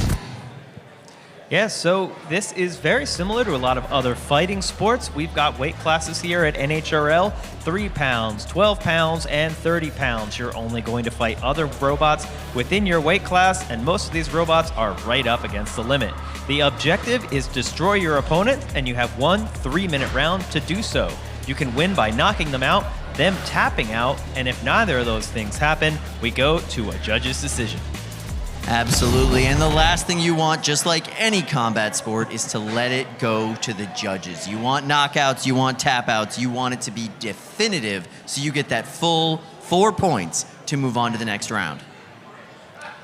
We are currently in the first ever Pro Tour event live here on DAZN. What does that mean for NHRL and for the sport of combat robotics? This is huge. NHRL going professional, everyone here making money to be here fighting robots. That is great. Worldwide live on DAZN. This isn't pre-recorded. We're coming to you live from Norwalk, Connecticut all day long. And we're starting still in this group stage, round robin, beginning qualifying for the bracket later tonight. We'll be back for prime time at 7 p.m. Eastern time. And right now, we're going to hop over to Cage 1. All right, and to call every moment of this insane big bot action, we are going to go to Ricky and Dima in the play-by-play booth. Thank you, Kyle, the host with the most. I plan to be the announcer with I can't think of a rhyme to go with it. I am excited for this one, as I am always for a lifter, because my heart will always partially lie there. Looks like we're having a quick power cycle for Synthesis 12 as well, maybe? If there's anybody who can take out the top defense stat of Lotta TPU, it's Corey in Synthesis. That blade is scary. Nothing wants to get hit by that. No. So this is officially in the cage side repair window. If something goes critically wrong, you have exactly 3 minutes from the time you start working on your robot to when you are disqualified. It looks as though Corey has made whatever repair he feels is necessary. They're going to give it a shot and see if it was enough. It does seem to have... Yeah, the weapon... Oh, no. Yes, that weapon is working, but it is struggling. So All we are right. going to go into this match with an active but perhaps a hobbled weapon. Yes. Synthesis 12 today looks like it is having problems that Synthesis 30 is not. But as we ready up, let's hope these problems alleviate themselves. 5, 4, 3, 2, 1. Fight, robots, Away we fight. go. That's a lot of TPU, up to a very quick start in this match. Easily getting under Synthesis 12. The forks are so numerous that it's difficult to... Oh, goodness. Those two are entangled, but they're able to separate themselves. That is not doing the weapon any favors on Synthesis 12, though. The weapon had to restart with that twitch. That was a major hit to the underside of That's a Lot of TPU, and they are struggling to self-right. That is an indication of some serious damage. That, combined with the longer than usual forks on That's a Lot of TPU, has left them upside down and struggling to move. They are able to, they are able to move, certainly, but they are not going to be able to fight to any capacity in a condition like this. Meanwhile, Synthesis is just sitting in front of the unstick button. They have, Synthesis attempting to block the house bot, not very successful at it, but... Synthesis called for his own unstick, actually. Corey stuck that, maybe to get the house bot off of him? Wild. This is all strategy here, as the lifter fights often are, but... Ooh, That's a Lot of TPU. Stop moving after that brief hit. They are not used to getting hit from this angle. Those are hits right to the drive assembly. That's bad. That's a Lot of TPU. Flip back right side, but they've lost a wheel in the process. They are losing a lot here. These are massive, massive hits on That's a Lot of TPU. This is exactly the weapon that you want to fight a lot of TPU with. You want to be able to hit them in the chassis and have it matter. And look, this should be an effortless self-right for That's a Lot of TPU, and they are completely unable to do so. That is some major damage to not just the drive, but the weapon at the robot. And we are going into a countdown. Your winner is Synthesis 12.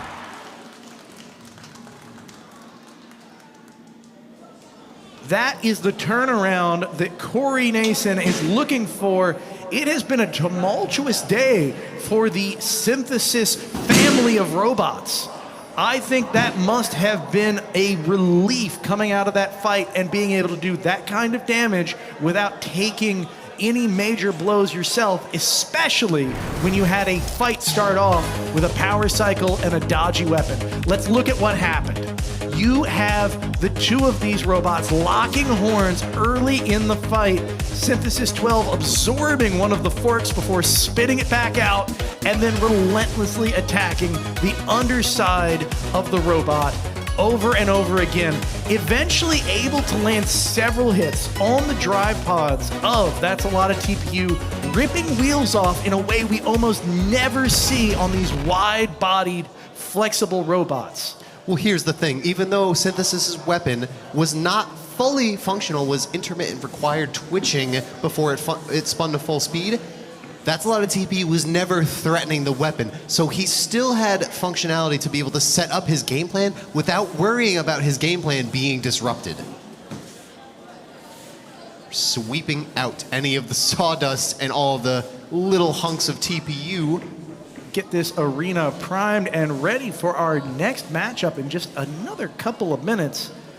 And let me tell you, I'm pretty darn excited about this next matchup. I don't want to give any spoilers, but it's another heavy hitter, and you love to see it. No, Ricky will tell you that some of these fights have been making me jump out of my chair, making me dance, making me shake.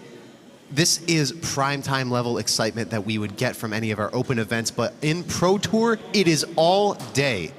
Starting at 10 a.m. EST, we have been here live for hours, the world's first and biggest fully professional live broadcasted event. No editing, this is all live. Let's go to Kyle and Adam for some more live commentary. Well, we're very happy to be live with you here on DAZN. My name is Kyle Kroos. Joining me on stage, our resident combat robotics analyst, Adam Wrigley. We've got our group stage format to go over with you guys today. Adam, if you don't mind walking us through what this entails. Yeah, so I'm really excited about group stages. We basically have 4 robots per group, and it's a round robin. So at this part of the tournament, you are going to face everyone else in your group. If you win by KO or tap out, you're going to get 4 points. If you win by judge's decision, you're going to get 3 points, and you want to get a lot of those points because only the top bots from each group are going to make it into the tournament later today. Once we get there, that's a single elimination, but for right now, you've got 3 fights to prove your worth. Can you make it into the tournament? It's you against your group. And the next fight is coming up right now. That's right. We've got David Dyer. He's got a vicious giant disc on Xenomorph. This robot has been tearing it up recently. A bot on the rise, racking up wins at all of its recent tournaments. This thing has been an absolute game changer in this weight class. We've got a huge win ratio for them. 78% of their wins have been knockouts. They've got an overall record of 17-6. 3 seed in this tournament for good reason. Everyone's scared of Xenomorph. But they're coming in at 0-1 because they lost earlier today. But who didn't lose earlier today is Carolina Reaper from Mark Harrison, coming into this at 1-0 on the day, looking to take home a second victory in this group and solidly put themselves into the tournament later today. This is a hard-hitting big wheel, or as we talked about earlier today, more of a medium wheel. The wheels aren't quite as large as you might expect in this class, but they are durable because of the smaller size, which makes it a lot harder to fight against, despite having not quite the advantage in height. All right, we've now loaded into Cage 1, and we are going to go to our expert play-by-play analyst team in the booth. Ricky, Dima, take it away. Thank you so much. And if I could just complete a thought from Dima earlier, as an aggressive robot competitor herself, she is an announcer and a trouncer here in the play-by-play booth. All of us need a rhyming introduction, if you ask me. Dima, what do you make of this matchup? Personally, we have Carolina Reaper and we have Xenomorph. I want to see somebody either on fire from a battery fire or get put through an airlock. That's how the Xenomorph dies, right? I think that is, yeah, or sucked through a tiny hole in glass in outer space. But that last part's going to be a little more difficult here in Norwalk, Connecticut. Let's see, a cage breach maybe. You know, that's so much work. I think this is going to be a very destructive fight. We've got 2 robots that are heavy hitting with lots of weak points that normally don't get hit. The question is, who's going to get skilled and who's going to get unlucky in this fight? 4, 3, 2, 1. Fight, robots, fight. And we're off. Oh, that is a screaming weapon on Carolina Reaper, rather. Xenomorph, wow! Multiple major hits, and look at the strength of the weapon on Carolina Reaper. It's able to move itself around with 1 wheel and 1 weapon, but I don't know how they're ever going to do any damage. It is shocking that you have not tapped out yet. There it is. They let Xenomorph score a couple more clean shots on him. Absolutely devastating hits, and I was incorrect. I have to apologize. I thought that was Carolina Reaper's weapon screaming, but that is Xenomorph. They have done something. I don't know what it is. I don't know if it's a changed blade or an upgraded weapon motor. Look at the damage, though, that this new weapon configuration can do. That wheel is absolutely mangled. It's not only that the wheel got pulled off, it also got shorn in halves. That looks like a piece of pizza halfway through the Ninja Turtles, settling down on it for lunch. It's just mangled and ripped apart beyond rec. You wouldn't know that's a wheel if you looked at it. I wouldn't. And even with the spokes, I would think, is that like a part of a weapon assembly or something? Ridiculous. We've never seen that sort of destruction on Carolina Reaper. Carolina Reaper, kudos to them. They stuck with that. Like, Jiminy Cricket. But look, you can see right there in the middle of your screen, that little silver piece, that is the motor that drives the weapon, and the belt is gone. As soon as that belt popped off, it meant they couldn't even limp their way around the arena. Let's go to Adam and Kyle. They've got the replay for us right now. Wow, that was an insane matchup. We're going to go over this replay right here on the BFS. Yeah, we talked about this.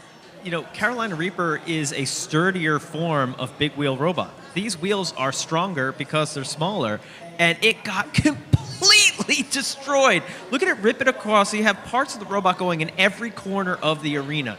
The wheel to one end, the robot to the other, debris flying into the far corner. It's just completely ripped off the hub here as if it wasn't attached at all. This moment was a little bit scary. We saw no movement from Xenomorph, and then it lurched back to life in a dramatic fashion. Self-right almost instantly. And that was a quick, easy win for David Dreyer and Xenomorph. This machine is on fire. He is just dominating every match he's in right now. You got to give it to the Carolina Reaper team, though. In it to the end, they said, we don't have a wheel. We're still going to try. Great shot here of the hub that the wheel came off of. But they didn't give up until it was really over for them. Anything can... Look at it here. Xenomorph stuck on the wall, able to get off, able to take home the KO. Hectic fight. A lot of stuff happening there. Big smile on David Dreyer's face at the end of that matchup for good reason. He's got to be so happy with that performance. There's our intrepid cage crew cleaning it up for us. And we're going to toss it back to the booth. Ricky, Dima. Thanks so much, guys. I am still stunned from that fight. That's the Xenomorph that I was expecting to show up, and finally it's reared its strange alien head and wreaking the havoc that we know and love. Maybe my favorite rising star in the 12-pound bracket. No, absolutely my favorite rising star. It just gets better and better every tournament. And the thing about naming your robot something like Xenomorph is like, well, you better be scary, and it is scary. If I was in 12s today, I wouldn't be that scared of some of these robots. That's not a TPU. Lovely competition, but it's not scary. Right. It's almost just deep psychological aspect for a weapon of that size that some of these robots are carrying. You can feel it in the building. You can feel the arena shake and the stand shake when they're really going up to speed. Whereas even though you might lose against a robot like that's a lot of TPU, you can't feel it in your bones when it's coming. Let's take a look at the next fight coming up. We're going to go right into the tail of the tape with Void. This is the number 6 seed, 9 events under its belt, a pretty darn impressive 19-10 record, and a 73, nearly 3/4% chance at a KO in any given fight. But Minen and Plusle, even though they have a slightly worse record in a similar number of events, they are a multi-bot. There's 2 segments, you have to KO both. And even if you're tangling with one and everything's going your way, there's a whole nother bot you have to worry about. I love watching multi-bots fight. I'm a cooperative gamer just as much as I am a competitive one. I love to see teamwork in the cage. For new viewers who might not be familiar with multi-bots, I want you to take a look. These 2 segments here, each of them is much lighter weight than their opponent. They're big, but they're not very dense. So they get tossed around much more easily than a single robot will because they're lighter. However, because it's 2 pieces, they can come in from flanking angles and attack the sides or back or cooperate to push their opponent around. Precisely. They can set up offense that single robots can't. 4, 3, 2, 1. Fight. Away we Robots go. fight. Minen and Plusle, very slow start out of the arena. Very hesitant start. Looks like they're trying to set up their own juggles, but they're getting knocked away before that can happen. Yeah, unfortunately, a weapon-to-weapon hit on a multi-bot almost always goes against you. Minen and Plusle have to be exacting in their attacks. They have to be in sync. They don't look perfectly in sync right now.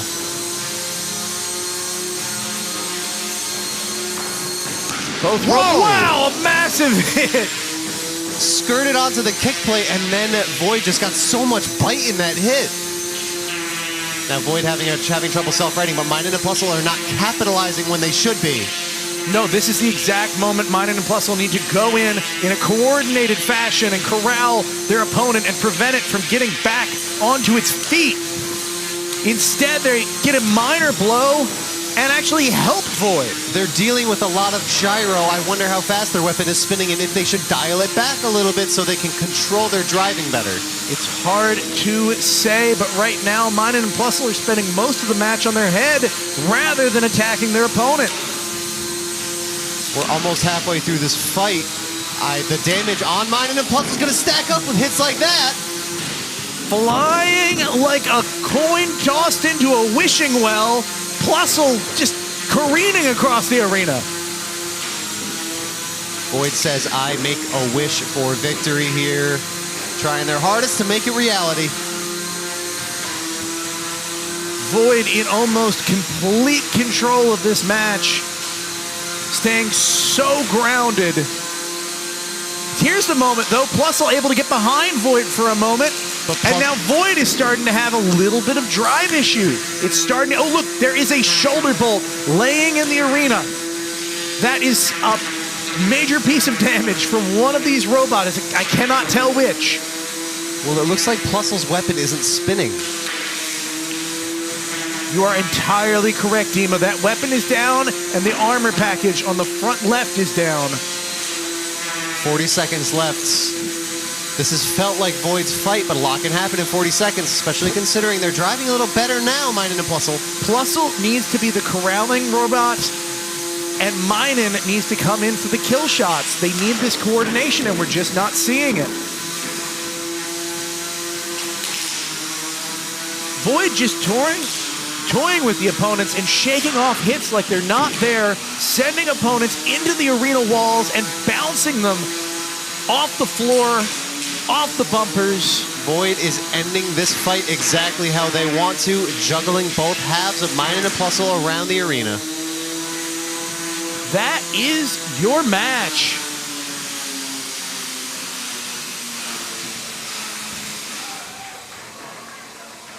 Quick little prove it period to show functionality, especially important when you have two segments to your robot. You need to display the functionality on both halves. Void putting itself upside down, but you know, no problem. We're going to get back to the cage doors and proceed with safety and loadout procedures. That was a great fight.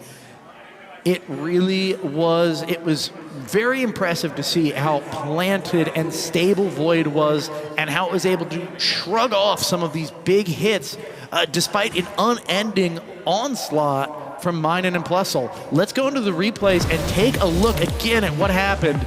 You can see here these big exchanges where Void hits weapon to weapon almost every single time.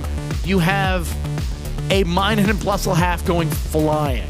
Well, here's the thing. Here's how you beat a multi-bot, right? You knock one away, and then you don't chase it. You just turn and you go for the other one. Another thing, I consider myself an expert specifically in multi-bot, both fighting as them or against them. I would say you have to treat it a little bit like a Jackie Chan movie where you have to keep one between you. You never want them to gang up on you. You want them to stay distant so that you fight one at a time. Void did this perfectly in this fight. All credit to Void. I do wish that Minun and Plusle would have showed a little more cooperation, especially early on before they started racking up damage. If they could line up attacks together and gang up on the opponent, they might have been able to stop Void's onslaught. But we have some lovely robot fighting fans in the crowd. Wave to the camera and the viewers at home. Hi, guys. The energy in the building is phenomenal, especially for, what are we at, 2:56 p.m., 2:26 p.m., even earlier. It's only going to get more frenetic and exciting as the day goes on and we get deeper into this, our first Pro Tour event. I am just so excited for the action we're going to have, and clearly the crowds are as well. That's a really cool shirt. That toothless shirt? Oh yeah, good eye. It's just awesome. I'd wear that shirt. Hey there, friends. Let's send it to Adam and Kyle. So happy to join you again. We're going to talk about the 12-pound groups, where we're at, what's going on in this part of the tournament. Yeah, so looking at Group I right off the bat, we've got Infrared sitting at the top with their one knockout, Maximizer right behind with that judge's decision win. Still anyone's group here as they're only one fight in Group I. If someone can get a second victory, that's really going to put them on a strong hand for the final fight. But if you lose two, you're pretty much done. Yeah, it is really tough to come back from that unless the weird things happen in the rest of the bracket. Maximizer looking vicious. Can't wait to see them in their next matchup. This is going to be an insane division. 12 pounds is where you find some of the best drivers in the game. Yeah. It is a division that was really built up here at the National Havoc Robot League, and it's kind of our baby division. We love them. It's a bigger arena to fight in relatively. The 3-pound arena is sized for the 3-pounders. The big box is sized for the 30-pounders. So when you fight the 12 pounds in there, they get more room to drive around, and that can show off the skill. Yeah. All right, we're going to look at the tail of the tape right now. So check this out. We've got Maximizer. This is Jake Hoffman, and they are one of the most devastating drivers and builders in the game. 14 events, 56% knockout record, and they can go the distance 46% of the time. Their win probability in this matchup, 79%. This stat at the top says it all. 14 events to 2, 43 wins for Maximizer, only 6 fights for Infrared total. But that doesn't mean anything because as we've seen today, we have had tons of upsets. This is going to be an extremely fun matchup. We're going to call this fight Cage Side. I know that this is one that Jake was not looking forward today. 5, Big, wide 4, bodies are very 3, difficult for a Thagamizer-style robot to really counter. Robots fight. Yeah, it's a good rock versus rock matchup here. Oh, Jake getting tossed, exposing his side early to Infrared, and they take advantage. Oh, Jake doing a little undercutting here. Jake's goal is to try to whip that tail into the side drive pods, if at all possible, and get Infrared off its wheels. Oh, massive shot. And the weapon is unbalanced on Maximizer. They're vibrating across the floor.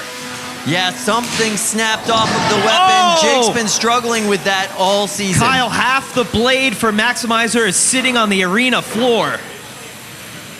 The fact they can spin up at all is stunning, but Infrared is slowing down now. Jake was telling me yesterday that they have been having a lot of weapon breakage issues this season. They're going to switch material later on, but they haven't been able to do that yet. This can also be a cumulative damage thing. The more you use the blades, the more you're going to run into those fatigue situations. Wow, another big hit from Infrared on Maximizer, sending him across the arena. Jake is on his heels here, Kyle. Yeah. What can he do? At this point, he really has to get back on his wheels with his plow facing forward so he can try to control this matchup. A double bank shot off the wall. And could that be it? Is the weapon down on Infrared? It's not spinning. No, just some twitches. Still able to drive, still able to control this fight. Half of the fight is still left, Kyle, and with Infrared's weapon down, Jake could have the comeback here, but he's pinned against the wall. Infrared really proving their position here at the Pro Tournament, keeping Jake on their heels this entire matchup. This game has completely changed. Infrared is now just going to try and shove Jake around the arena with no way to deal damage. Jake just has to deliver the stub of a weapon that he has left. As he still vibrates around, this is going to be causing all sorts of mayhem to his internals. He's turned his robot into a shake table. This is basically the way you test the reliability of electronics, by shaking them to death. Looks like more pieces of that blade are visible now on the other side corner of the arena next to the house bot. Yeah, to be just chipping away almost here.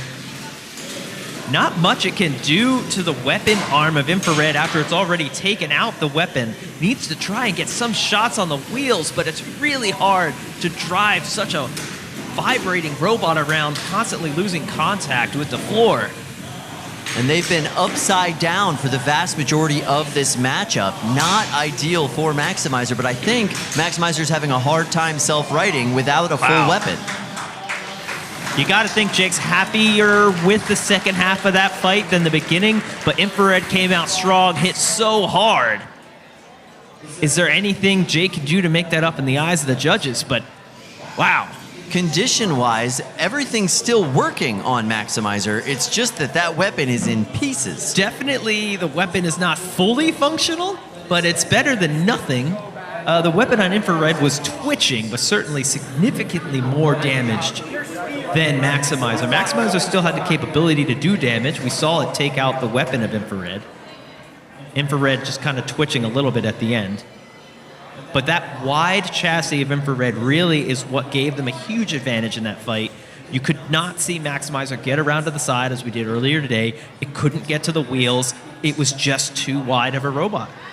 So challenging, that rock, paper, scissors in that setup. It's just difficult for Maximizer to do what it is intended to do. Let's take a look at the replays here. Right off the bat, Maximizer can't do much in a huge side blow by Infrared, and that set the stage for the first half of this fight, which was Maximizer flying around the arena. Let's see if we can find the shot where the weapon on Maximizer is cleaved in half. I think this is it right here.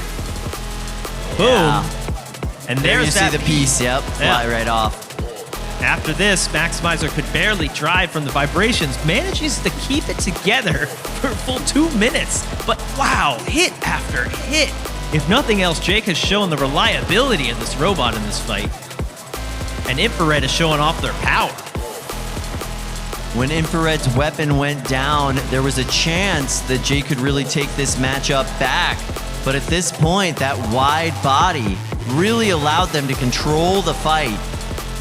Yeah, we talked about this earlier. We'll talk about it all day. But the ability to adjust your strategy when something goes wrong is a huge advantage to pretty much all the drivers here. They're all pros. They know what to do.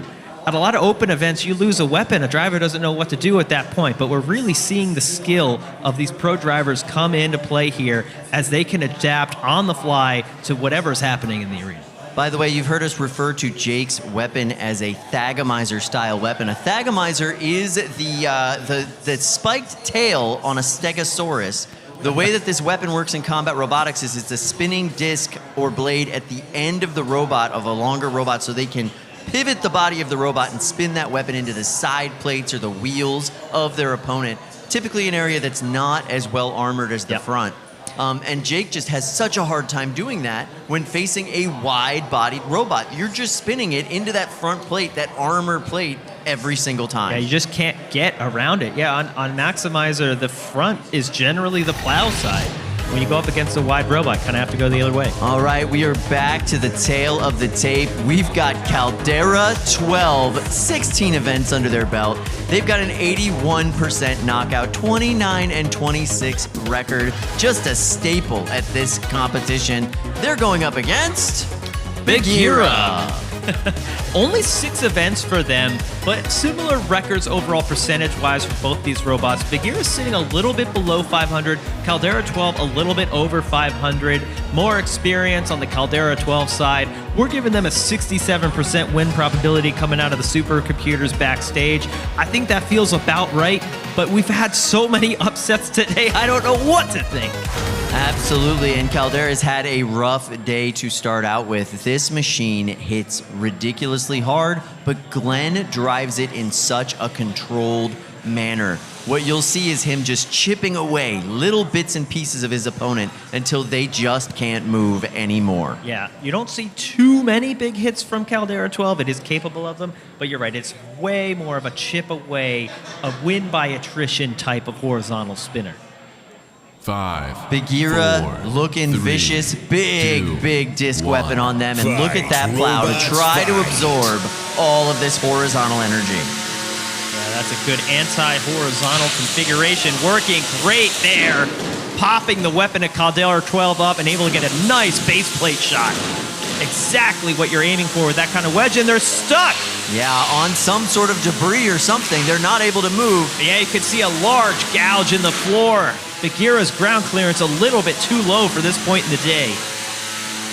And now their side of drive is down. There's a belt loose, Kyle. I think that just happened on that hit after they got stuck. I think so, and now you see Glenn's strategy. He just comes in very slow, very measured, trying to find the right moment to make Bagheera, impact. even with one drive side down, able to keep the front pointed at Caldera 12. They're stuck on their belt now. Look at that. They're not able to move at all, and it looks like Glenn just sucked that belt right out of the robot. Yeah, I'm not seeing any The movement. back plate just got completely ripped off on Bagheera. When you're ripping off a back plate in a fight, that's covering a lot of important things. Probably the batteries, maybe the speed controllers, something that's just necessary and expensive on that robot. And you could see the Bagheera team did not want to lose whatever components were behind that back plate. It's like we said coming in, you don't see a ton of big hits from Caldera 12, but they're able to hit small hit after small hit after small hit. And look at Caldera 12. It looks almost exactly the same as when it walked into that fight. Yeah, little scratches on that support for the weapon, but still good. Looks great. Glenn Boxall, he is one of everybody's favorite competitors here at this event. Everybody loves getting help from him, advice from him, and getting their robots destroyed by him. You know, I thought off the bat here that Bagheera's wedge was working so well that they had this fight in the bag.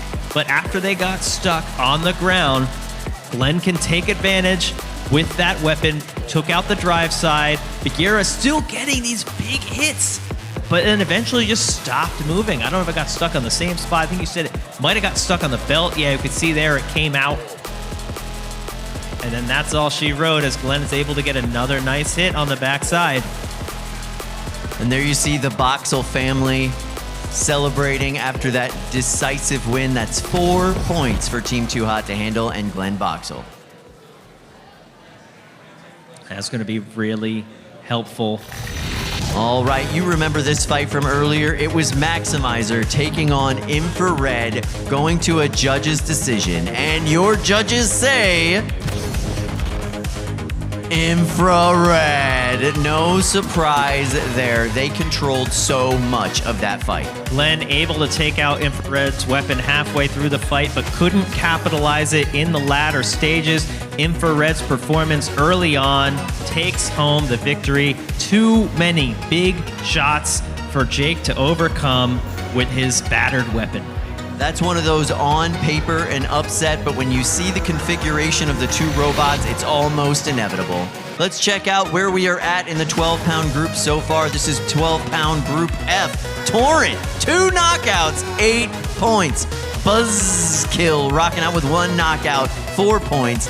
Blue Cheese getting a good judge's decision win, and Grim Ripper 12 still and 0 points. Looking at these numbers, Kyle, that means Torrent is making it in, but Grim Ripper is going to be out with the second spot still up for grabs. Absolutely. We're looking at Group G. Grandeur, they've got 1 knockout under their belt. Synthesis 12, only 1 knockout under their belt at this point in the day.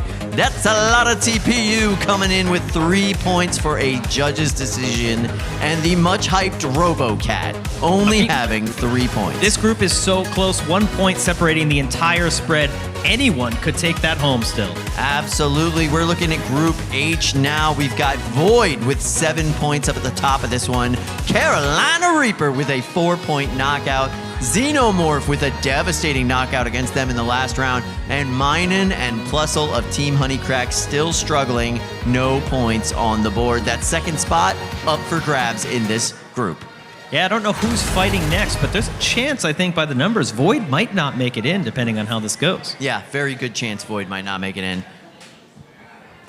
We've got a 30-pound fight for the ages coming your way. It is Kazalite taking on Barbie. I love both of these robots. Kazalite is Joshua Reinhardt's multi-bot flamethrower, masters of the pin and burn, and they're going up against everyone's favorite doll, Barbie. Brian Boxall, 4-wheel drive, vertical spinning, egg beater style spinner. Look at that sharp edge on the end of that egg beater. Barbie at this point trying to play a bit spoiler here. This is going to be their last fight of the day after some rough luck early on, but if they can go out with a win against one of the most dominant robots in this weight class of all time, I think they'd still feel good about the day. Yeah, Kazaa Light is our current reigning and defending world champion from 2025. That is so dark smoke. We don't see this all the time, Kyle. They're lighting on fire before the fight has started against Kazaa Light. I was noticing they didn't protect their bot from flames at all. Oh, okay. Just had to shake some of that smoke out there, Brian. What's going on?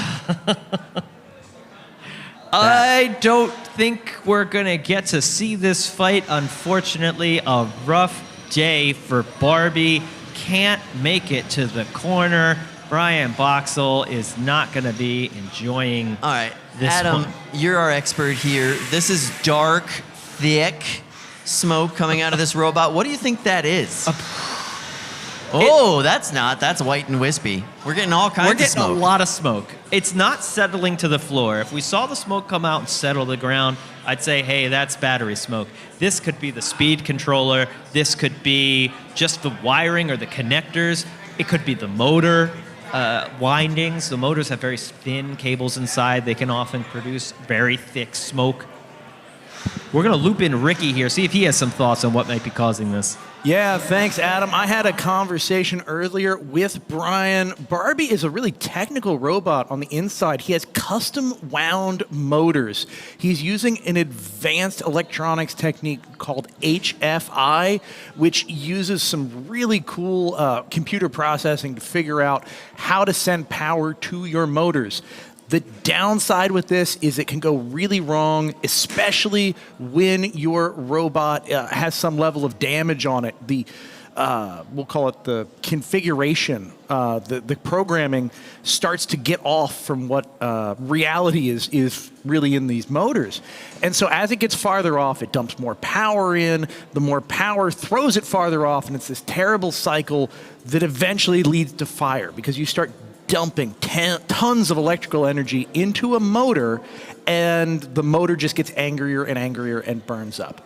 So that smoke you saw, and the reason it would pour out for a moment and then dial back and then pour out for a moment, is it's the motor windings. The actual wires in the motor themselves turn into little fire starters. The plastic melts off of the wires themselves inside the motor.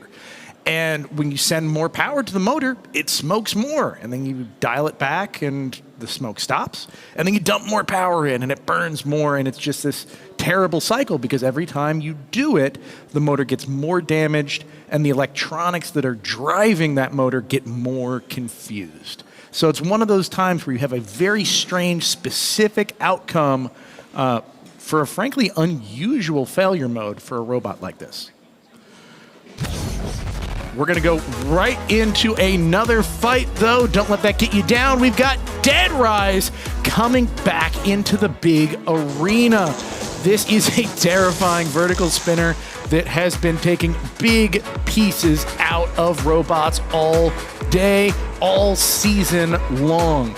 It is heavy hitting, it is durable, and it has frankly been a terror all through its weight class. You can see the reach that it is able to exact on its opponents means it can hit before someone else even gets their weapon close to its chassis, and that is its real advantage here at NHRL. They're going up against Macabot. Macabot, piloted by Max, is just this wildly successful egg beater spinner.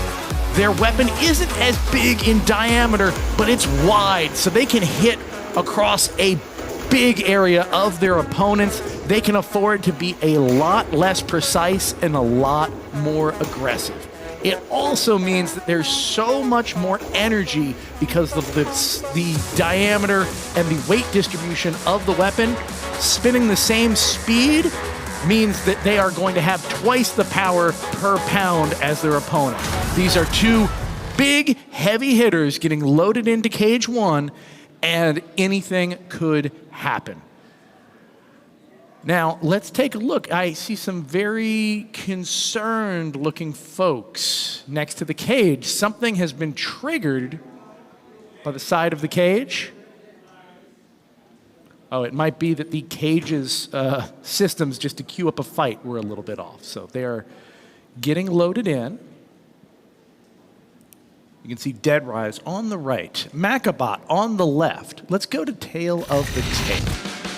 Dead Rise, 5 events experience, frankly does not reflect the amount of engineering talent that is in this team. The number 6 seed with a 75% KO chance and a win probability calculated today at 83%. Going up against a Macabot, a little more experience, a little bit higher KO percentage, but a substantially worse record, in fact a losing record compared to the very impressive 13-8 record of Dead Rise. This is the number 6 seed going up against the number 7 seed.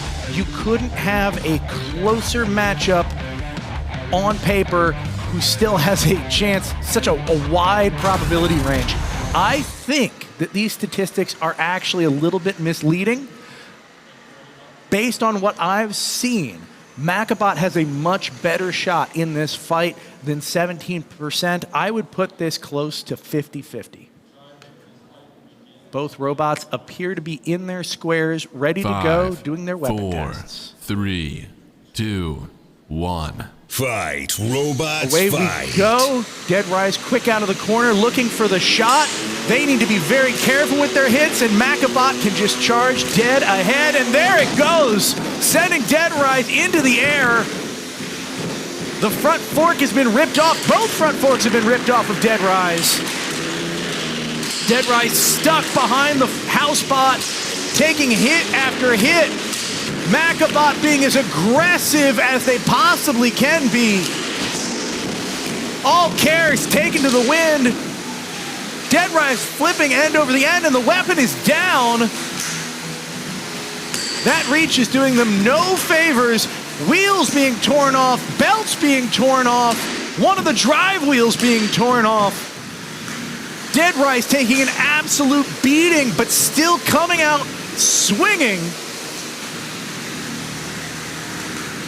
Macabot moving more slowly now. I don't know if the drive has suffered some sort of damage. All credit to Dead Rise. They're not giving up an inch. They're still...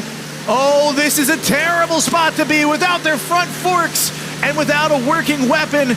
They are leaning forward, unable to free themselves. They're going to call for an unstick. The unstick has been called, and Macabot immediately seizes on it. Dead Rise is free. Oh, the weapon is starting to spin down on Macabot now. Suddenly this fight became much more evenly matched. Oh, and Macabot has stopped moving. Macabot is having major issues. These are electronics or battery issues in Macabot, whereas the issues in Dead Rise are structural. Dead Rise pinning Macabot to the wall, exerting as much control as they possibly can. Now you can see the right-hand drive on Macabot has completely, no, it hasn't completely, it's recovered, but just barely.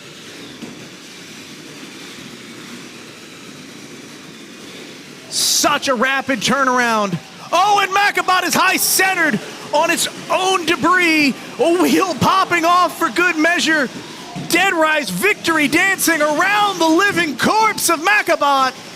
They had to be very careful not to high center themselves and get stuck, but this will be a knockout. Your winner in a frankly surprising comeback is Dead Rise.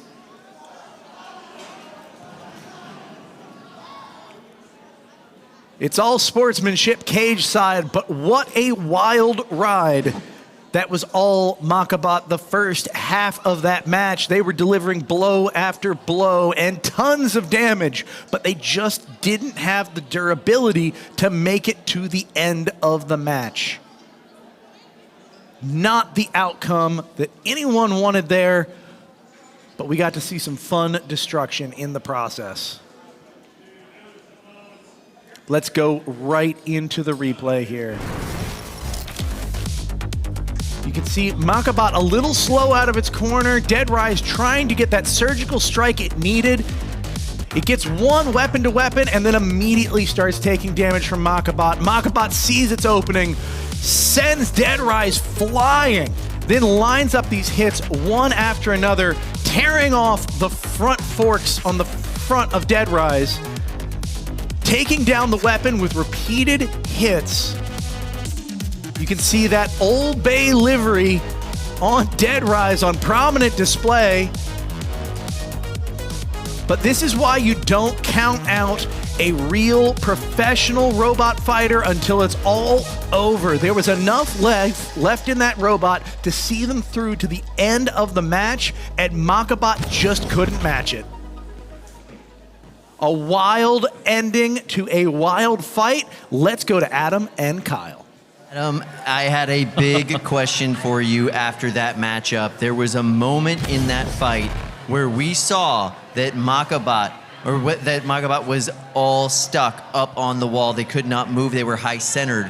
Why on earth would their opponent try to take them out of that position? Yeah, so what's interesting here is we have unstick requests, right? And the way I always think about it is when you request an unstick, the house robot becomes a member of your team.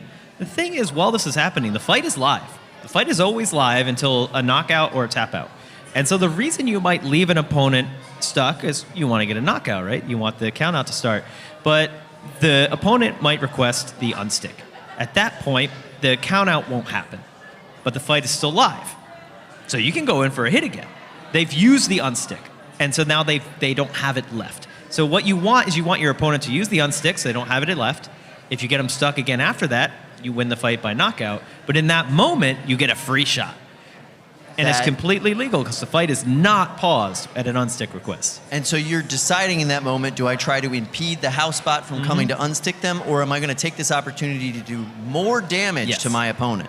So if you don't have the forks to impede the house robot to stop them from getting the unstick, then you can take advantage of the free hit. So we'll see a lot of robots doing one or the other. You don't usually just sit back and let it happen. That's just giving your opponent a free moment. And you want to take advantage of your fight because as we saw here, Makabot came in and hit Dead Rise while Dead Rise was stuck. And Makabot still lost.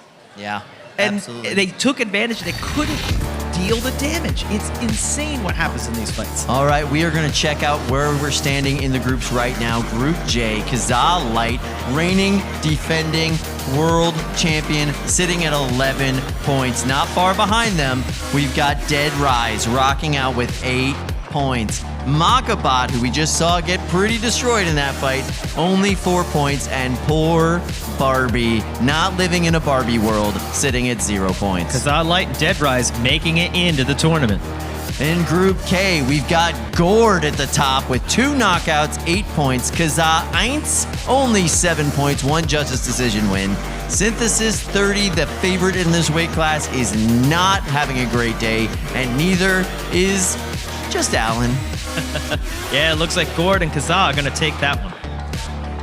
In Group L, we've got Megatron with 7 points, 1 knockout, 1 judge's decision. Jameson Go showing his pedigree in this group. We've got Gargantuan with 4 points, 1 big knockout. Not far behind them, the massive weapon on Overlord, 3 points for a judge's decision. And Brandon Bennett Young really struggling with 0 points. To Ricky to call this one in the booth. This is going to be fun. Look at the armor package on the front of Megatron. A really wild setup. We've seen these big vertical 5 arms on the 4, top, but this front 3, part is new. 2, 1. Fight. And Robots away we fight. go. Megatron coming in quick, trying to attack Gargantuan before it got that spinner fully up to speed. Gargantuan running its lightweight setup for the weapon blade today. Those are going to be slicing hits rather than the big kinetic energy hits that we sometimes see. Look at this control. Megatron forcing Gargantuan onto the arena walls before it bounces off the house spot. Ooh, one of the cat's ears has been taken down a notch. Another big hit on the bottom of Megatron, and suddenly the drive is no longer fully functional. This is massive damage. Jamison Go not used to driving with this much damage on a robot, I don't think. Still staying aggressive, attacking as best as possible, but that's looking more like a pile of parts than a robot at this point. Gargantuan just hit after hit after hit on Megatron. Shredded pieces of plastic all around the arena. This is a massive amount of damage, but Megatron just keeps going. Sometimes the best option is just to be relentless. Hope that your opponent can't keep up the pace no matter how hard it is. And there's the moment. Look, the weapon going down on Gargantuan. If you keep tanking those hits, eventually your opponent will falter, and that's your time to strike. Clearly, that's Jamison Go's strategy in this fight. The question is, can he make good on it? Can he attack Gargantuan in the areas that are most vulnerable while that weapon is struggling to spin? So far, we haven't seen it, but Jamison is all about the perfect shot. He is waiting and looking, trying to find an opening to just demolish the upper part of that robot.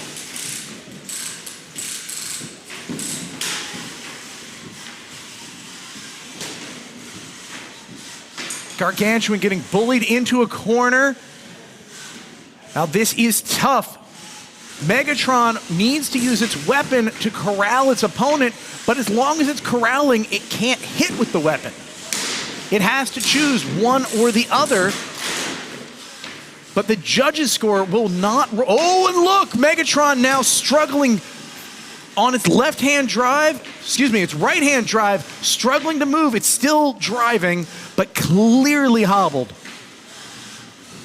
This is a huge opening for Gargantuan to do a big shot in the last 10 seconds of this match. Can it make good on it?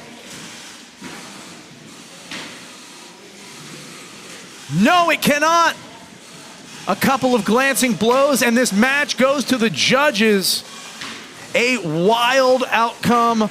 So much damage on Megatron. It held up. In terms of functionality, held up incredibly well, but it was not able to deliver any major blows on Gargantuan, and that's going to cost it not just in the damage that it inflicted to Gargantuan, but on the attack score. When the judges assess this, they're going to... Oh, I see why. Look at that wiring is completely torn up. All of the wires that used to feed the motor on Megatron are just shredded. They're like a pompadour coming up off the top of Megatron. That is entirely shredded. Look at the results. Megatron looks like it was sent through a thresher. Came out on the bad side of a wood chipper this morning. Everything is askew on this robot. The fact that it's functional at all, incredibly impressive. Let's see if we can go to a replay and see how this happened. There we go. Take a look at this corralling. Very precise driving, but frankly, the chassis on Megatron just wasn't up to the challenge. Every time Gargantuan's weapon landed a blow, it tore something new to pieces on Megatron. Incredibly destructive outcome. I said early in the fight that is a lightweight and less damaging blade. You wouldn't know it from the destruction that it wrought through the entire fight. These were big hits, these were punishing hits, these were deeply damaging hits, and the condition score on Megatron is going to reflect that. Kudos in that fight. Samuel Herman drove incredibly well, and the robot he built clearly has the durability of a professional entry here at NHRL.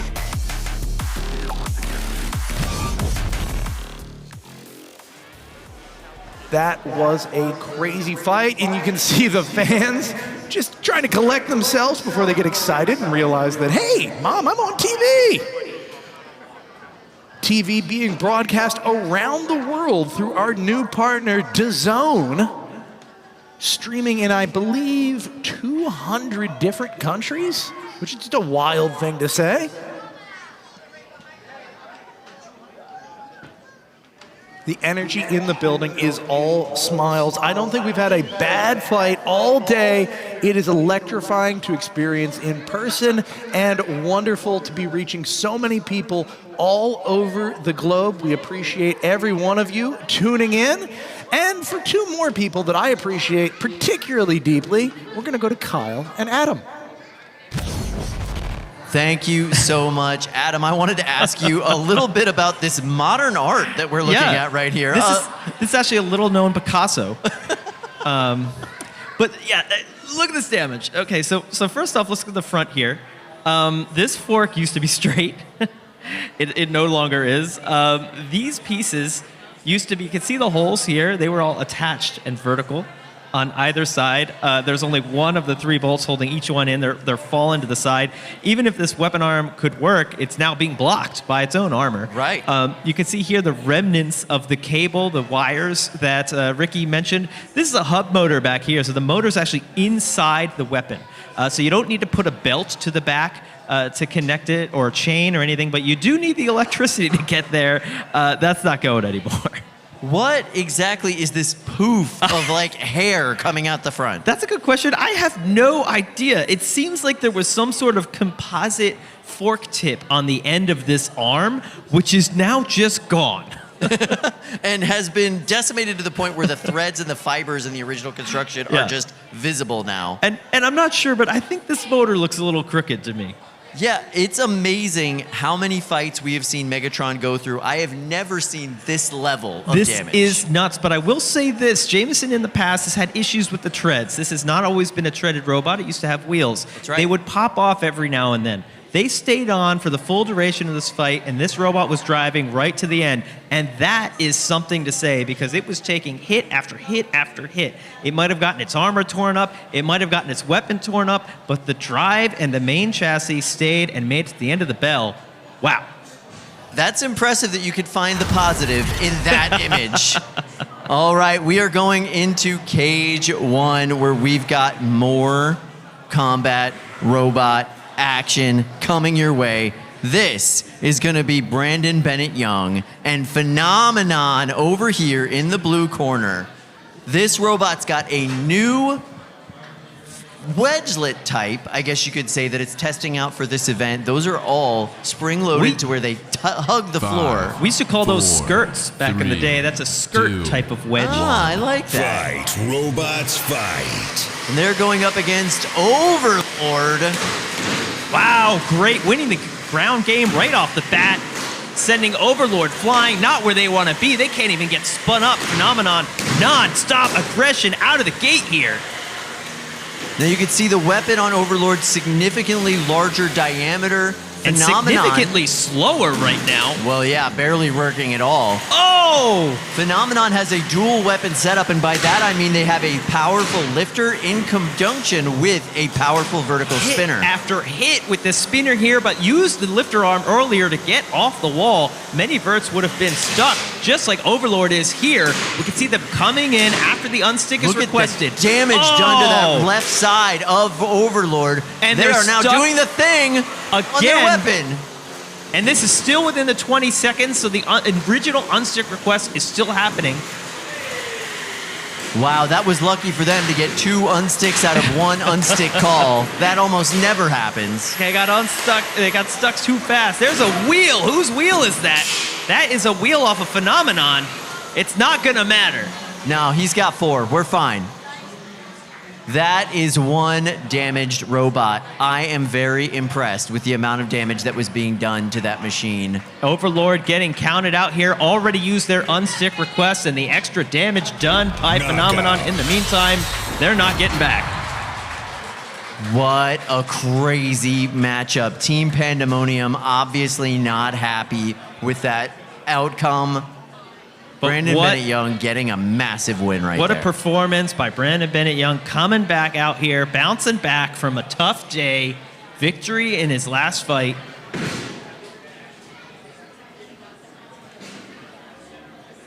I don't think that's going to be enough points to make it into the tournament, but it was an impressive way to go out, if so.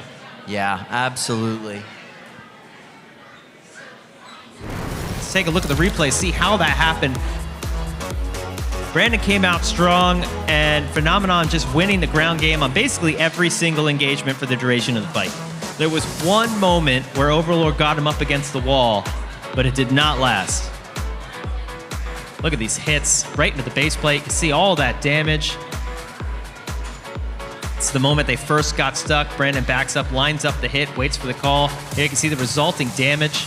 Yeah, there's that big peel off on the back plate right there. You can see all that exposed guts inside of Overlord. And you can see Phenomenon's tire coming off of their hub there. Didn't matter. Still get Overlord stuck a second time. Overlord ends up doing the thing as they get counted out.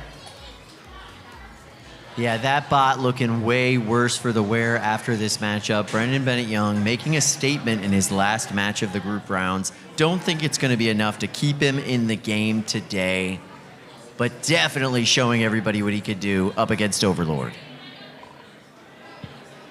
All right, we're going to go cage side with Sam Hansen. Sam, what do you got for us? Thank you, Kyle. I am here with Brandon Bennett Young, and Brandon, off to kind of a rough start this morning, but this match seemed to have turned it around. What happened? Well, I think that Gargantuan and Megatron are like the two hardest counters this new version. I think Overlord's a little closer to what I was expecting to be able to fight with it, so it was good being able to apply the upgrades. I still believe in the new version of the robot, and I still think it can take on most other machines in the tournament. I just had the toughest draws of the day. And Brandon, you're 1-2 now, and 2-0 bots move on from the group stage. Do you think you've got what it takes to secure a wild card beyond the group stage? I think if I had to prove it, I could prove it.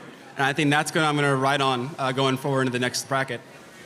All right, thank you so much. We're going to send it back to Adam and Kyle.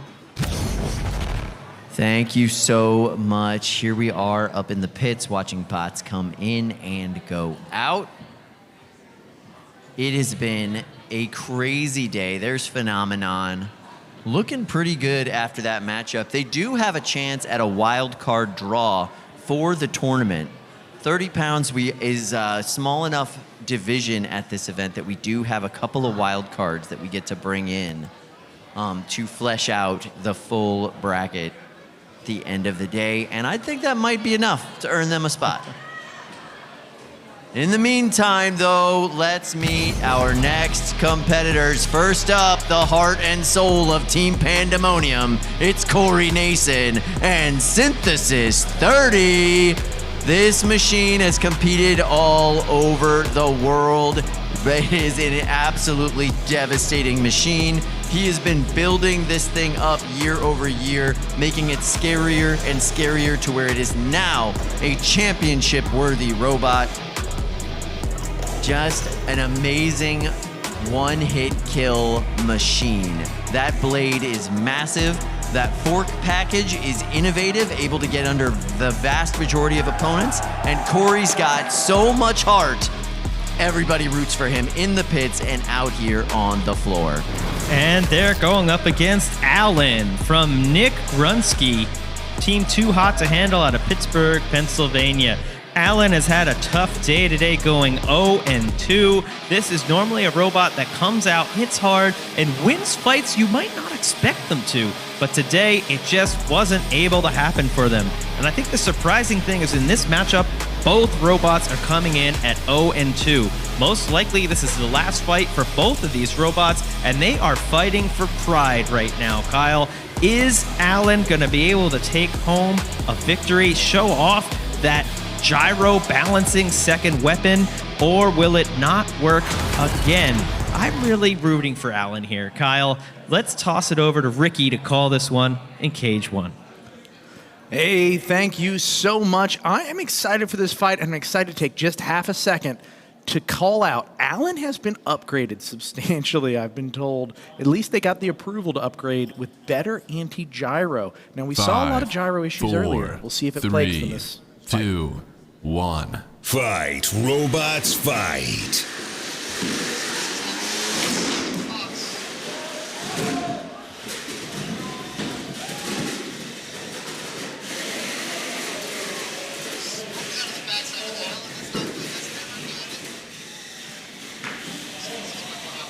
That is a ton of smoke out of Allen. Goodness, that is not a space they want to be.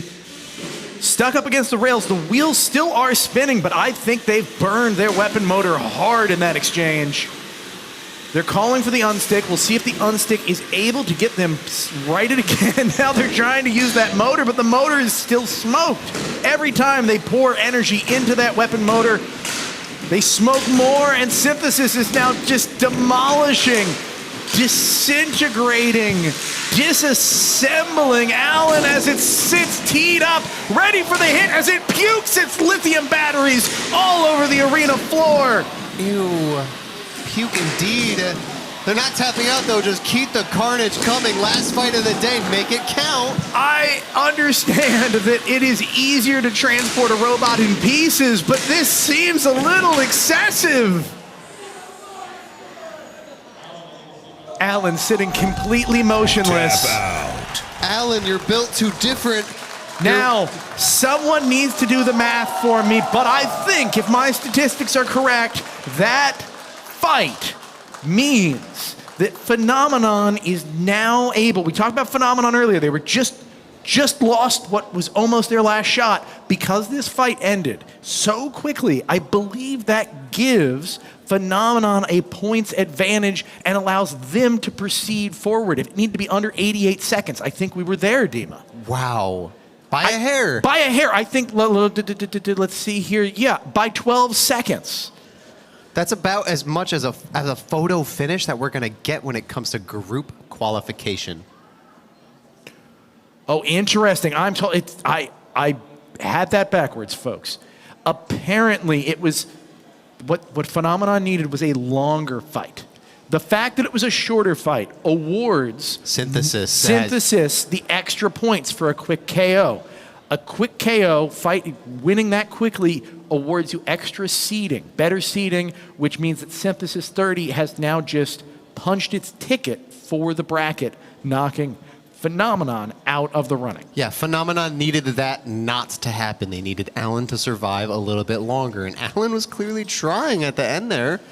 I don't know what Allen was trying for there. I think Allen was trying for self-immolation with a little bit of help, and they very nearly got it. Those batteries. Collecting the internals out of the cage. It's like picking up pieces of a gladiator out of the Coliseum. Let's see how those internals got to be very external over the course of this fight. Once Allen was upside down, it just allowed a huge amount of hits from Synthesis 30.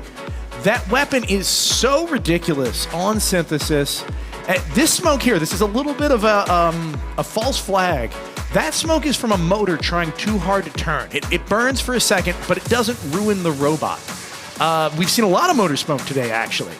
But regardless, the robot still got stuck. Its wheels were off the ground, and that was teeing the robot up for Synthesis to come in and just disassemble. It only took a few good hits on the aluminum underplate of Allen to open it like a tin can, spilling those internals all over the arena floor.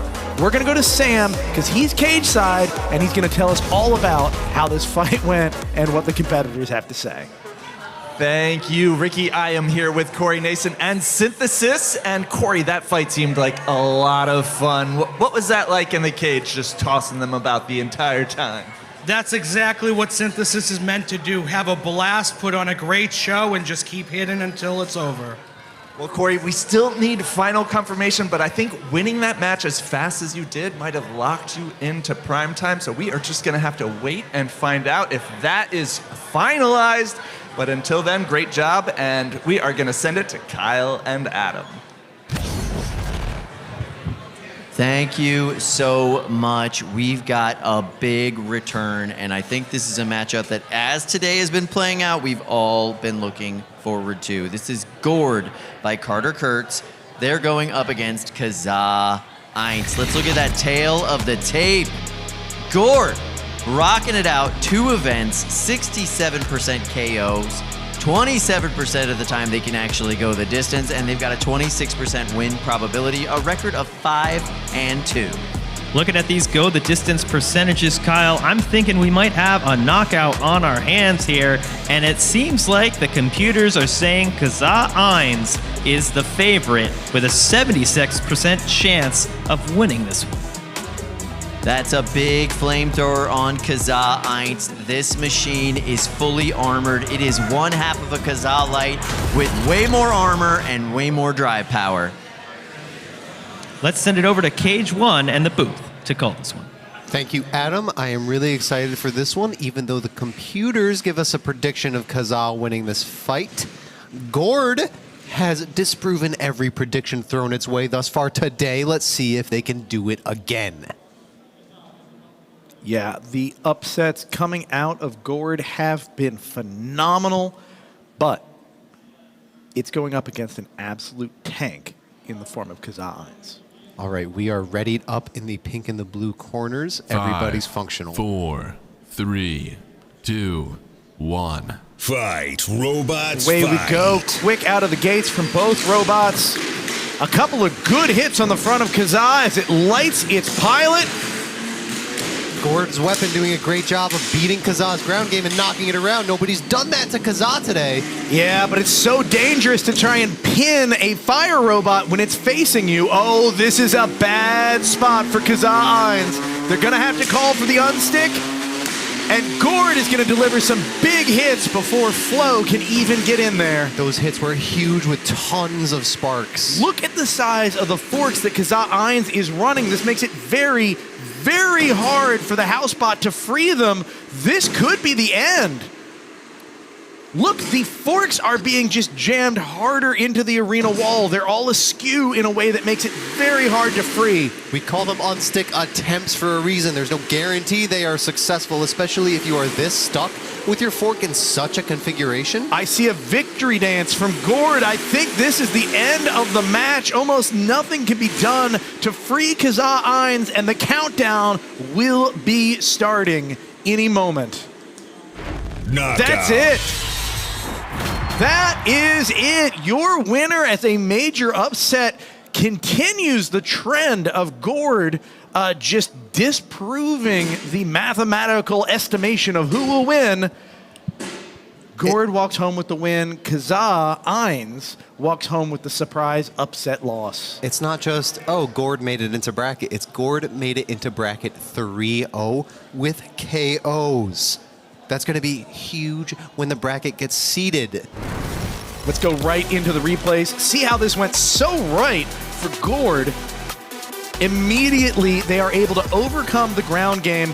I have been phenomenally impressed with the ground game of Gord. I don't know what they're doing so well, but it has been able to get under every opponent today almost effortlessly. They did take a little bit of fire damage here, but they were able to just deliver a big shot that ultimately won them the match. Those really bulky scaffold-looking forks are putting in work for them, and I believe so is the angle of that weapon. It's doing such a good job, not just of beating the opponent in the ground game itself, but tussling with the ground game. Hitting the forks is just as important as having your forks be better or longer. Now let's talk about those forks for just a minute. You can see they are dual rail. There's two pieces of metal that make up every fork, and they have structural reinforcements down the center of those two rails. Also worth noting, those are solid armor steel. Those are AR 500, probably, certainly armor abrasion resistant steel. And that's twice the material, at least, compared to the forks of most competitors. And that may be the key to victory that they are exploiting. Let's go to Sam. He's cage side. Thank you, Ricky. I am here with Carter in the Rose Holman team behind Gord, and Gord is looking incredible today. What have you done to this robot to get under all of your opponents? I really focus on where the forks are and try to align the forks to where my opponent is, and so that their forks aren't under me, but mine are getting under them. So I really try to come in at an angle most times. That seems to help. I'd say it's been helping all day. You've been a terror in your group. Congratulations on 3 KOs, and we are going to send it over to Kyle and Adam. Oh much, Sam A tier list Hansen. of something. That does it for the 30-pound group stage. That means that we will have our bracket set after the supercomputers backstage figure out what our bracket's going to look like. I can't wait to see how all those tiebreakers work out. Who got the wild cards in the 30-pound class? Let's look at this 3-pound division. It has been insane. Look at Group A. We have a tie, essentially, going into this next round. It's Turbo Fiend and Anubis, both with 2 judges' decisions. Who is going to be number 1 in the group is up for grabs, but Project Liftoff and The Wall are fighting for pride. Absolutely. All right, so next up we have Group B, and look at how far of a lead Pipeline Punch has. It's down to Berserker and Eruption to figure out who gets to be in second place. This is wild. Depending on the fights that are left, we could end up in a 3-way tie here. Absolutely. That could be a big knockout round. These are a bunch of big weapons. Group C, we've got Surprise Rhino at the very top, 8 points. That's a 5-point lead over everybody else. And then Silent Spring and Who's Earl with 1 judge's decision each. No one can take home the victory other than Rhino, but the number 2 slot in Group C still up for grabs. Who's Earl and Silent Spring are the only ones who can take it. Next up, we've got Group D. Fragment X looking unbeatable today. Chainsaw Kitty claiming some pride back with that 4 points. Not far behind him, Chippy. Yeah, this is a real open group here. 6-4-3-0. A lot could happen. And in Group E, we've got a clear winner with Colossus, the big wheel destroyer. Warhard rocking it out with 4 points, and then down at the bottom of the bracket, Usagi still has a chance. Power On is just here for pride. Yeah, depending on how these stats end up, you could have a total flip of the standings there other than place 4. And this is Ben Hoxie loading into Cage 2 with Jim and Andrew Kasmer. We're going to go to the play-by-play booth to hear every last bit of analysis on this fight. Go ahead. This is going to be a fun one. Project Liftoff is always a joy to have in the arena, and this is going to be a particularly fun one. Look at that saw blade. You can see it has a sort of off-the-shelf design. That is a blade that was not machined custom. He bought that blade and put it on top of the wall. I assume he would prefer to cut into Project Liftoff somehow. Yeah, that blade is meant for cutting, not for big impacting hits. And with a 5, robot like Project 4, Liftoff, that could 3, pay off. 2, 1. Fight, robots, fight. Now, that configuration of not just that blade, but those big fingered wedge on the front of the wall part 2 is going to try and corral Project Liftoff so it can deliver a big slicing hit.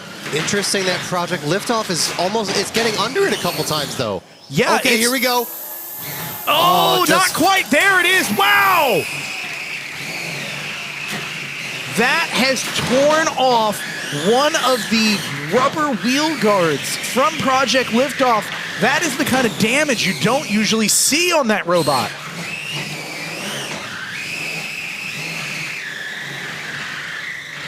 We don't usually see Project Liftoff get pinned like that, let alone take a piece off of it.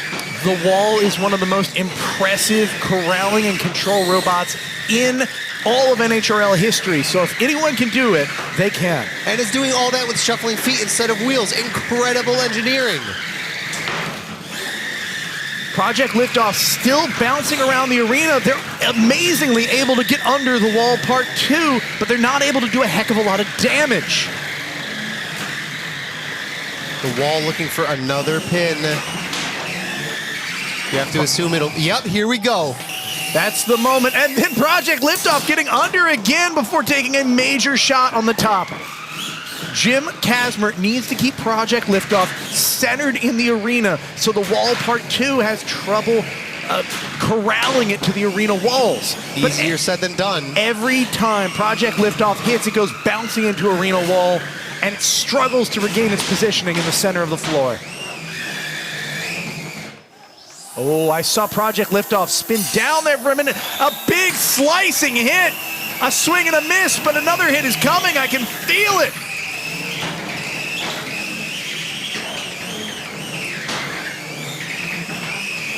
Not only is the saw blade different, the entire arm is different. You can see it has that super long angle. Now, oh, that is a huge shot on the top of Project Liftoff. He even knew to back up a little bit so he could get that perfect angle. Heads up adaptations. There's another one coming in right down the center. Look how well the armor is holding up on the top of Project Liftoff, but I don't see those wheels spinning at all. This could be the end. I've seen a lot of Project Liftoff fights. I've never seen anybody do this kind of damage to it. Slice! Look at the depth of that slice. Incredible. One more. And another. That was the kill shot. They are done. Those blinking lights, Project Liftoff, I have never seen it KO'd like this. The Wall walking home with a victory, and Jim Kazmer's hopes falling flat as a pancake. That was some amazing driving by Ben Hosky. Really incredible work from Ben. The strategy and the execution that was required to get Project Liftoff pinned like that time and time again and deliver those shots. Absolutely incredible work. It's one thing to drive a robot and have experience driving that particular robot. It's another thing to completely change the weapon and mechanism and still drive it like a monster like he just did. Here's that first pin that he got. Realizes here the weapon overshoots way more than he had planned. Yes, but he backs up. Yeah, he backs up. He still gets it. And he smacks that wheel off. That dramatically limited the speed at which Project Liftoff could spin from then on out, and it made it tougher and tougher for Project Liftoff to control itself within the arena. Also, big note here, it's not obvious, but Project Liftoff does have a top side and a bottom side. It does not like to be upside down. At this point, you can see it is upside down. That weapon's not striking the way it's supposed to. And because of that, it was harder to keep the robot oriented in the arena the way it was supposed to be, and opened it up for huge attacks time and time again from the Wall Part 2. There's a lot of things that make a great pilot. Here's the thing I think Ben really showcased in that match. Don't make the same mistake twice. He adapted the first time he realized he couldn't get a hit with a pin. He needed to back up during the pin and then get a slice. He did it 2 more times immediately after. But I'm going to kick it over to Sam, cage side, with one of the builders. Thank you, Dima. I am here with Ben from the Wall, and what a cool match. You made the Wall look different than we've ever seen it before. What was this configuration about? This setup's normally for lifter setup for when I need to run a lifter in the middle and without a wedge. But I decided to run it against liftoff because I didn't want to damage my titanium wedge in this fight since I'm already 0-2, so I'm probably not making it further today. So I also ran bearings on my shufflers, which I haven't done since like June last year, which allowed me to have a lot more speed and maneuverability, which was helpful at times, but also made me wheelie a lot more because of the saw not having a kickstand back there. And so did you have to drive it differently in any other way because of this config change? I should have been driving a lot more conservatively and carefully, but I was just giving it too much, and it was wheeling and getting on top of them at times, you saw. So I slowed down, was just trying to go really slow into them, get them to bounce around, chase them down, and it ended up working out in my favor. Absolutely. Great job picking your shots. Awesome work. We're sending it over to you, Adam.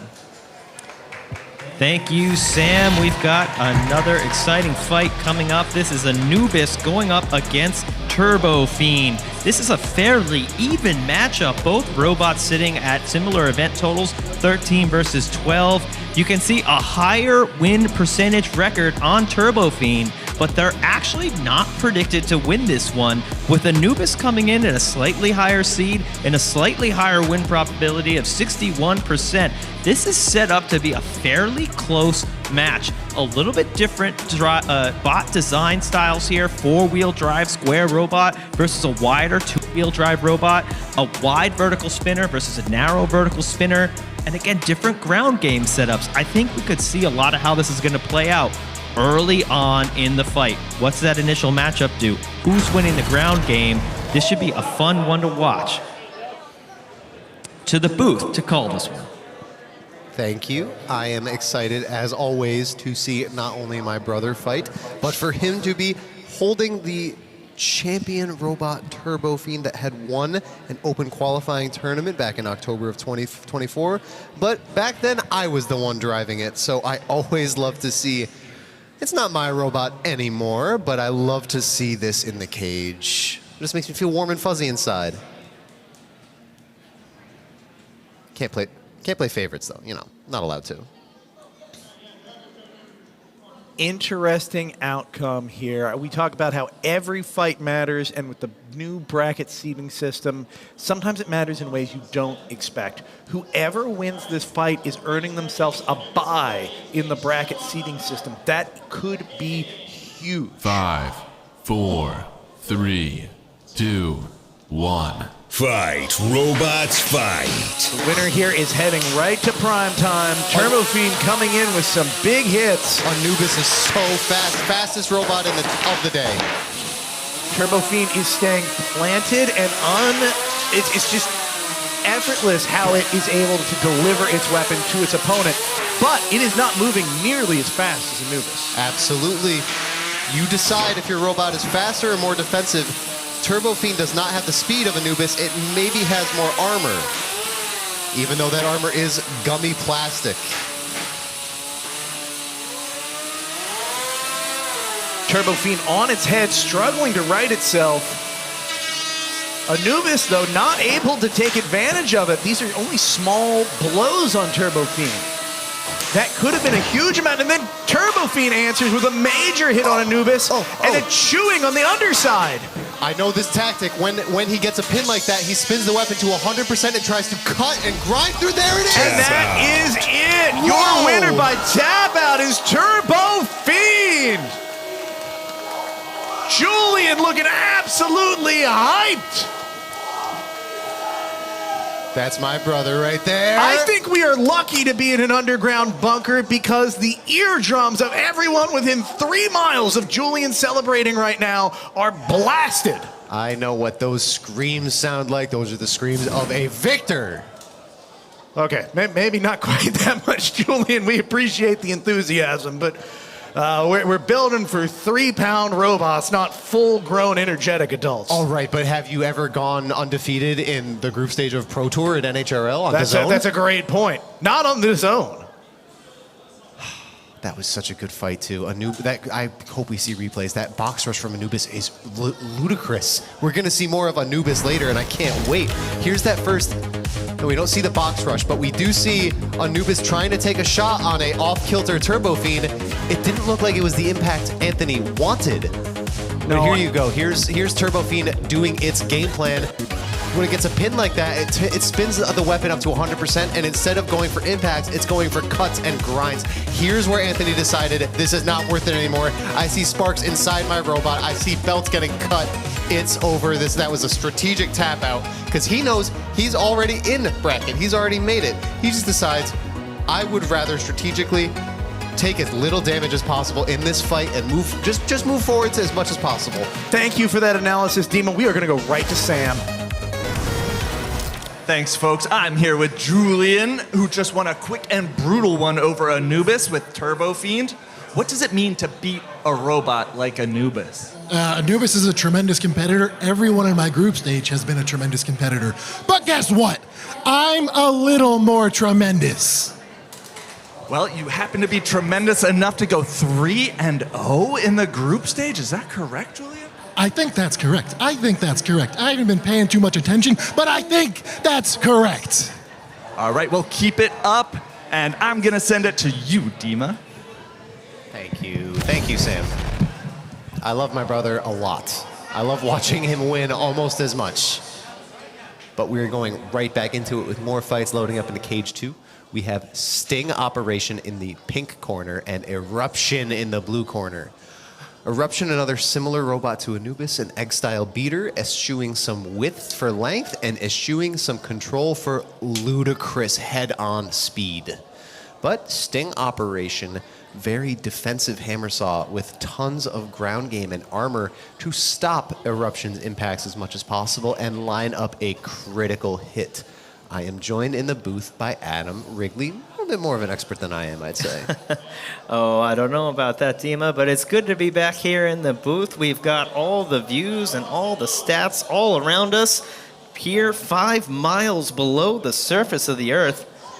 But we're pumping the feeds down here, and we can see everything perfectly. Is the elevator ride not too rough for you? You know, it took a little bit of time, but I think it gets faster every time we're here. 5, 4, 3, 2, 1.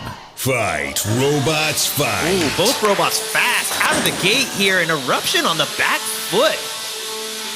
Sting Operation now tossed into the air. Sting Operation gliding around the arena.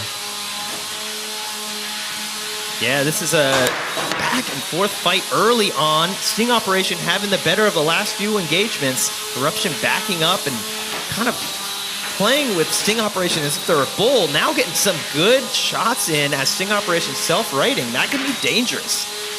Anytime Eruption's on the wall, that's an opportunity for Mark to line up a pin. Oh, big shots one after the other by Eruption, pinning Sting Operation against the house robot. Brett not moving out of the way. Backing up, going right back in, over and over. Oh, good shot there from Sting Operation. Perfect use of their forks. Oh, a mistake. What happened? I think Sting Operation is dead. That looked like a little bit of a blunder. He kept his weapon spinning and left his arm in Eruption's sights, and he took it. That hammer saw, you want to keep it back because you don't want it to get hit by that egg beater. Sting Operation is not looking the same after that engagement. The weapon arm is acting a little funky. I'm willing to bet that blade is not spinning up the same, if at all. Eruption taking advantage of the opportunities they're getting, but Sting Operation coming back with another well-placed shot from their forks. That's not going to be enough for the judges. You've got to use your weapon.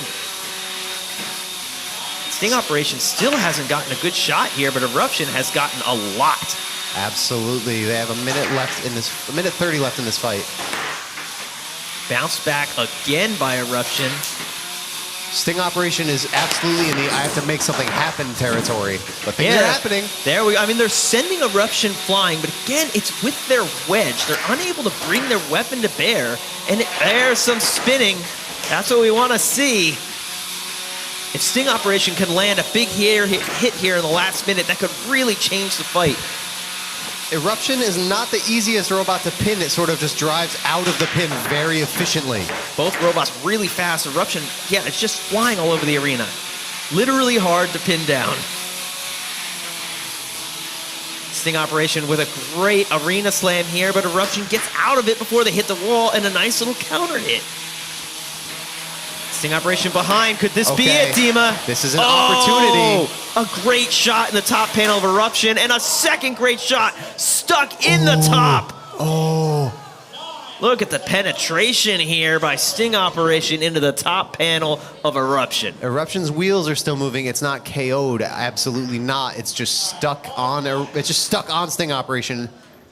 Yeah, we have a pause right before the end of the fight. We're going to get a disentanglement before the fight is over, and they're going to duke it out for just 10 seconds more.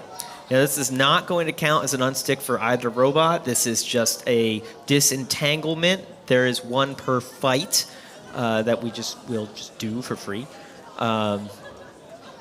Ooh, look at that. The armor is peeling up as they take the weapon out. Looks like that might be a little bit of additional armor added for this fight.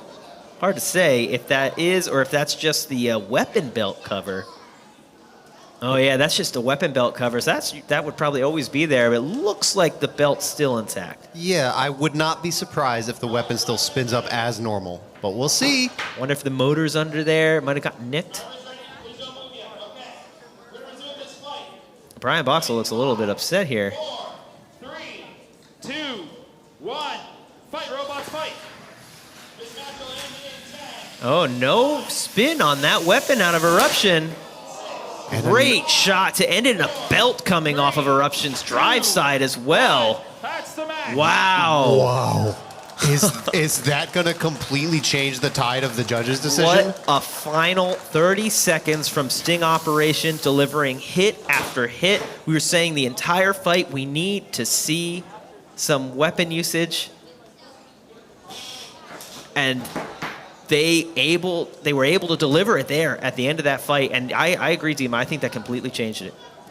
I would not want to be a judge right now. There were so many hits early on, but that's the thing about hammer saws is when it rains, it pours. They were able to get 2 hits, basically 2 critical hits, and those really mattered. Finally got the pins that it needed to deliver those hits. When you're going up against a hammer saw like that, it's only 1 hit to change the game, and you got to be perfect driving against them. Eruption wasn't perfect. I think that could be the difference at the end. Let's take a look at the replays. Early on, a bit back and forth. We saw a lot of hits delivered by Eruption, sending Sting Operation flying, but Sting Operation was able to push Eruption around, use their weapon against them. I was a little disappointed not to see them use their own weapon, but they certainly did that in the end. There was that attempted hit off of a pin.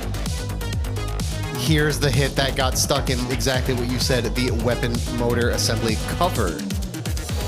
And then another over the top here. Beautiful hit to end it. Belt coming off of the drive. To Sam Cage side to see if he can get an update from Brian Boxall. Yeah. Thank you, Adam. I am here with Brian Boxall and Eruption. And Brian, going into this match, you told me that if Sting Operation from Mark Young pins you, then he wins. And it seemed like he pinned you at the end. Did he win? Yeah, I think Mark got me on that. He drove excellent, and it was back and forth, but in the end, I think he got it. My strategy there, I think I had it for the first minute or so, and then there was one engagement where he had me and had an opportunity to spin up, and his weapon twitched, and I saw that twitch, and I'm like, okay, I don't think his spinner is fully working. At the same time, I felt my drive starting to get a little sluggish. So I started having my dad call out times for the rest of the match. I went into conserve, and I stopped being quite as aggressive with my engagements on his forks, and when I stopped being aggressive, that's when he pinned me. And turns out his spinner still worked, and I found out the hard way. Well, we all found out that his spinner still works, but we are going to have to find out which way this match goes with the judges. But until then, we're headed to the play-by-play booth. Yeah, let's take a look at the next fight. I wonder if we can follow up that last banger. We've got Berserker going up against Pipeline Punch. These are 2 similar robots in result and also in style of rough construction. The orientation of their weapons, the size of their weapons, the shape of the robots are similar. The exact way they do it, very different. We've got 17-11 record for Berserker, 14-6 record for Pipeline Punch. Nothing really standing out, separating these 2, and the computers are saying this is basically a 50-50 fight. Basically a 50-50 fight. Pipeline Punch coming all the way from Honolulu are 2-0 today, so they are solidly moving on into bracket. But this match is going to determine not only their seeding, but I believe also if they will get a bye. Berserker, on the other hand, is 1-1, and we are going to cage 2. Everybody is squared away in their corners, and we are readying up. Both robots want this fight for different reasons. Berserker wants to punch their ticket. Pipeline Punch wants a bye. 5, 4, 3, 2, 1. Fight, robots, fight. Both a little bit hesitant out of the gate here, spinning up, trying to get that rate perfect hit. And Pipeline Punch able to deliver a blow to the side of Berserker. We're seeing Berserker dance around the arena like we have earlier today. Pipeline Punch showing off why ground game is important in the face of Berserker, who tends to eschew such a thing. Berserker is in if they win this fight. They need this victory. Coming in as the number 9 seed, and they're getting tossed by Pipeline Punch right now, Dima. Pipeline Punch showing off why they're undefeated. They do the fundamentals well. They get under you and they feed you into the weapon. Look at this. This is a huge opportunity. Berserker can get the hit here. This is their chance. It's Pipeline Punch. They're waiting for an unstick. They did not call it. Berserker hit before the unstick was called. It looks like that... Oh, the weapon belt is off on Pipeline Punch. Yep, that inversion was really bad for them. You can see that ground game, though, Dima. It's still coming into play here. Berserker's forks are bent at the front, and they're unable to deliver their weapon. They're just wheeling around now. Yeah, they're having a hard time getting any of those attacks in, even when Pipeline Punch was a sitting duck. Their fork was holding their wedge. It's still holding their wedge about a quarter inch off the ground, just giving Pipeline Punch the ground game every single time. Pipeline Punch's weapon might be down, but I still think that they have the advantage here in this fight. I think they have the advantage, certainly in driving. I don't think they're vulnerable right now. And if they can slam Berserker enough into the wall or up against the house spot, they might be able to break Berserker's weapon too. They're gonna lose the condition score when they go to the judges, but they could win the attack score with good enough driving here in the last minute and 15 seconds of this fight. They're doing it so far, but they gotta be perfect for the next minute. Exactly. You have to drive with 0 mistakes from here on out. Wow. Berserker, they're using the Berserker's power against them. Berserker dancing around the arena again, and now they're almost completely stuck on top of the belt that they cut off of Pipeline Punch's weapon. Oh. There's that fork bent down. They're able to get off the wall. But you can see they just don't have the maneuverability. That fork is stuck below their wedge.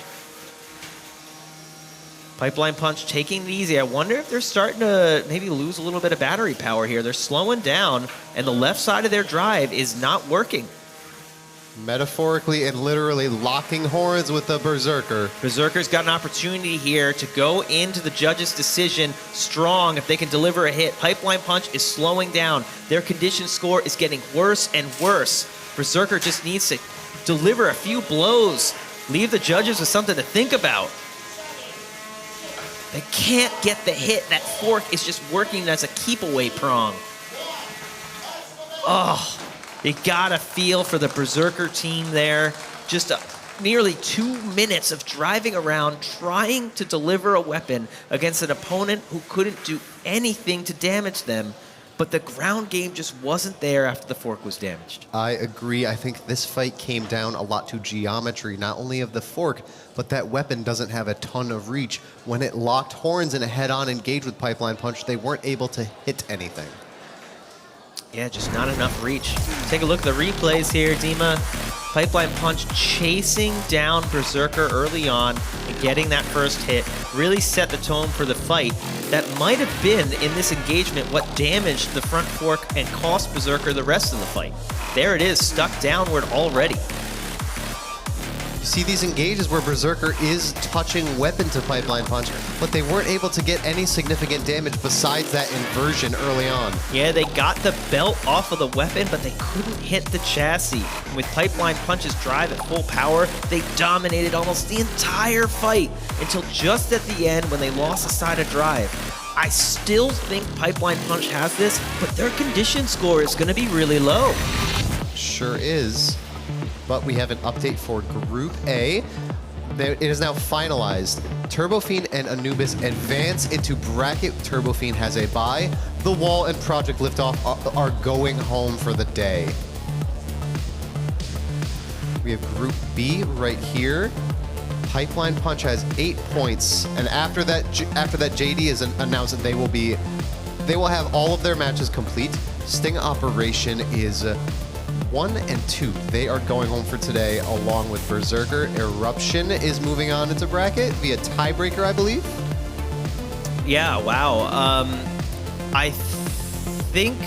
Has Eruption had their second fight yet? Their third fight. Do we have the decision yet? We are waiting for the JD, I believe. If they lose, they will not accrue any more points, and then it will come down to a tie between them and Berserker. Well, I think if they were to lose to Sting Operation, then Sting Operation would just get in. Right? Or you are right. This graphic is incorrect. I think the graphic is just incorrect. Sting Op is not 1 and 2 at the moment. Yeah. It's hard to know. I think that was just it. I think that was just how it was. The fans are enjoying this one, I think. Here's our next fight coming up. Showtime versus Silent Spring. This has been surprising day for JMO and Silent Spring. Silent Spring is one of the staples of the 3-pound division and has been at this point for years. 18 events under their belt tells you that story. 87-20 record means it has over 100 fights under its belt. Showtime does not have nearly as many events or as many fights, but it has been on a tear recently. It recently won a golden dumpster in one of our open qualifying tournaments, and it is kind of a new kid on the block, meteoric rise. But look at the seeds here. I mean, Showtime's coming in at number 3, and I think the craziest thing here is Showtime today is 0-2, and Silent Spring is 1-1. Showtime almost certainly isn't. I don't think they can make the bracket at this point, and Silent Spring needs a win to get in the bracket. Silent Spring is a 79 to 21% underdog according to the computers. I wonder how this matchup is going to play out. Silent Spring is a shuffler and has a horizontal spinner. I would like to see Showtime's configuration. I've seen a wedge on them before, but last time I saw it, it looked a little flimsy. Doesn't look like it can withstand Silent Spring. Never count out JMO, especially when he's got a 50% weight bonus because of the shuffling drive system. We have weight bonuses here at NHRL. You can weigh a little bit more if you do certain things that are a little bit trickier to design. Shufflers get a 50% weight bonus. Full walkers, which have articulated legs, will get a 100% weight bonus. And multipots get a 33% weight bonus. If you fight as a team with 2 smaller robots, you still get a little bit of a bonus there. But Silent Spring running the shufflers, you can get a great look at them here with those cleats sticking out of the top. Each one of those little feet revolves around a cam and creates a shuffling motion, hence the name. They work surprisingly well. They get a lot of traction. Out of all the shufflers in this sport, Silent Spring is one of the smoothest, and it works well with the undercutter style weapon. It sort of glides around the arena and figure eights around its opponent. Showtime, though, WPI robots have so many people to discuss with, learn from. That Robotics Club is one of the forces here at NHRL. We have multiple WPI robots here today. Showtime is one of the best, in my opinion. I personally have fought it once. I beat it. I am confident that it was a complete fluke. This fight should be another banger. The later we get in the day, the better the fights are getting. I can't wait until we get to the brackets and the eliminations to see people fighting even harder with the threat of going home in every fight. But this fight here is effectively a winner go home for Silent Spring, and Showtime just trying to leave the day with a little bit of pride here, taking out a multi-time tournament winner in JMO's Silent Spring, one of the most dominant robots in this weight class, and I think a future Hall of Famer. We have so much to look forward to for the rest of today and in the rest of Pro Tour at NHRL throughout the year. We are just right now in the spring NHRL event. Right now it's Showtime, and later at 7 p.m. it will be prime time live on DAZN. We're still in the loading in process, prepping this fight. Taking a little bit of time here to get ready. I do wonder what the holdup is. Both teams look anxious to get started. Reading lips as best as possible to figure out what the cage manager is saying.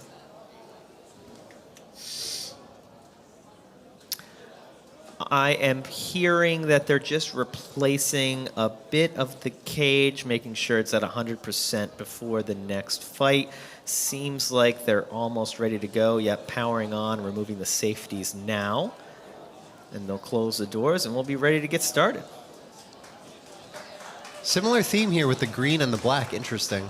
It's kind of funny when you see robots printed with TPU parts or other similar plastics because they're ordering the same color sometimes. There's only so many colors of the good stuff. Oh, I'm hearing we have a judge's decision in that Berserker Pipeline Punch fight that we just saw. The winner is Pipeline Punch, able to do enough early and overcome their weapon going down, their drive going down late. Berserker unable to capitalize, and Pipeline Punch sends Berserker home.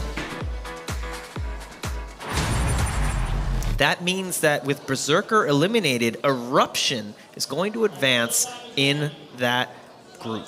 But right now, we are about to get ready. Showtime and Silent Spring. 5, 4, 3, 2, 1. Fight, robots, fight. Oh, wow, fast out of the gate by Showtime. And Silent Spring isn't moving. We saw this in their first fight, and then we're seeing it again. The pattern repeats. How unlike a Jameson Go robot Twice today, Silent Spring has come out of the gate and stopped moving within the first 20 seconds. You can see here as he's looking at the controller, unsure exactly what's going on. Not a fun day when the Gremlins come out to play. Jameson Go and Silent Spring, I think, are going to be going home, sitting on a 1-2 record. Silent Spring is going home, but Jameson Go is not going home because he still has Megatron. Well, he's going home from the 3-pound class. His 3-pound alter ego is going home. We need more alter egos in this sport, just my opinion. Wow. What a dominant performance. A dominant win by Showtime.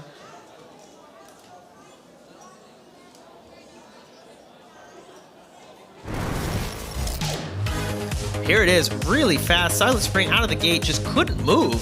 Spins around, stops after one hit from Showtime. Yeah, it looks like Jameson had some kind of drive issue. When we saw Cage Side afterward, it looked like he had a good handle on what the issue actually was. Looked like he knew what he was doing. He did not look particularly surprised or perturbed by that, and I don't blame him. He's had so many events and fights with Silent Spring. He probably has an idea of what goes wrong. Yeah, and you know, you could see Showtime there going for a few more hits after it appeared that Silent Spring was dead. The reason you do that is you never know if the robot's going to come back to life. We've seen it multiple times today. A robot looks completely dead in the water, comes back and wins the fight. If you get the opportunity and your opponent doesn't tap out, you go in for the hit to make sure they don't come back to life. The fight is not over till it's over. Hello, robot fighting fans. Oh, is that a sign just for me?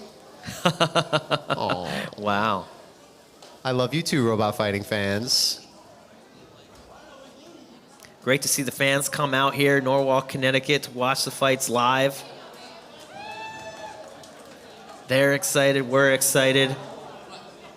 As we hit prime time, the energy in the bowl is electric. It is so loud with the sound reverberating around the box.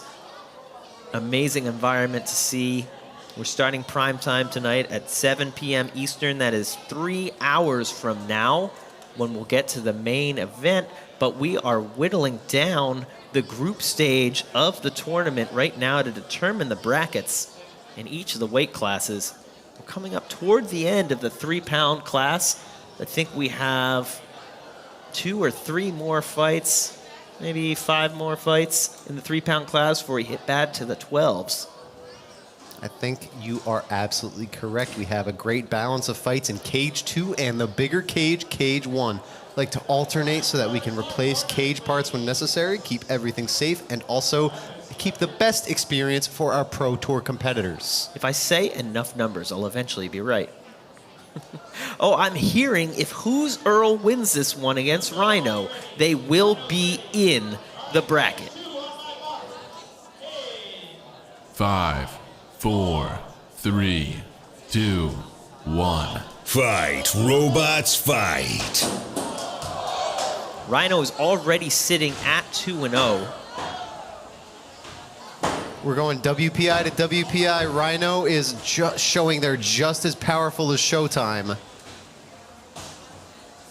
Rhino with two tap-out victories already today, earning maximum points in his first 2 fights, seeing if he can make it 3rd time's charm.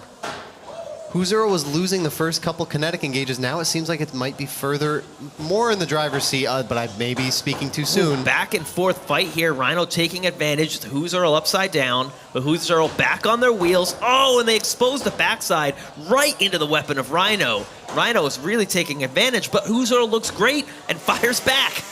Rhino's weapon is it's not just the weapon that's dialed in, they're driving impeccably right now. Oh, Huzero goes right to the front, weapon to weapon, inside the forks of Rhino, and sends Rhino tumbling. This is still anybody's fight. They are duking it out. This is a slugfest when it comes to vert-on-vert action. These weapon-to-weapon hits will drive shocks through your entire chassis, but those types of hits to the back, to the wheels, are what you're really trying to get with these verts. That's where the juicy soft bits are, where you can really start to damage and peel away things. And now Huzerl is getting those engages.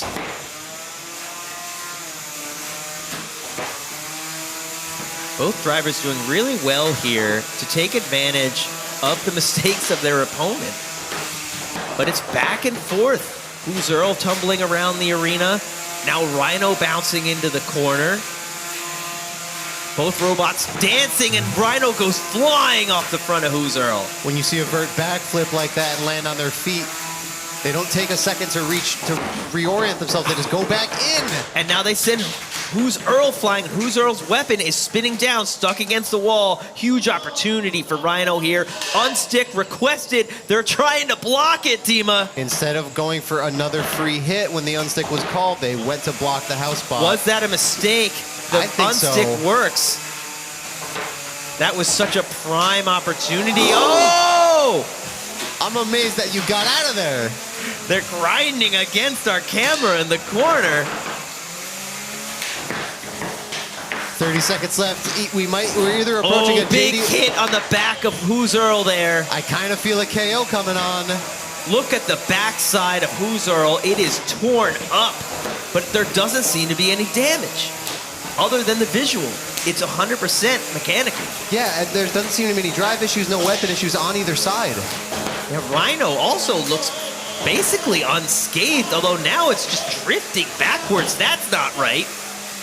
What is the deal here? The drive might be completely disabled. Rhino is stopped entirely. Oh, and a wheel on the right side comes off. Wow. A fight isn't over until it's over, Dima.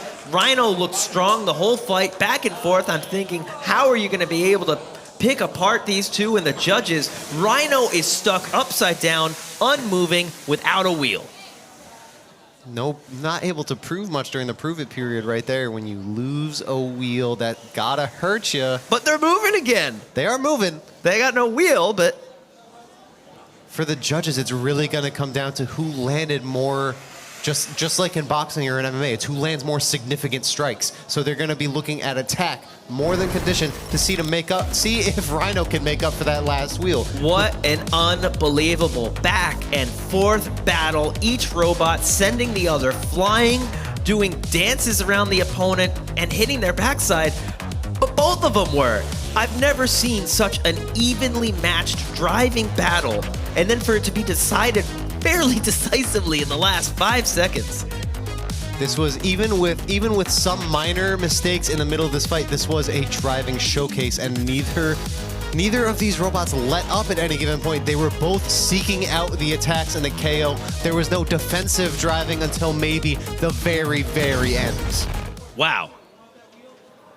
That's going to conclude my time in the play-by-play booth for now, at least. But what a fight to go out on, Dima. That was intense. It was lovely having you in our underground lair, Adam, but take that elevator back up.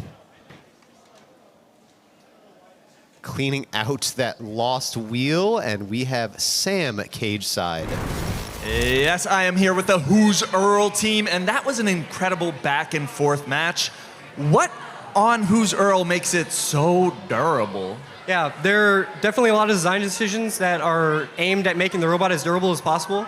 The main one is I have a titanium sheet that wraps all the way around the back of the robot. So vertical spinners really like to hit the back of the robot. It's normally a very vulnerable place. But I took a lot of weight out of the weapon and tried to focus on making sure the robot is survivable. Well, you've struck the balance between durable and hard hitting, and I can't wait to hear the judges' decision from that match. But we're going to send it to Ricky and Dima in the play-by-play booth. Thanks so much, Sam. I am back from checking on our nuclear arsenal here in the bunker to jump right into the tail of the tape. The number 4 seed in Chainsaw Kitty is coming out swinging again. 15 events with that 53-19 record, walking into an impressive 84% win probability in this fight. Terabyte, only 2 events under their belt, but that means that they qualified in only 2 events. They are here in Pro Tour, even with a 16% win probability. They know they're the underdog going into this. They know the competition history of Chainsaw Kitty. Nobody's ignorant of that, but they are going to try to prove why they are in the same group and if they can get a win over the fan favorite. This is a matchup where both competitors are all business, all aggression, very aggressive designs, frankly. And the Chainsaw Kitty love is just permeating the building right now. That's why I say fan favorite when I told my coworker, hey, I'm a broadcaster at NHRL, and he started watching some videos, and he asked me, can you get me any Chainsaw Kitty merch? And I said, I sure can, Mike. Nicely done, Mike. Good job. We have full functionality. We have a little weapon spin test to make sure everybody's entering the cage with a functional robot, but we are readied up. 5, 4, 3, 2, 1. Fight, robots, fight. Away we go. Wow, Terabyte is fast today. Both of these, wow, this is impressive. Terabyte winning the first exchange against Chainsaw Kitty. Chainsaw Kitty volleying back with a hard hit. This is going to be a blow-for-blow fight, folks. It all comes down to the minutest of angles. Terabyte has a really wide weapon compared to Chainsaw Kitty.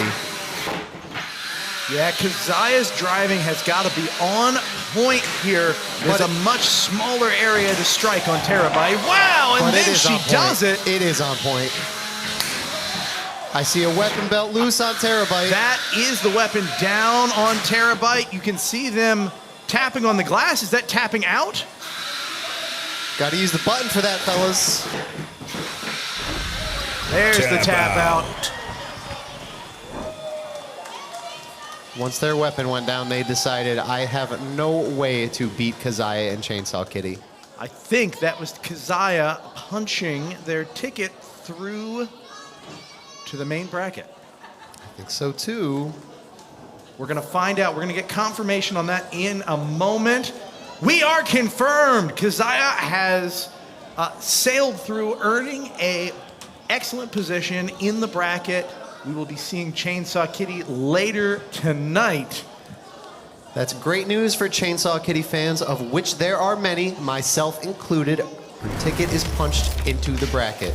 Let's take a look at the replay. You can see Terabyte is able to land a couple of big hits there. The geometry is wonderful, but these couple of hits where it lost, boy, did that do a number on their chassis.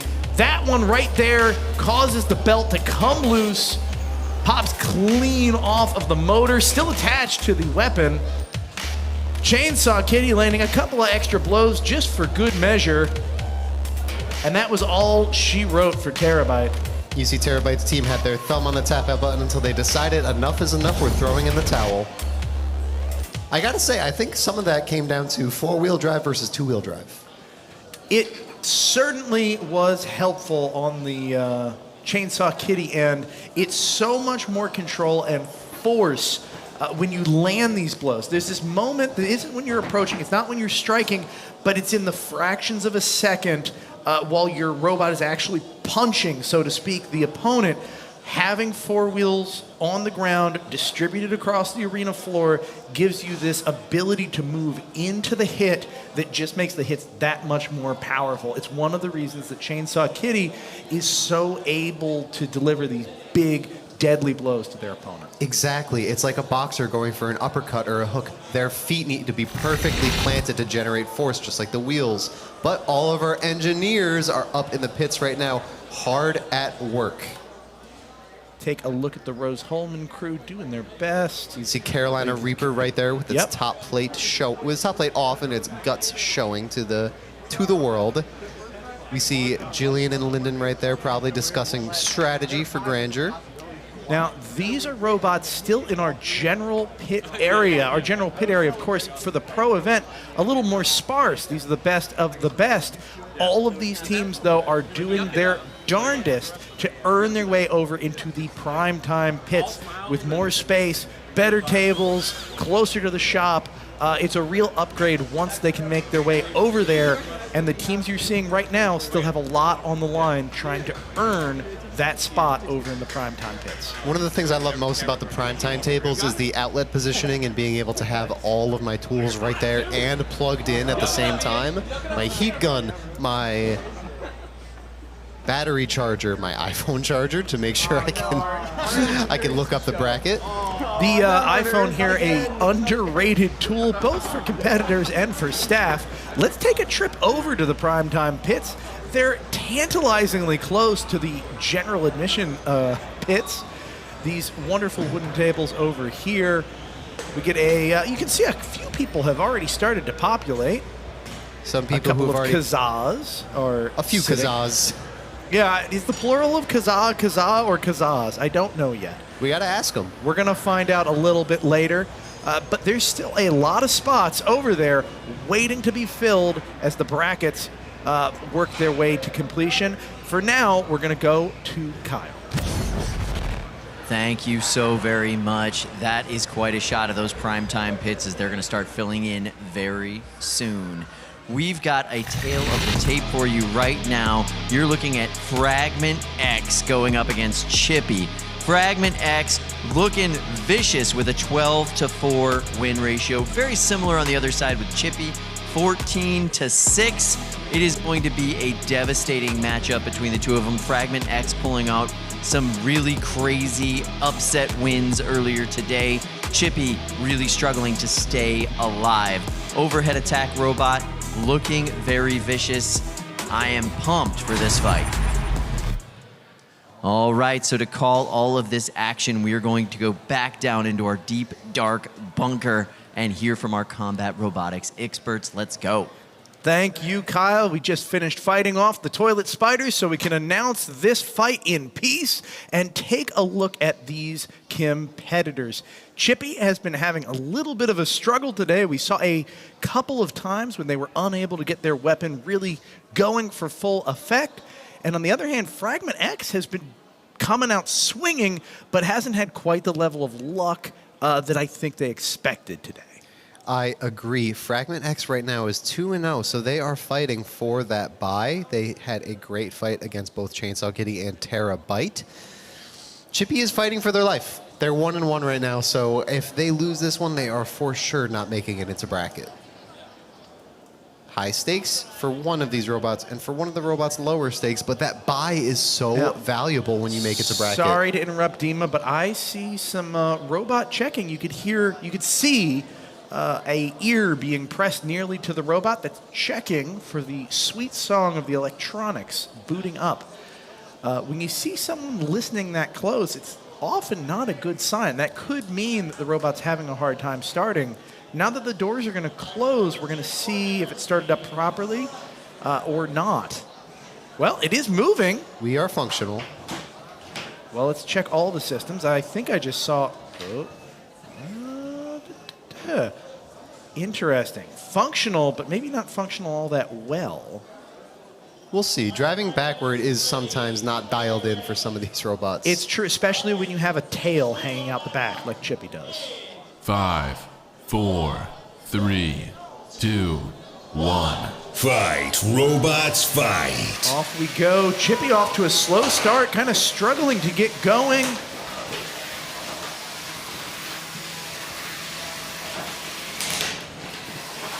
Good glancing blows from Fragment X. They're taking it easy.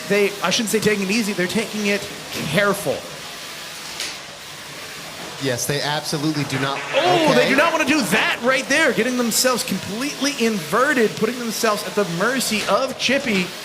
Chippy might look cuter than some other robots, but you still do not want to give them an opening. They are just as fearsome as any other.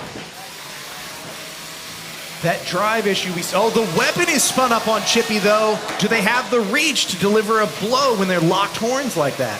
I think they have the reach, but they are nervous about sending their weapon into the opponent's weapon because the saw will probably break on a spinner.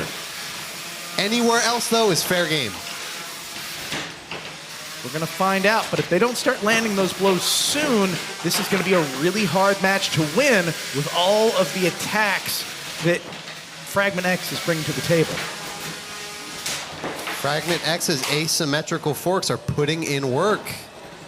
Look at this. Chippy has become a hat as it rides Fragment X around the arena before getting pushed into the corner. That drive is really suffering on Chippy. It's barely able to move at this point. It's flailing wildly. A tire has fallen off of Chippy as it struggles to drive at all. It flips itself into the air over and over. When it comes to hammersaws, when it rains, it pours, and that also is a factor for when it's getting damaged, not just dishing it out. Listen, it has to continue moving around the arena, and sometimes the best way to do that is to flail wildly, but now it's not moving at all. This could be a knockout for Chippy. Fragment X bringing home a victory. Fragment X is not even letting the countout start. They are just wailing on Chippy. Chippy has come back to life. It had frozen for a minute, not moving, but it is flailing just a moment ago. Yes, the hammer saw is still wailing around. Bouncing. It's preventing a knockout, but it's really hard to see how this is going to do damage. Certainly, it's not exacting any control in the fight.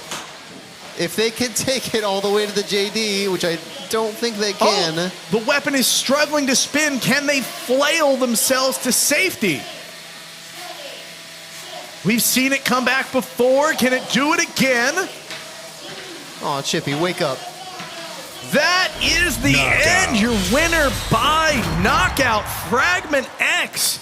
Chippy with a valiant effort, flailing around the arena, flopping like a fish out of water. Fragment X has qualified for the bracket. Congratulations. Not only has it qualified, but the fact that this was a knockout has entitled it to a bye within the bracket. That is incredibly valuable. Ricky, it's so valuable. It's not just that you essentially have that free win in that round. It's that's one less fight that you have to do. So that's less repairs that you have to worry about, less things that can go wrong, less wear and tear you're putting on your robot. Those buys are a miracle in this kind of tournament. In the Pro Tour, you are fighting hard for those buys.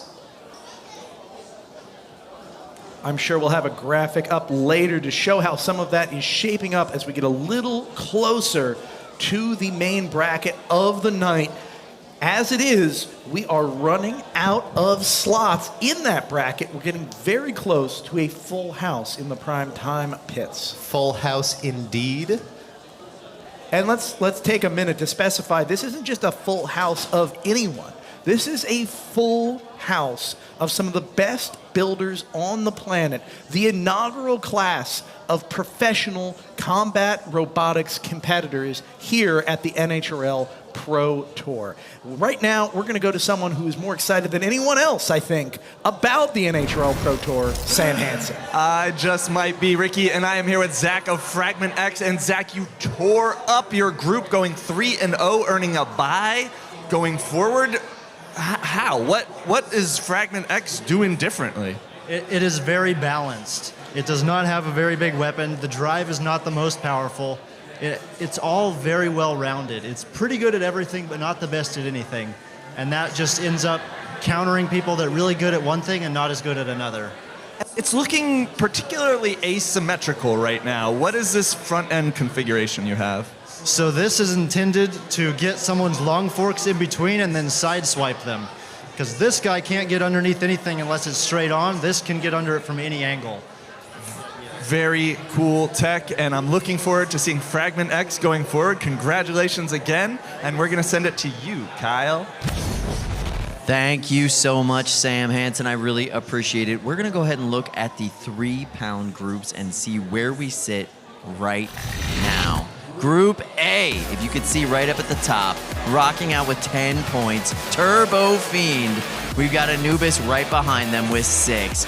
The other two in this bracket just weren't able to get through. Really impressive day for Turbo Fiend. Just dominant performances all day long. Let's check out the next group.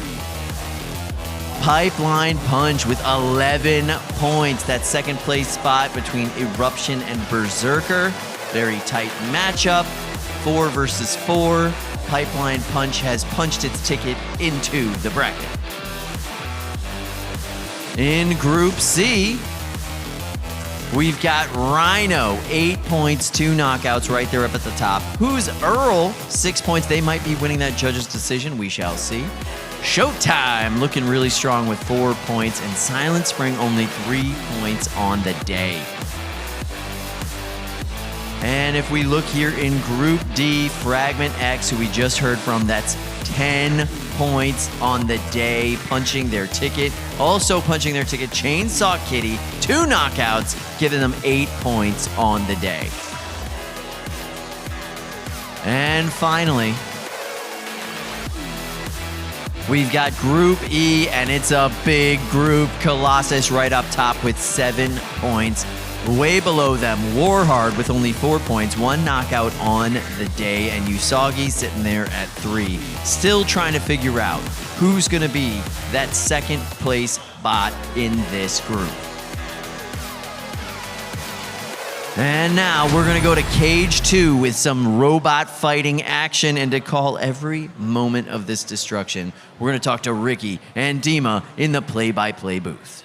Thank you, Kyle. This is gonna be a good one. Colossus is a monstrous robot, and Warhard is a terrifyingly heavy-hitting machine. The two of these together could cause some, well, let's just call it elevated robot fighting, both in the quality of the fight and the actual heights that I expect these robots to hit within our arena. Yeah, the big wheel archetype sort of aims to attack from above, and let's see if Warhard can stop those attacks. Well, let me say specifically here, Dima, when you combine a robot like Warhard that is good at getting under opponents and delivering hits that are basically giant uppercuts, and you put a robot on top of it that is positioned basically on a couple of tripods, ready to be launched skyward, it means something's going in the air. Something is going to happen in this fight, and I might sound like John Madden a little bit here, but sometimes the simplest phrases are best. Something is going to happen, and you guys should watch. Right. I will say, for the folks at home, if you could probably tell by the design, the very classic black and silver of Warhard, no frills, they are all business and all fundamentals, but that means they do the fundamentals so right. Yeah, Warhard looks like it just walked out of a machine shop because, quite frankly, it did. This isn't a machinist's robot, a precision engineering piece, combined with the, frankly, out of this world styling of Colossus. It's such a strange and gangly beast. Certainly, a lot of work has gone into it, but it's not this sleek and svelte mechanical design. It's an otherworldly, floppy plastic brute. May I make a prediction, Ricky? No. Okay, that's fine. If you wait, okay, now you can. Okay, all right. The weapon on Colossus has a very visible blue gearbox, right? You see those blue gears in the center? Sometimes there is weapon failure among Colossus that you don't typically see in a lot of other big wheels, and it is due to those gears. I think the egg beater drum on Warhard is very teched to make that happen.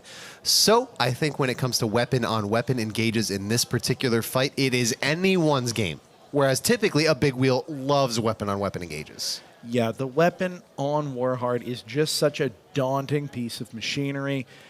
You're right, anything could happen. That blade, though, that is a serious, serious blade on Colossus. That beautiful brass color. Make no mistake, that is hardened steel through and through.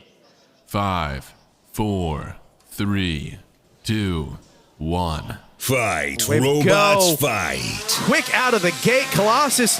There's that skyward motion time after time, 2 in a row. Exactly what you mentioned, Ricky. They are getting popped up.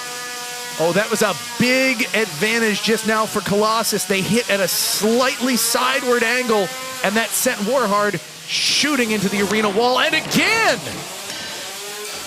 that is what Colossus needs to do. Hit those kind of flanks of Warhard such that they go flying and Colossus stays planted. It's hard to do, but if they can pull it off, it'll be a game changer. Warhard can't let that happen too many times. So 1 is already plenty.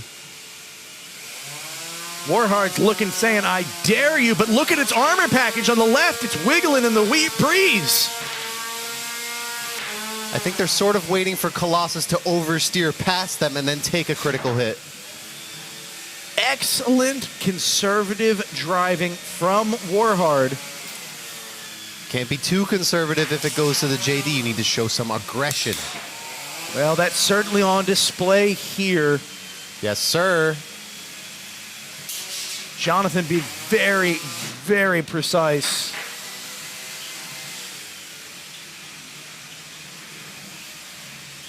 Oh, and the drive side on one half of Colossus seems to be struggling. Not sure if that's motor or tread, but either way, it's not where they want to be. No, it is working. It's latched. I see what's happened. They have entangled a bit of their robot got stuck in their gears. Perhaps it will come free as the match progresses. I hope so for their sake, but Warhard sort of dancing around the arena, being very particular about these engages. I do not blame them. It can afford to, as long as it keeps dealing out damage on a regular basis. Whoa. Ooh, that is a big hit on the side of Warhard. Exactly what Samuel Herman wants to do. A couple more hits like this, and this will all fall apart for Warhard. I'm on the edge of my seat here with this slow driving style. I'm just waiting. It's so unnerving, Dima. Jonathan Juarez is such an aggressive driver. To see him this composed, it's like the guy in a fight who's calm and collected, and you punch in the face, and he just looks at you and says, "Really, bro?" I mean, I've never seen Warhard. Such restraint. I've never seen Warhard drive like this. They're normally zipping around the arena. And it's paying dividends for them. They've been able to do major damage, sending Colossus into the arena wall with incredible force. One more hit, please. Now Warhard's starting to slow down. No, it's back again. But I do think Warhard is starting to slow down there at the end. We're in a prove it period. The two trying to show off functionality. I'm clearly seeing one-wheel drive on Colossus and Weapon, along with both wheels and Weapon on War EZ. Condition-wise, that is clearly going to go in favor of War EZ. Sorry, I keep saying War EZ. It's Warhard. War EZ is a different robot from Jonathan Juarez. It's clearly going to go in the favor of Warhard. The question is, what are the judges going to make of the attack score in that fight? I didn't even know the War EZ original name, but it's nice to give a backstory sometimes to one of these robots. His last name is Juarez, so obviously the War EZ sort of name makes sense as a pun, and now we take it a step further, we go Warhard. Yeah, I think it started off as War EZ, and then the question is, how do you level up from there? Well, you make it Warhard. And I'm thinking next year, if there's a new robot, he could go War Impossible. That sounds cool. It sounds cool, doesn't it? We'll see if he gets inspiration from this fight, depending on how the judges' decision comes in. It's all going to come down to whether or not the judges thought enough attack happened in this fight. Let's look at some of those big attack moments.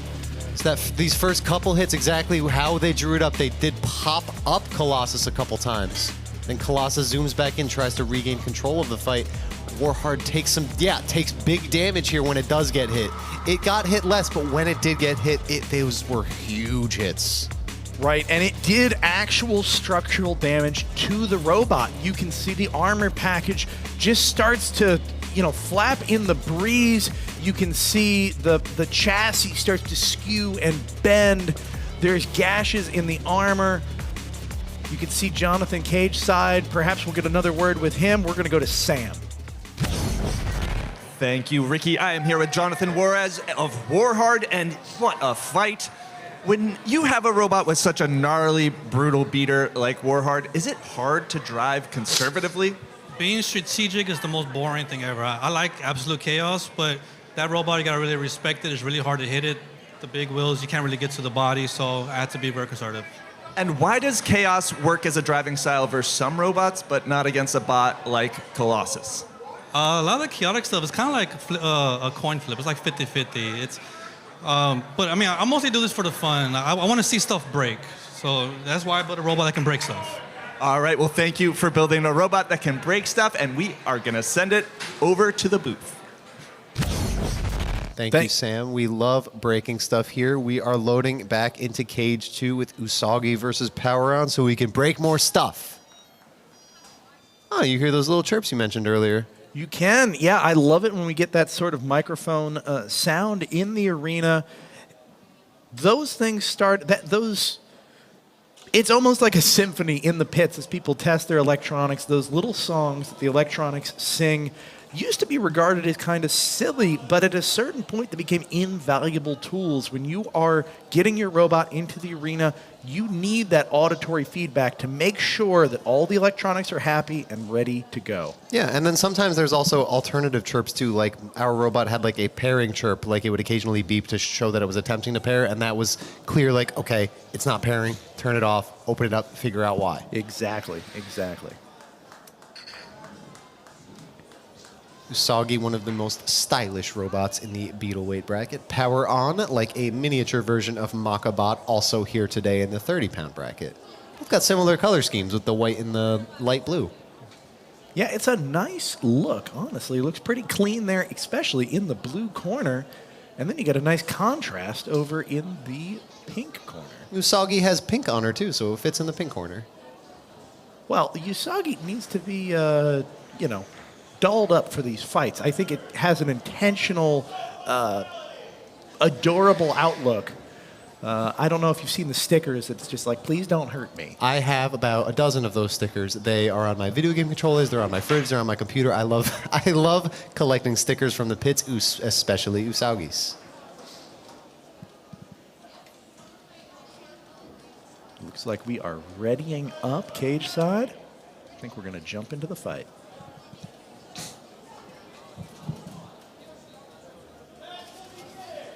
Five, 4, 3, 2, 1. Fight, robots, There we go. fight. Power On off to a strong start there, quick out of the gate. Sending Usagi into the air multiple times in the first few seconds of the match. Usagi's forks are thick and tough, but they have to be pointing at Power On to make a difference. Usagi immediately coming back, trying to corral its opponent. But it can't do it when the weapon is facing the plow on Usagi. Ooh, interesting approach there. Using the hammer saw in the middle of a push rather than waiting for a pin is a new strategy on hammer saws. You don't see it very often. Oh, and a fork has come loose from the front of Usagi, I believe. Yeah, that's both forks down. Usagi is hungry here. Alex Pierce needs a win in this fight to be able to make it to... There's a hit! Oh, so close! Not only does she need a win, it has to be a knockout. She needs for the points. No forks are going to make it harder to score a pin, but she is not out yet. There's also a fork off on Power On. The thing about hammer saws, all they need is one. Not just a fork, but there is a wheelette missing. In fact, both front wheels on Power On. No, just one front wheel has been taken off, but one is struggling.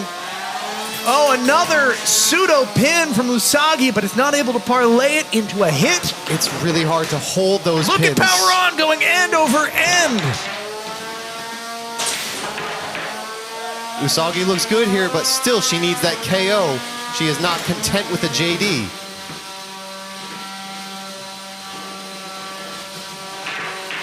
I think the lack of forks is actually helping Usagi at this point.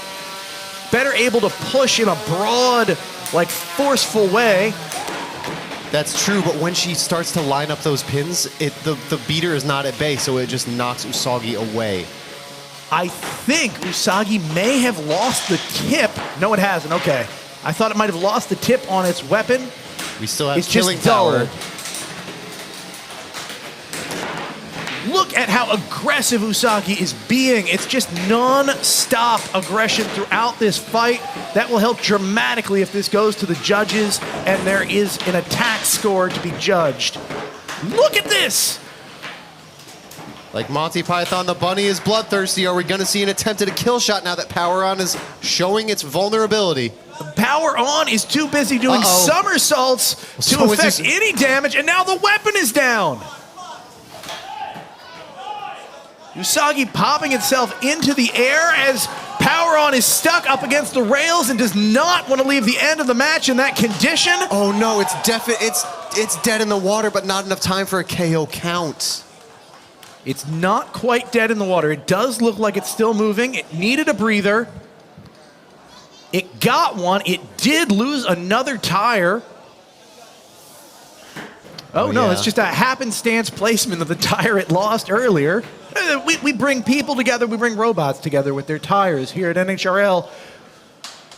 This prove it period, Usagi is showing they are pretty much fully functional, and the damage they took was fork related. Look at the front. Look at those forks. The forks normally get sheared off, or they get pulled off, or they get bent. These have been cleaved. They shattered the front forks on Usagi. That is impressive amounts of damage for robots on this scale. Absolutely, we rarely see forks shatter like that. They're not particularly brittle. That takes a tremendous amount of force, and it's something we call feeds and speeds here. How fast can you shove a certain amount of metal into your weapon or into your opponent's weapon? The faster you do it, the more you risk a shattering event like those forks. Let's go into the replay. Maybe we can catch one of those shattering moments. Look at this. Usagi was constantly on the offensive. It was stalking its prey throughout the entire fight. Power On was able to deliver some major blows, but Usagi still just kept coming. It was a terrifying presence in the ring, and it ended up having Power On just somersault for probably 25% of the match. Somersaulting is a great way of putting it, and during that chaos, Usagi's not able to lock in a pin, and to land a KO shot, the opponent has to be either perfectly still or close to it.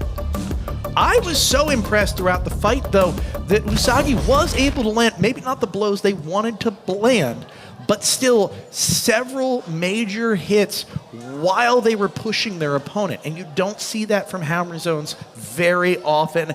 Very impressive work. Speaking of very impressive work, Kyle and Adam are doing some major work right now. Aw, that was very sweet of you. Thank you so much. Big news in that group.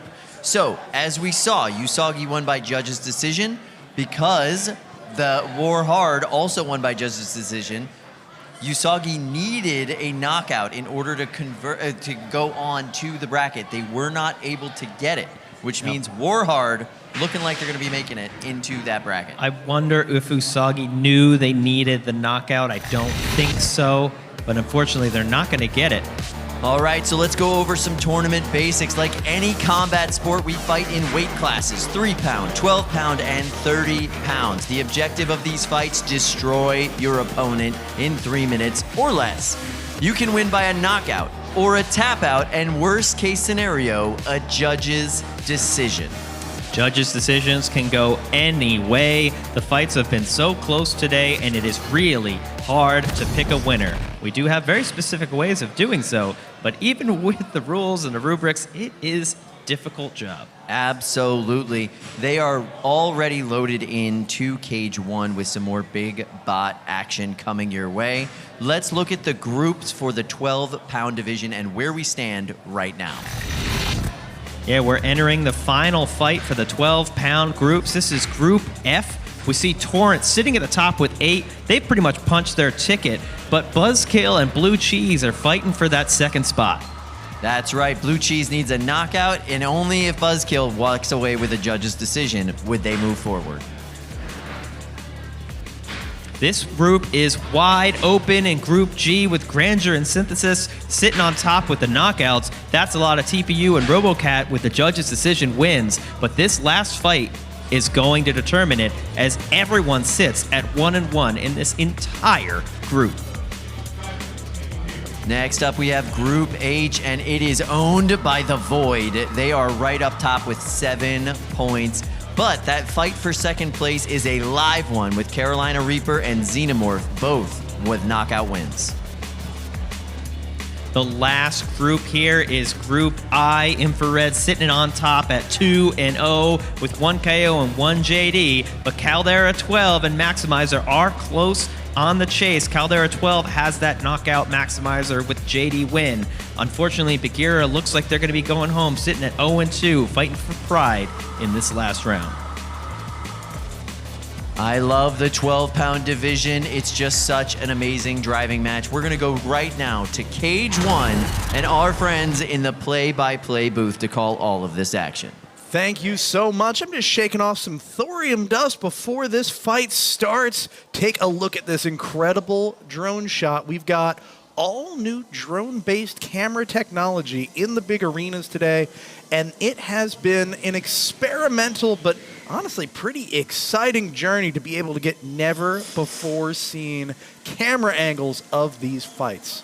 Honestly, I like seeing the drone itself from other angles too. It's really it's not just futuristic and awesome and techie to like see the drone cam itself, but like knowing that the drone is being expertly piloted in the middle, and then we can see other camera shots and see the drone there too. It's just awesome. Love to see it. Now this fight is gonna be wild. 3, 2, 1. Fight, robots, Way fight. to go. Check out Blue Cheese walking its way out of the corner, looking for a big hit. Wow, Buzzkill looking unflappable. Buzzkill is wasting 0 time. Oh, that is a big hit into the arena wall. Look at the massive damage to the aluminum back rail on Blue Cheese. It cannot take another hit like that. Whoa!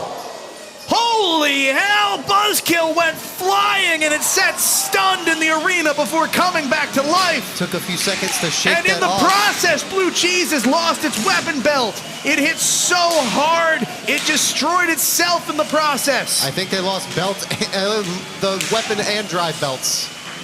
Liam King is now going in for the kill, trying to dismantle the remaining functioning wheels on Blue Cheese and secure a win in this fight. Just circling Blue Cheese now, not trying to run his weapon into that hunk of metal. Look at the mobility on Buzzkill, circling like a shark, trying to pick off and... Ooh, look at that, that is a painful blow. Flipping Buzzkill, who then tries to attempts to flip itself. Buzzkill can drive in this orientation, but it's not their preferred way to do damage, and now they're right side up again. Blue Cheese looking remarkably mobile for a robot that's missing 2 wheels. Looking for the KO by attacking something critical, not the weapon that's already dead. All of this circling is a lot more impressive than it looks. That is hard to do. Another half a wheel has been removed from Blue Cheese. There it is. That's the end. 2 wheels functioning, but it's high-centered on its own drive belt, unable to make contact with the ground. This will be a knockout for Blue Cheese unless the house bot can save them. I don't know whether or not they're even going to call for an unstick, given the amount of damage that their robot has sustained. They called it right as the KO count reached 1. That is a strategic move, Dima. When you're floundering and you want to make it to the end for whatever reason, you want to take every second of that knockout before calling for the unstick. That gets you farther into the match and closer to making your robot go the distance. Oh, but look, Dima, the weapon is now off on Buzzkill. That's been down for some time, but he doesn't have the damage to his drive that Blue Cheese has, so he's still up on condition score. Absolutely is, and now look, Blue Cheese is not moving. Again, stuck on some sort of arena debris as its weapon, or as its wheels spin helplessly. The countdown slightly preempting the end of the match with a knockout in the final seconds. Your winner is Liam King and Buzzkill, racking up some major points to secure a better standing as we go into the bracket for today's first Pro Tour event. Liam King is my sleeper pick for the best driver in the 12-pound division. And you know what they say, when you come for the king, you better not swing so hard that you break your own weapon and one of your legs. That extra point, the importance of it cannot be overstated. That makes a tremendous difference in the bracket. We'll see those points in just a little bit, but wow, what a showing. And it's hard to call him a surprise pick 4 best drivers, but I think the robot's durability has sort of overshadowed Liam at times as a driver. But make no mistake, that is an incredibly talented robot pilot. That hunting and that circling he does when he's trying to get around to your vulnerable parts with the undercutter weapon, it's not just that he's a great driver, it's that this is the perfect robot for Liam and anybody with that driving style. Let's see some of that action in this replay. Take a look. These are massive hits coming out of Buzzkill on Blue Cheese. Blue Cheese's credit, it was able to continue in that match for a very long time with a tremendous amount of damage. It takes some real guts to be able to stand up to a brutal weapon like Buzzkill's when you are hampered like that in a match. Still, it wasn't enough, and the opportunity did not present itself to make a combat victory or anything of the sort.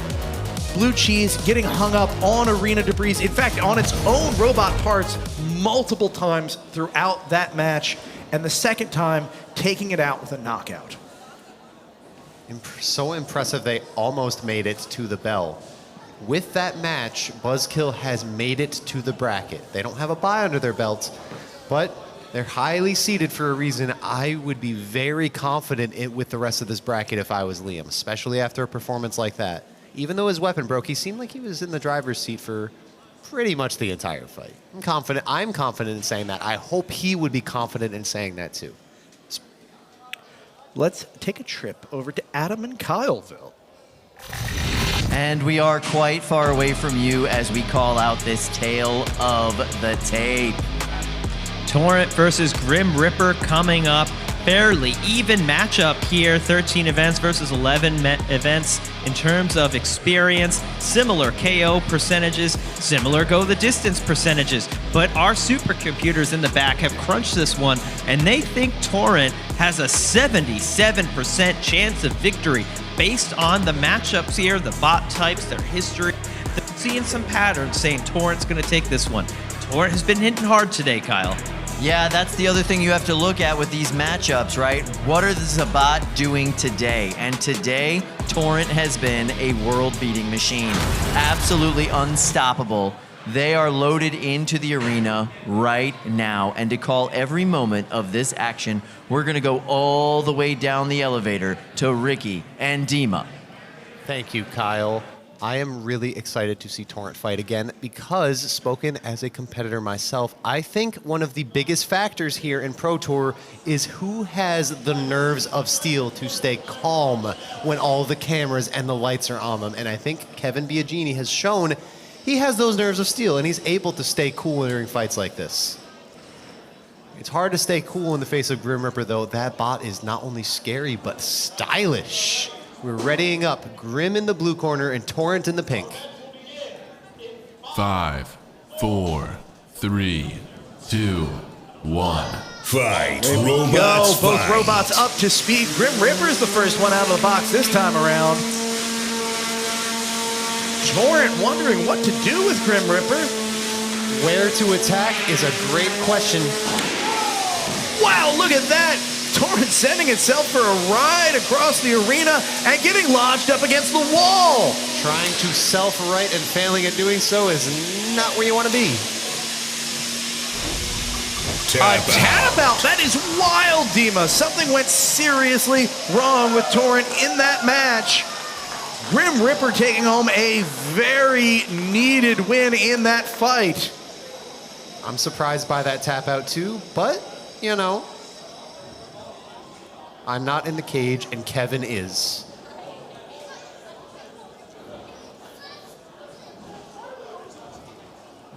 All smiles though. Ever the sportsman. Yeah, there is such a level of camaraderie between these teams. These are NHRL Teams event alumni who have been fighting here at this point for years, the better part of a decade, honestly. And the experience, but also the bonding that happens between some of these veteran competitors, you can barely put words to it, Dima. Absolutely. as long as we are stepping in the cage together, I may hate you in the moment, but afterward, you are my brother in combat. We are warriors. We decided to put our pride and our honor on the line, all for a chance at Pro Tour glory. I think that is something we can highlight till the cows come home and still not have done it enough. The energy and the drive of the teams here today at NHRL to bring home wins for the Pro Tour, it's just unmatched. I think everyone understands that the new Pro Tour is just an elevation of this sport, the bigger audience that it's reaching. It's the next level of combat robotics. I am just so happy to be here. The privilege of being in the play-by-play booth while the sport evolves. As we develop this partnership with the Zone, I've been beyond excited. Every single day of the week, I count down until today. And we're just in the KO show. There's prime time later, so the hype is only gonna increase.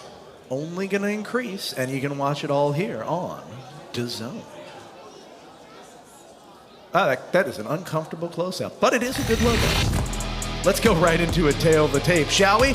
Number 2 seed RoboCat is coming into this with an impressive 22-11 record, 81% win probability, and I think that's at least partially due to both the experience and the very high KO percentage. Synthesis 12 is no slouch. They just have been maybe a little bit underperforming today compared to their typical performance. They have a 19% win probability right now, despite their 9-4 very impressive record. They have a 67% KO chance, so about 2/3 for their fights. Let's go to Adam and Kyle, who might have some more info for us.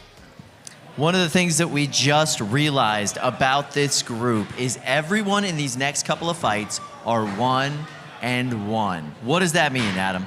Well, that means that in the next 2 fights, if you win, you're in.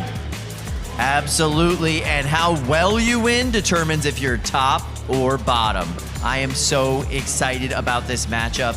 In the cage right now, Synthesis 12 taking on RoboCat. We're not in the tournament yet, but for these next 2 fights, win and you're in, lose and go home. There's Corey Nason, Team Pandemonium.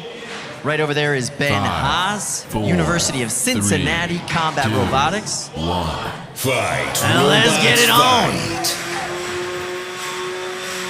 Synthesis 12 slow out of the corner. Oh, what a hit by RoboCat. Great recovery from RoboCat, right back at the fray. And again, they are winning the engagements. Is there anything Corey Nason can do to come back? He's just running away right now, trying to get at any angle. Here's an opportunity. Oh! RoboCat facing away, now Synthesis upside down. What a hit! Oh, that's the whole motor and The wheel side- off of the Synthesis 12. It's exploded. Oh, now the other side. How is it still moving? RoboCat University of Cincinnati Combat surgical. Robotics is Corey going Nason crazy. walking to the button. There's the tap out. That ends his day. RoboCat backs it up to the door. They're ready for the tournament. Wow. Amazing performance. Ben Haas looking vicious out there. And man, I feel like Corey couldn't keep his forks on the ground. Yeah, there was nothing Corey could do off the bat. RoboCat won the first engagement, run the second engagement, and then Corey tried to get around the side, but when you do that, you expose your own side. Look at this. We've got a motor and gearbox just sitting on the floor. Completely disconnected, like somebody just gently unplugged it from the machine. I don't know if it's still gonna work. It was missing the shaft, the wheel. I'm seeing that over in this corner. Wow, those were some brutal hits.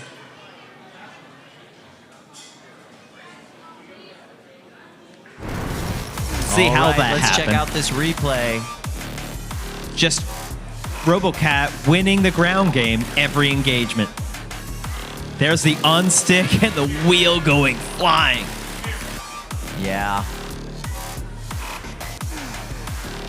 There was an opportunity with RoboCat turned around, but Corey missed it and somehow flipped himself upside down. That's what exposed that chance for RoboCat. Really thought that was going to be the tap out when we saw like that left side drivetrain explode. Oh, they're dressed for the day. Yeah, absolutely. I'm underdressed now. I didn't realize this was the dress code. I didn't know it was black tie. We are so excited to bring you more 12-pound fights. It is an insane division, such amazing driving on display, relatively small bots inside this giant box. Yeah, you really get a chance to show off your driving skills. Here is the result of Group G after that first fight. You can see Synthesis 12 sitting below that midpoint, RoboCat jumping to the top. Grandeur, and that's a lot of TPU. Someone's gonna come away with 3 or 4 points, and whoever that is gonna end up in second place. That's a lot of TPU. Giant robot for this division. It takes up so much space in the arena, mainly because that's a lot of TPU. It's a lot of TPU. And here's the thing about the 12-pound class, Kyle. No wild cards. So you've gotta be in the top 2. You can see these giant keep away sticks on That's a Lot of TPU. They're gonna try to hold Grandure's weapon away from the body of the robot and control this fight. Those are some of the largest keep away forks I have ever seen.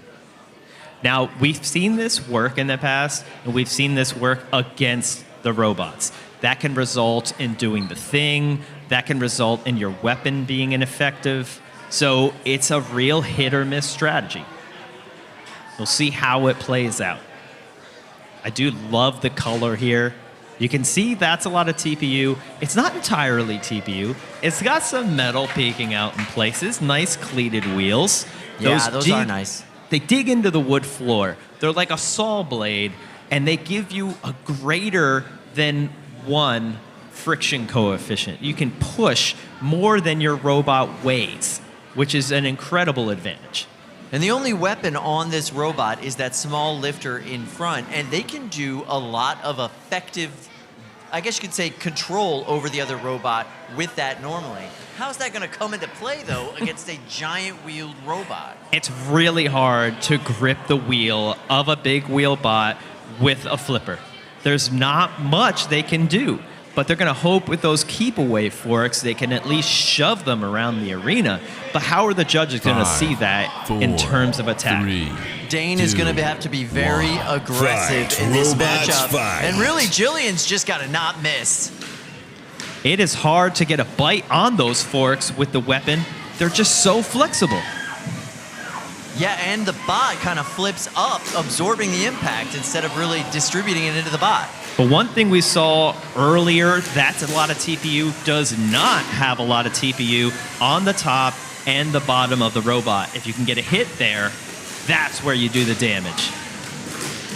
Keep away sticks working beautifully in that exchange. No weapon hits on That's a Lot of TPU working at all. Nice little self-right. Oh, there looked like a hit on the base plate. Ooh, oh, big shot to the wheel. Little titanium sparks going flying. Nice shot. Grandeur throwing them across the arena. Wow. Oh, gashes in the base. That is not good, but it's still working.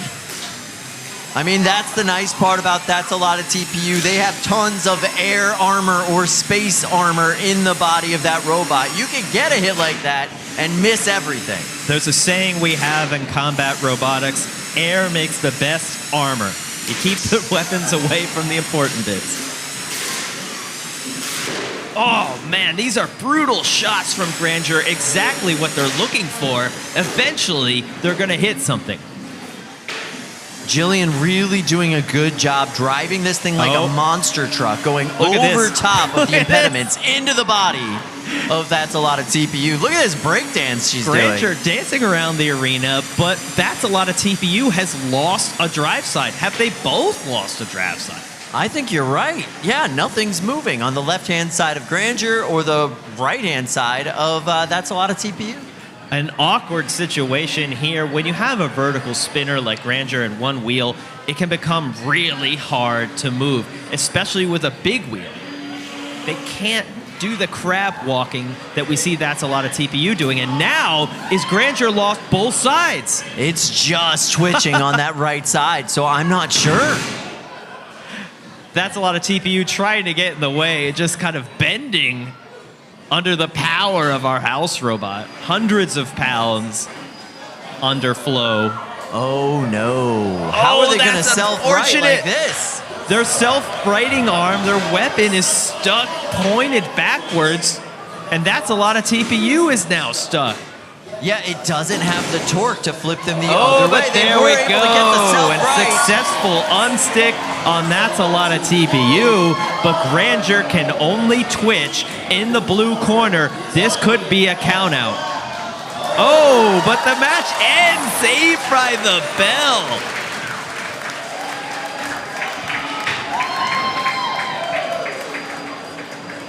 Wow. Jillian Doolittle, and there's Team Pandemonium, and I gotta say, they're looking a little stressed on that side of the box.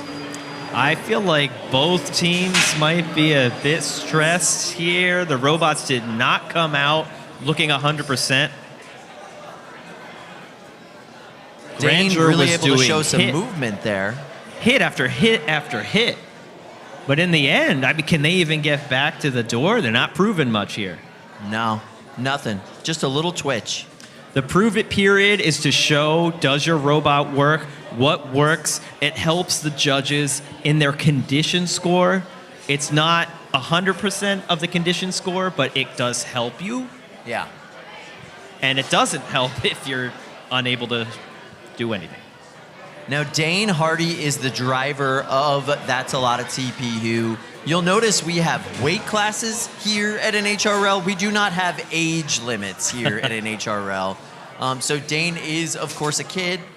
He's able to compete up here with the adults because he's got fast reflexes and really good combat IQ in the box. Some of the younger competitors here have much better reflexes, those fast twitch muscles, playing a lot of video games at that age, and they can really take it to some of the veterans. Tough one to judge, as both robots pretty beat up, and kind of a tale of two halves. You can see we're sweeping a lot of TPU, which is, it's a material, it's a flexible 3D printing material.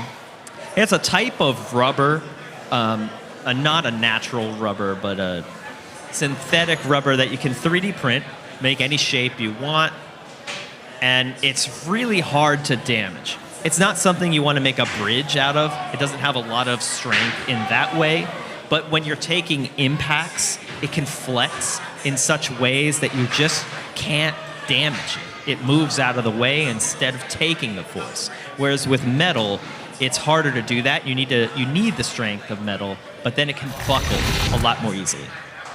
All right, let's check out Group H, sitting right on top. It's the Void. 2 wins, 7-0. We've got Carolina Reaper and Xenomorph fighting for that second spot with 2 knockouts each of them. Minen and Plusle going to be unable to get enough points here. Someone else is going to make it in. But Xenomorph and Minen and Plusle are fighting next. Actually, if that's the case, if Minen and Plusle gets a knockout here and Carolina Reaper loses, we might be in a tiebreaker situation. That's exactly right. I will say, though, David Dreyer and Xenomorph have been on an absolute tear over the past 2 months. That bot has seemed unbeatable. Yeah, so a big fight here. Minen and Plusle need some help, but if they get the knockout, that's going to put some pressure on the next fight. All right, so to call every moment of this action, we are going to go to the play-by-play booth. Dima, Ricky, let's go. Let's go indeed. Xenomorph versus Minen and Plusle. You're taking one of the heaviest hitting robots and giving them two of the lightest targets in the building.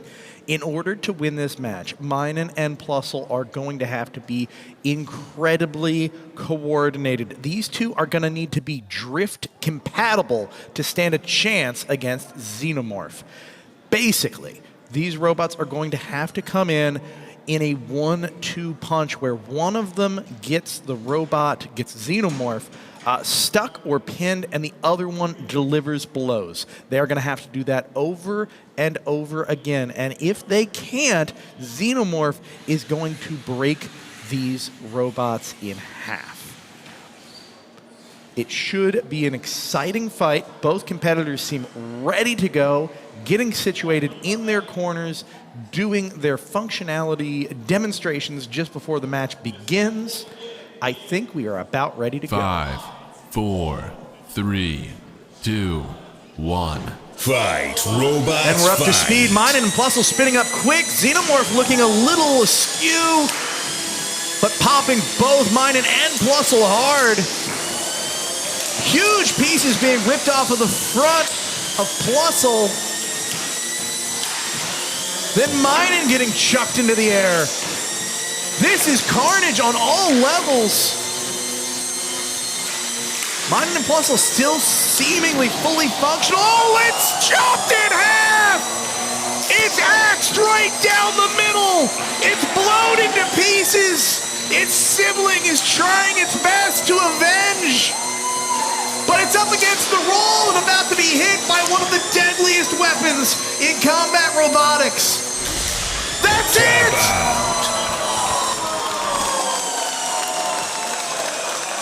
A 2-for-1 execution in Cage 1 as Xenomorph absolutely destroys Minen and Plusle. What a tremendous display of destructive power in the arena. That was a mind-blowing amount of destruction in an incredibly brief time period. You can see the drive motors, wheels, armor package laying in separate pieces on the arena floor. And there's the rest of the poor carcass of Plusle laying helpless on the floor with the blade of Xenomorph ominously occupying the bottom left of your screen. Yeah, you know what? Go ahead, put the weapon lock in there on whatever's left of your robot. My God, that was intense. And you can see the bottom of Minen starting to peel up like tinfoil around popcorn over the stove. That is wild. The bottom of that robot was a flat sheet of sturdy metal 30 seconds ago. That metal is never going to be flat again without the help of a full-time smelting operation. How do you... So the builders here are going to be standing cage side. They have to figure out how to safely handle these robots. There are flammable lithium batteries that you want to remove.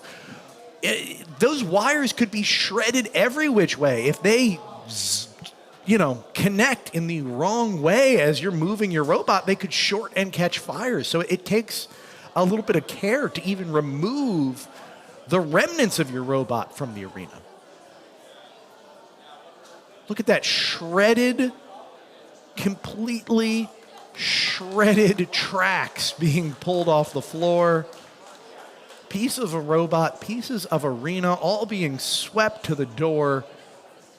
What a ridiculous set of attacks and just pile of damage racked up by Minen and Plusle at the hands of Xenomorph. There's a reason we look at Xenomorph as one of the most destructive robots in this division, and in fact, in all of combat robotics. And a fight like that just reminds you exactly why. Let's go to Adam and Kyle. They're going to show you the replay right now. We're going to look here a little bit at a zoomed out view of what just happened. So we can see one half of Minen and Plusle. The main chassis is here. The drive side is here. The tread is by Kyle. And then there's another panel over here. And now the other half is completely busted open with, I think this is a battery sticking out under the base plate. You can see also the 12-pounders, really interesting construction methods. You can see metal base plate, metal frame rails, plastic wheels, plastic front. Similar on Xenomorph, lots of 3D printed and plastic components mixed with metal. You see that a lot in the 12-pound class, blending of the 3-pound and 30-pound construction methods, but just destroy. Like, there's no half to the robot. All right, we are going to go cage side with Sam Hansen. Sam, what do you got for us? Thank you, Kyle. I am here with Zoe and Matt of Minen and Plusle. And Zoe, there's a lot of advantages to having a multi-bot. You can approach from multiple angles, but are there any disadvantages? Obviously not. We did a great job, and I think that the multi-bots are the only solution. Yes, there is disadvantages. We weigh less, so they can get pretty big hits on us.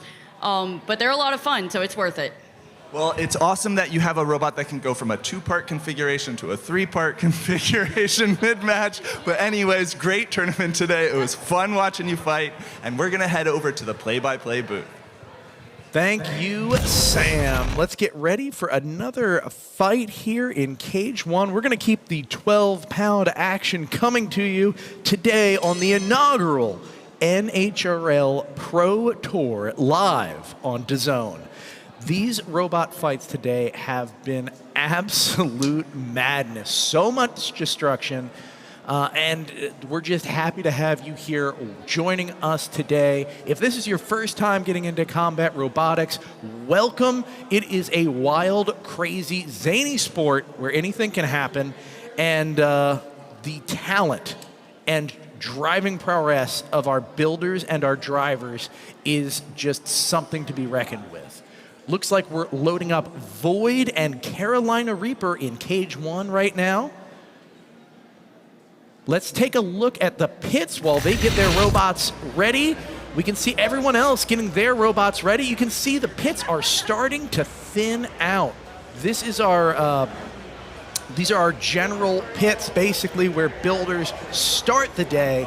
If they do well, they earn their way over to the prime time pit area. You can see some of the robots have started to populate here for our prime time show later in the day. Getting ready, we don't have a lot of breaks here at NHRL, so when you get one, you take it. And once you've earned your spot over to the prime time pits, sometimes that is the only break you're going to get throughout the day. You can see Kazaa Light's team here, team captain and driver Joshua Reinhardt fueling himself up while his teammate gets his wheels just right before reinstalling them into the robot.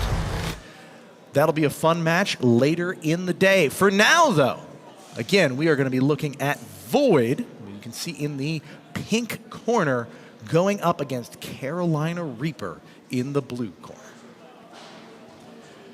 This is a match where everything is on the line for these two teams. This, ladies, gentlemen, robot fans of all kinds, is a win and you're in situation. Whoever wins this, not if, but when one of these robots wins this fight, they will punch their ticket to the bracket to hopefully take first place in the 12-pound class here at the NHRL Pro Tour. 5, 4, 3, 2, 1. Fight, robots. Away we go. Carolina Reaper off to a very quick start, spinning up full blast, but Void is so stable. picking off shots on Carolina Reaper. That's a robot we saw blasted into pieces earlier in the day. Will it happen again? Carolina Reaper slowing down, not driving much at all. Something is already going wrong with this robot. Void is going to try to take advantage. They're just lining up a shot as they go weapon to weapon.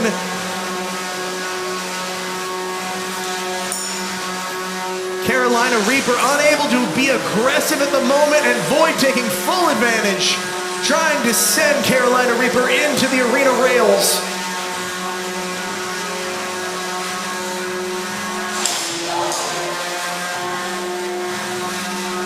Very cautious exchanges.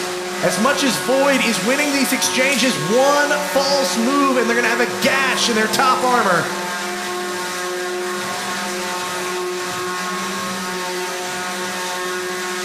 Void being very precise, picking and choosing every shot, and it delivers on moments like that, a big shot to the wheels. Those wheel shots have already all but disabled the drive on one side of Carolina Reaper. Sparks are flying with every exchange. The massive blade on Carolina Reaper could still change this fight in an instant. Void doing its best to push Carolina Reaper around. Without that is what they want to avoid. A massive gash in the back of Void, but it doesn't matter because Carolina Reaper has destroyed itself in the process.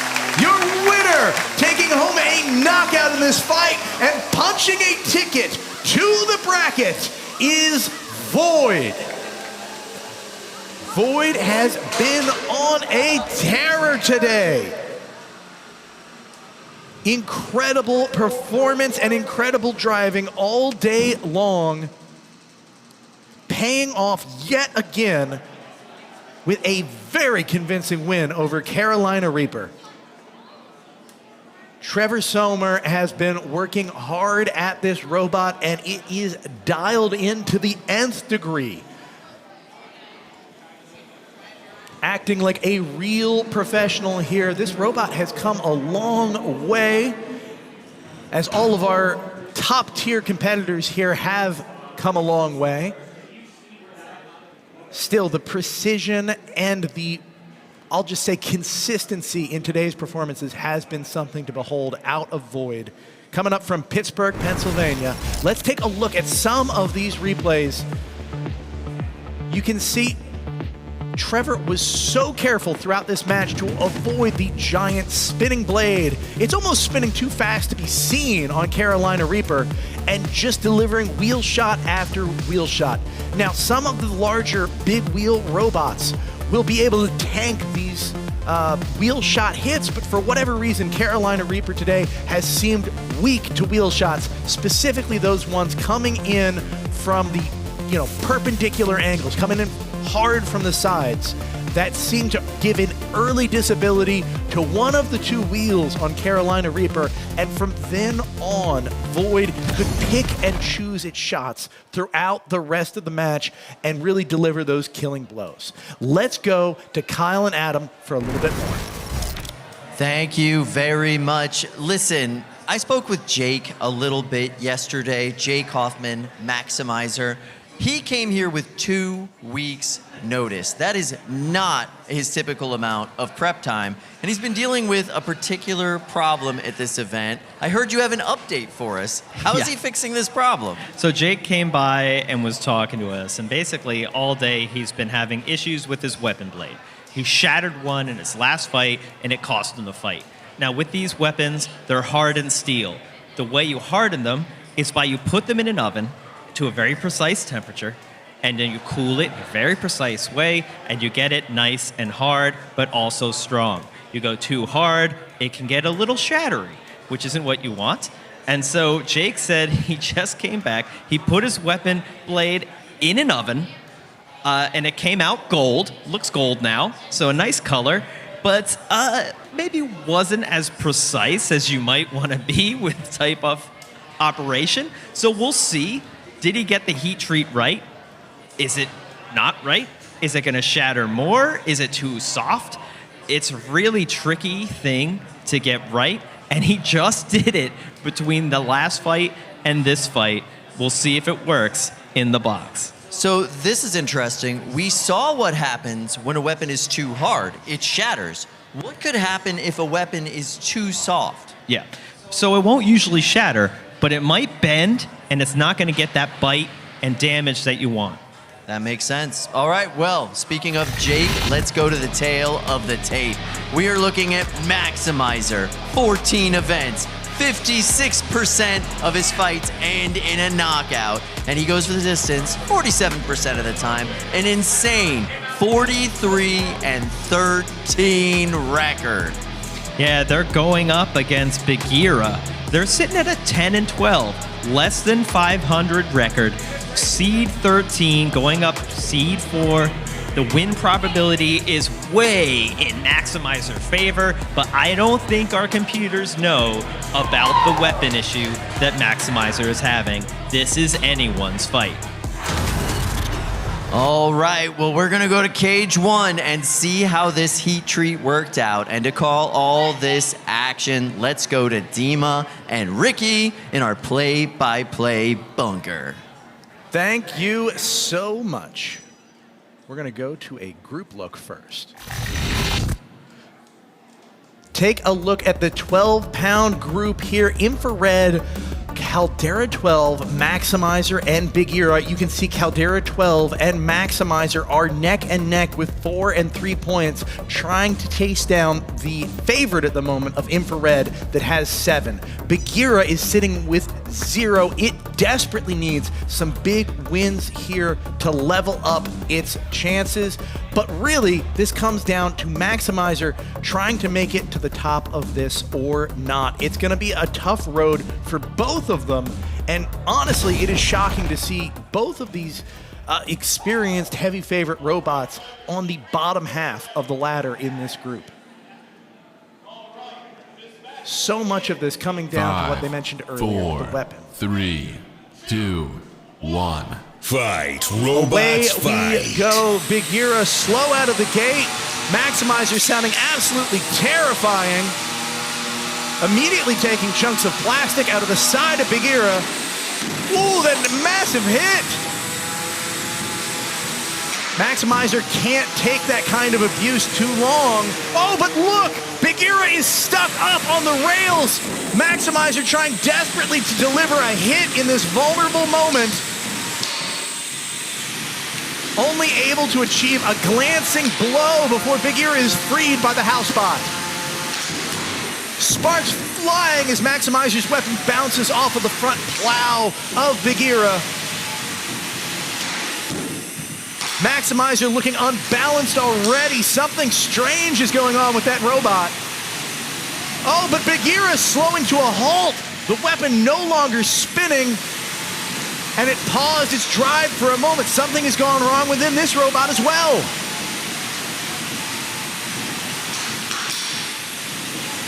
Look at the vibration in Maximizer as it moves. It's trying desperately to knock out. This is the moment. Bagheera is dead in the water. It's paused. Something is going very wrong in the electronics of this robot. Bagheera has no more unsticks. They need to come back to life now, or they will be counted out. Tap out. That's it, a tap out. Maximizer taking home a hard-won victory. Jake, cage side, looking relieved, looking pleased. And I have no wonder as to why. That was a do-or-die fight. Maximizer really struggling to work its way up its seeding within this group, and it needed this win. Jake needed this win. Let's go into the replay and see how it came about. You can see that a signature move by Maximizer got immediately defeated by a surgical hit from Bagheera, and then another. These sort of mid-section hits that Bagheera delivered can be devastating for Maximizer, but it ended up on the rails in this incredibly vulnerable state. It took a couple of hits in the process, but more importantly, it burned its one and only unstick. Another couple of hits, and it sat lifeless in the middle of the arena before briefly coming back to life. And with no unstick, it had no ability to be hit by the house bot and almost no chance of coming back to life, being effectively knocked out and only saved by a tap out. Let's go to Sam. He's cage side. Thank you, Ricky. I am here with Jake Hoffman, who's about to fix his weapon blade. Will you fix it real quick, Jake? Yeah, it goes back together like that, and well, it's not holding too good. You've got some time before your next fight. That was a wild one. Did you expect that going in? Honestly, yeah, I shattered a blade against infrared, and so we pulled a Hail Mary, and we put this one in a heat treat oven for an hour at like 400 degrees, and as you can see, it's gold now, but that's it. It did not work. So I have another blade that I fought Xenomorph with, but that one's a U shape. So I don't know if I should go with the one that shatters or the one that's in the shape of a U. And so I'll probably go with the U-shaped one, unfortunately, because this is not together anymore. So, well, hopefully the U-shape isn't too much to... hopefully it works out for you, Jake. If I'm spinning, I'm winning. All right, we're going to send it over to you, Adam and Kyle. I love that this is the least prepared Jake that we have ever seen at one of this tournaments, and yet he's still pulling off some wins. He's still pulling off wins. He might make the tournament. It depends on the next fight. But yeah, heat treating is tough. You'll see a lot of people run pre-hardened steels. AR 500 is a word you hear a lot here. Yeah. You just cut out the shape and you're good to go. But if you can heat treat your steel correctly yourself, then you can end up with a harder, more durable steel. If you get it wrong, then you end up with something that can shatter or bend or chunk. And so it's a risk.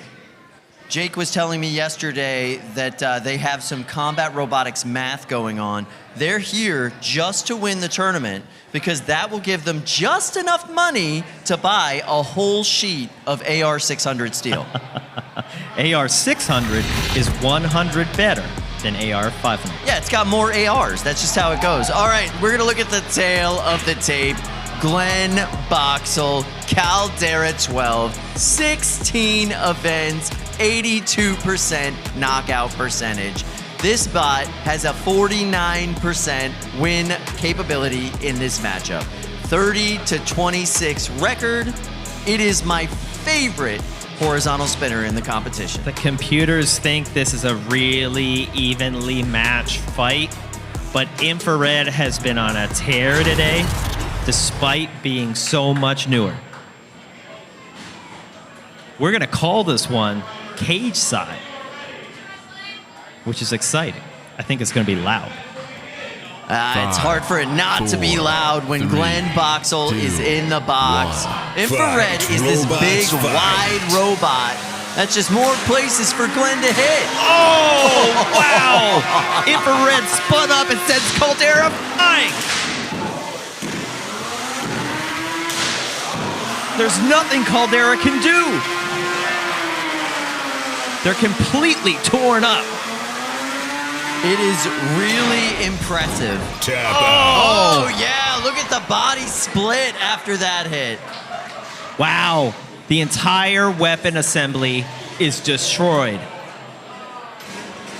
And Infrared just looks like nothing happened. Looks like it just was put in the box, ready for a fight.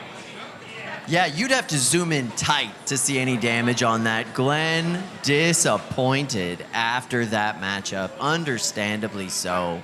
That is gonna punch the ticket for Infrared, unbeaten. And now Maximizer is the second robot in this group, Caldera 12, going home. Wow, what a matchup. You know, the benefit of a fight like that is you don't think, I was so close. You know, you lost. And you can take that, go home, make it better. Sometimes it happens.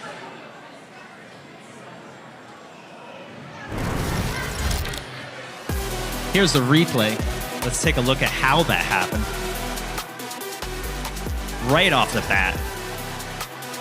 There's the hit to the frame. You can see it bent already. And there's nothing Caldera's going to be able to do. They're trying, but one more hit and then the tap out. Yeah, big emotions for Glenn on that one. That was a massive loss. We're going to go to Cage 2. This is a play-in match. So whoever wins this will make the bracket. This is Anubis versus Chainsaw Kitty. Quite frankly, two of the coolest looking robots in the 3-pound division. Let's go ahead and check out the tail of the tape right now. Similar styles, but Chainsaw Kitty coming in with an 82% win probability. Anubis is no slouch, 31-21 record. They've been to 13 events, and they get knocked out 63% of the time. But I don't know how they're going to handle them. 54-19 record for Chainsaw Kitty. I mean, insane. Insane. She's one of the best drivers in the sport, and this bot is surprisingly durable, considering it has no visible armor. Yeah, you're going to see a difference in ground game, and then a narrow versus a wide vertical spinner. So more reach generally from Chainsaw Kitty. Just look at how cool that top armor is on 5, Anubis. 4, 3, Beautiful machine. 2, Let's see if it 1. still looks so pretty. Robots fight. Oh, exposes its side right off the bat. Chainsaw Kitty takes advantage. Anubis firing right back. Wow. That's quite a recovery after an early error, and they're getting the best of these head-to-head impacts. Oh, and then I a guess roof she spun shot it up there. This is a back and forth driving battle. Both robots getting great hits. Is Chainsaw Kitty driving a little bad now? There was a direct hit on the wheel. Yeah, I don't think they've got the maneuverability on the left side. No, and then another like 2 shots to that side. But Anubis able to point and shoot. Anubis still fully functional. You can see both robots spun up. Oh, another roof shot. Anubis back on their feet, still moving. Is there anything Kazaya and Chainsaw Kitty can do? No, they could just try to control this corner and try to keep that weapon pointing straight at Anubis. But they've got to be at top speed to beat that spinning disc. Oh, even when they can keep the front pointed at Anubis, they're not winning the engagements. This is all Anubis since the start. Halfway through the fight, and Kazaya has got to be hoping something changes. Will Anubis' weapon go down from all these hits? It's got to be taking its toll. Chainsaw Kitty tumbling around the arena. Nearly getting stuck upside down. Anubis just kind of sitting back. Oh, I'm hearing Can You Show Motion. They are showing motion. Tap out. And there's the tap out. Woo! Anthony Pieria making a statement in that fight. Wow. The experience not paying off for Kazaya Sky. Came out of the gate, real nice veteran move to win the first engagement. The box rush didn't work for Anubis.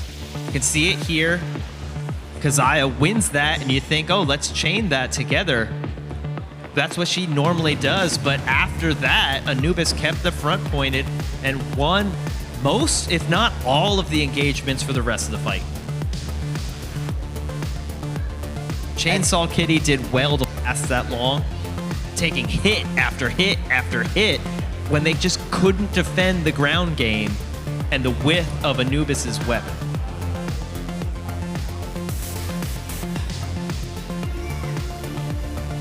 Keziah disappointed.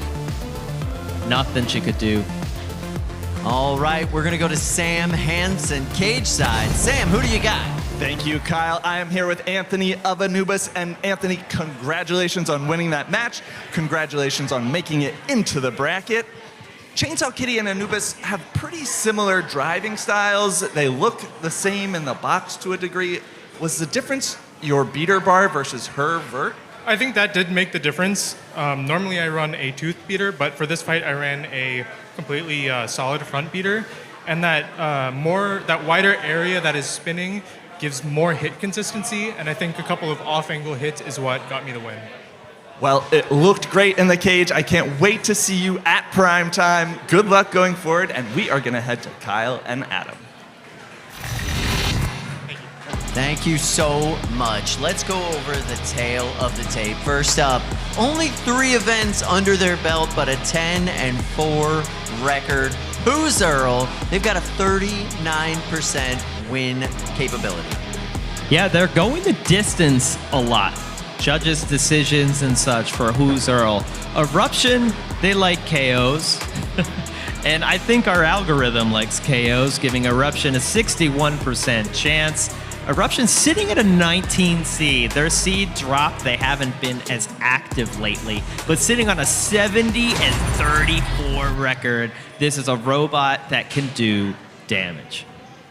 Absolutely. Nathan Milhorn, he's brought Who's Earl. He's mix and matching his fork types. Look at those pontoons on the front. What's going on with that? Well, they look cool.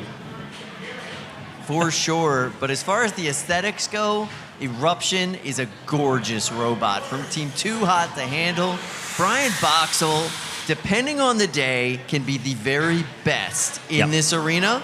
There is a really interesting difference in the ground game here. You can see on Eruption, it's got hinged wedgelets, whereas on their opponent, it was solid TPU wedgelets.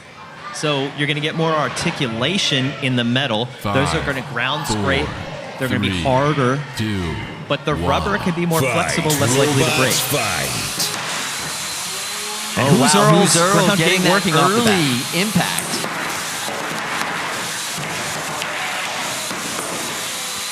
And trying their best to chain it together. Those metal wedgelets on the front of Eruption can be tossed directly into the weapon of the opponent. And they can work like a doorstop, like a ramp, send them into the ceiling. Some great chain together hits from both robots. Good aggression. Yeah, very evenly matched at this point. Couple shots from Eruption getting around the side, the corner of Who's Earl. Beautiful shot there. Brian Boxall able to recover very quickly and bring it right back to Who's Earl. Yeah, as the fight goes on, Eruption is dialing it in, maybe learning the driving style of Who's Earl, getting better angles. You don't need to win the ground game if you can win the angles. And Eruption keeps hitting the corner of Who's Earl, not necessarily going front to front. You can see there they went front to front and they lost that engagement. But they are getting the corners again. These are great shots from Eruption. Nice shot. Toastering him behind the house spot there for a second. Yeah, Who's Earl not having a lot of success in the early stages of this fight. Right out of the gate, they got a few hits, but it's been a minute of solid Eruption domination. It's just that driving experience, so hard to overcome. I think we're seeing a little damage accumulate here, maybe on both robots not driving so controlled as they were earlier. Maybe Eruption trying to be a little bit more controlled. Maybe they feel they're ahead. Yeah, definitely a drive side down on Who's Earl. Now they're stuck in the corner. Good self-right. Eruption there for the hit. Another chain of hits by Eruption. Brian Right to doing the a back. wonderful job of getting the hit and then that perfect reposition to come in for the second follow-up. Oh, Eruption flipped themselves over off the house robot. They got to be careful. Yeah, that house robot is orders of magnitude heavier than the Wow. competitors. It's literally like running your weapon into a steel wall. I was gonna say they're gonna end the fight upside down, but they're right side up now. You can see both weapons are down. The weapon on Who's Earl is completely ajar. I think Eruption might have busted theirs on the house robot. Yeah, I mean, they hit it so hard. That was full speed right into the corner of the house robot. Yeah, basically a wall of steel.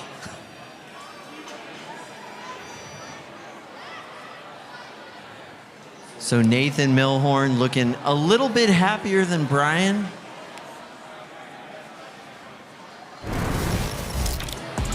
Let's check out the replay here. You can see off the bat Who's Earl chaining together some hits. But Eruption, using their experience, coming back, learning the driving style, and then so many corner shots. Able to take out the drive on one side, eventually dislodge the weapon. But they did end up upside down, their own weapon broken. I think they're still going to take away this judge's decision, but they made it closer with doing that at the end. Yeah, especially with both the weapons down. It's just the weapon on Who's Earl is just ajar inside that bracket, just broken. Yeah. I mentioned in the middle of the fight, it looked like Eruption was dialing it back. I think they felt they were ahead, didn't want to make a mistake. But then at the end, they did make a little bit of a mistake, but it's good it was so late in the fight. They were solidly ahead, and I think still ahead after. Well, we'll have that judge's decision for you shortly, and then we will take a break and see you back here live on DAZN for prime time. That'll be in 1 hour and 15 minutes from now when we start prime time. 7 o'clock Eastern time. Just over an hour. I love all of these families up there in the bleachers. This is a great family event if you've got time to come to it. We've got plenty of stuff for the kids. We've got food trucks. A really nice coffee bar. Can you believe we're already done with the qualifiers? No, that flew by. There's Brian Boxall. I got to tell you, he looked more stressed, but I think it's because he holds himself to such a high standard. Yeah. You got to be disappointed if you do that at the end of a fight that you're solidly winning and you just make it closer than comfort. Yeah, for sure. You never wanted to go to the judges, and you certainly don't want to go to the judges with that image as the last image. The end of the fight, it's going to sit in their heads just a little bit more. Everyone has a bit of recency bias. For sure. He was just showing us the battery on camera saying that's dead. He can't use that anymore. So I wonder what happened with that in that matchup. Yeah. It was looking good until the end. Okay, so this is the matchup we just saw. Who's Earl versus Eruption. The judges have come to a conclusion, and your winner is Eruption. Team too hot to handle. Brian Boxall. Not too much a surprise there. I think that's what we all thought would happen. A little bit closer than it seemed like it would be. All right, well, we will see you in 1 hour right back here on Prime Time NHRL live on DAZN. Look at this box. We're gonna have to clean this thing up before we get back. I'm so excited to see every single one of you right back here live on DAZN, 1 hour. National Havoc Robot League. Let's go.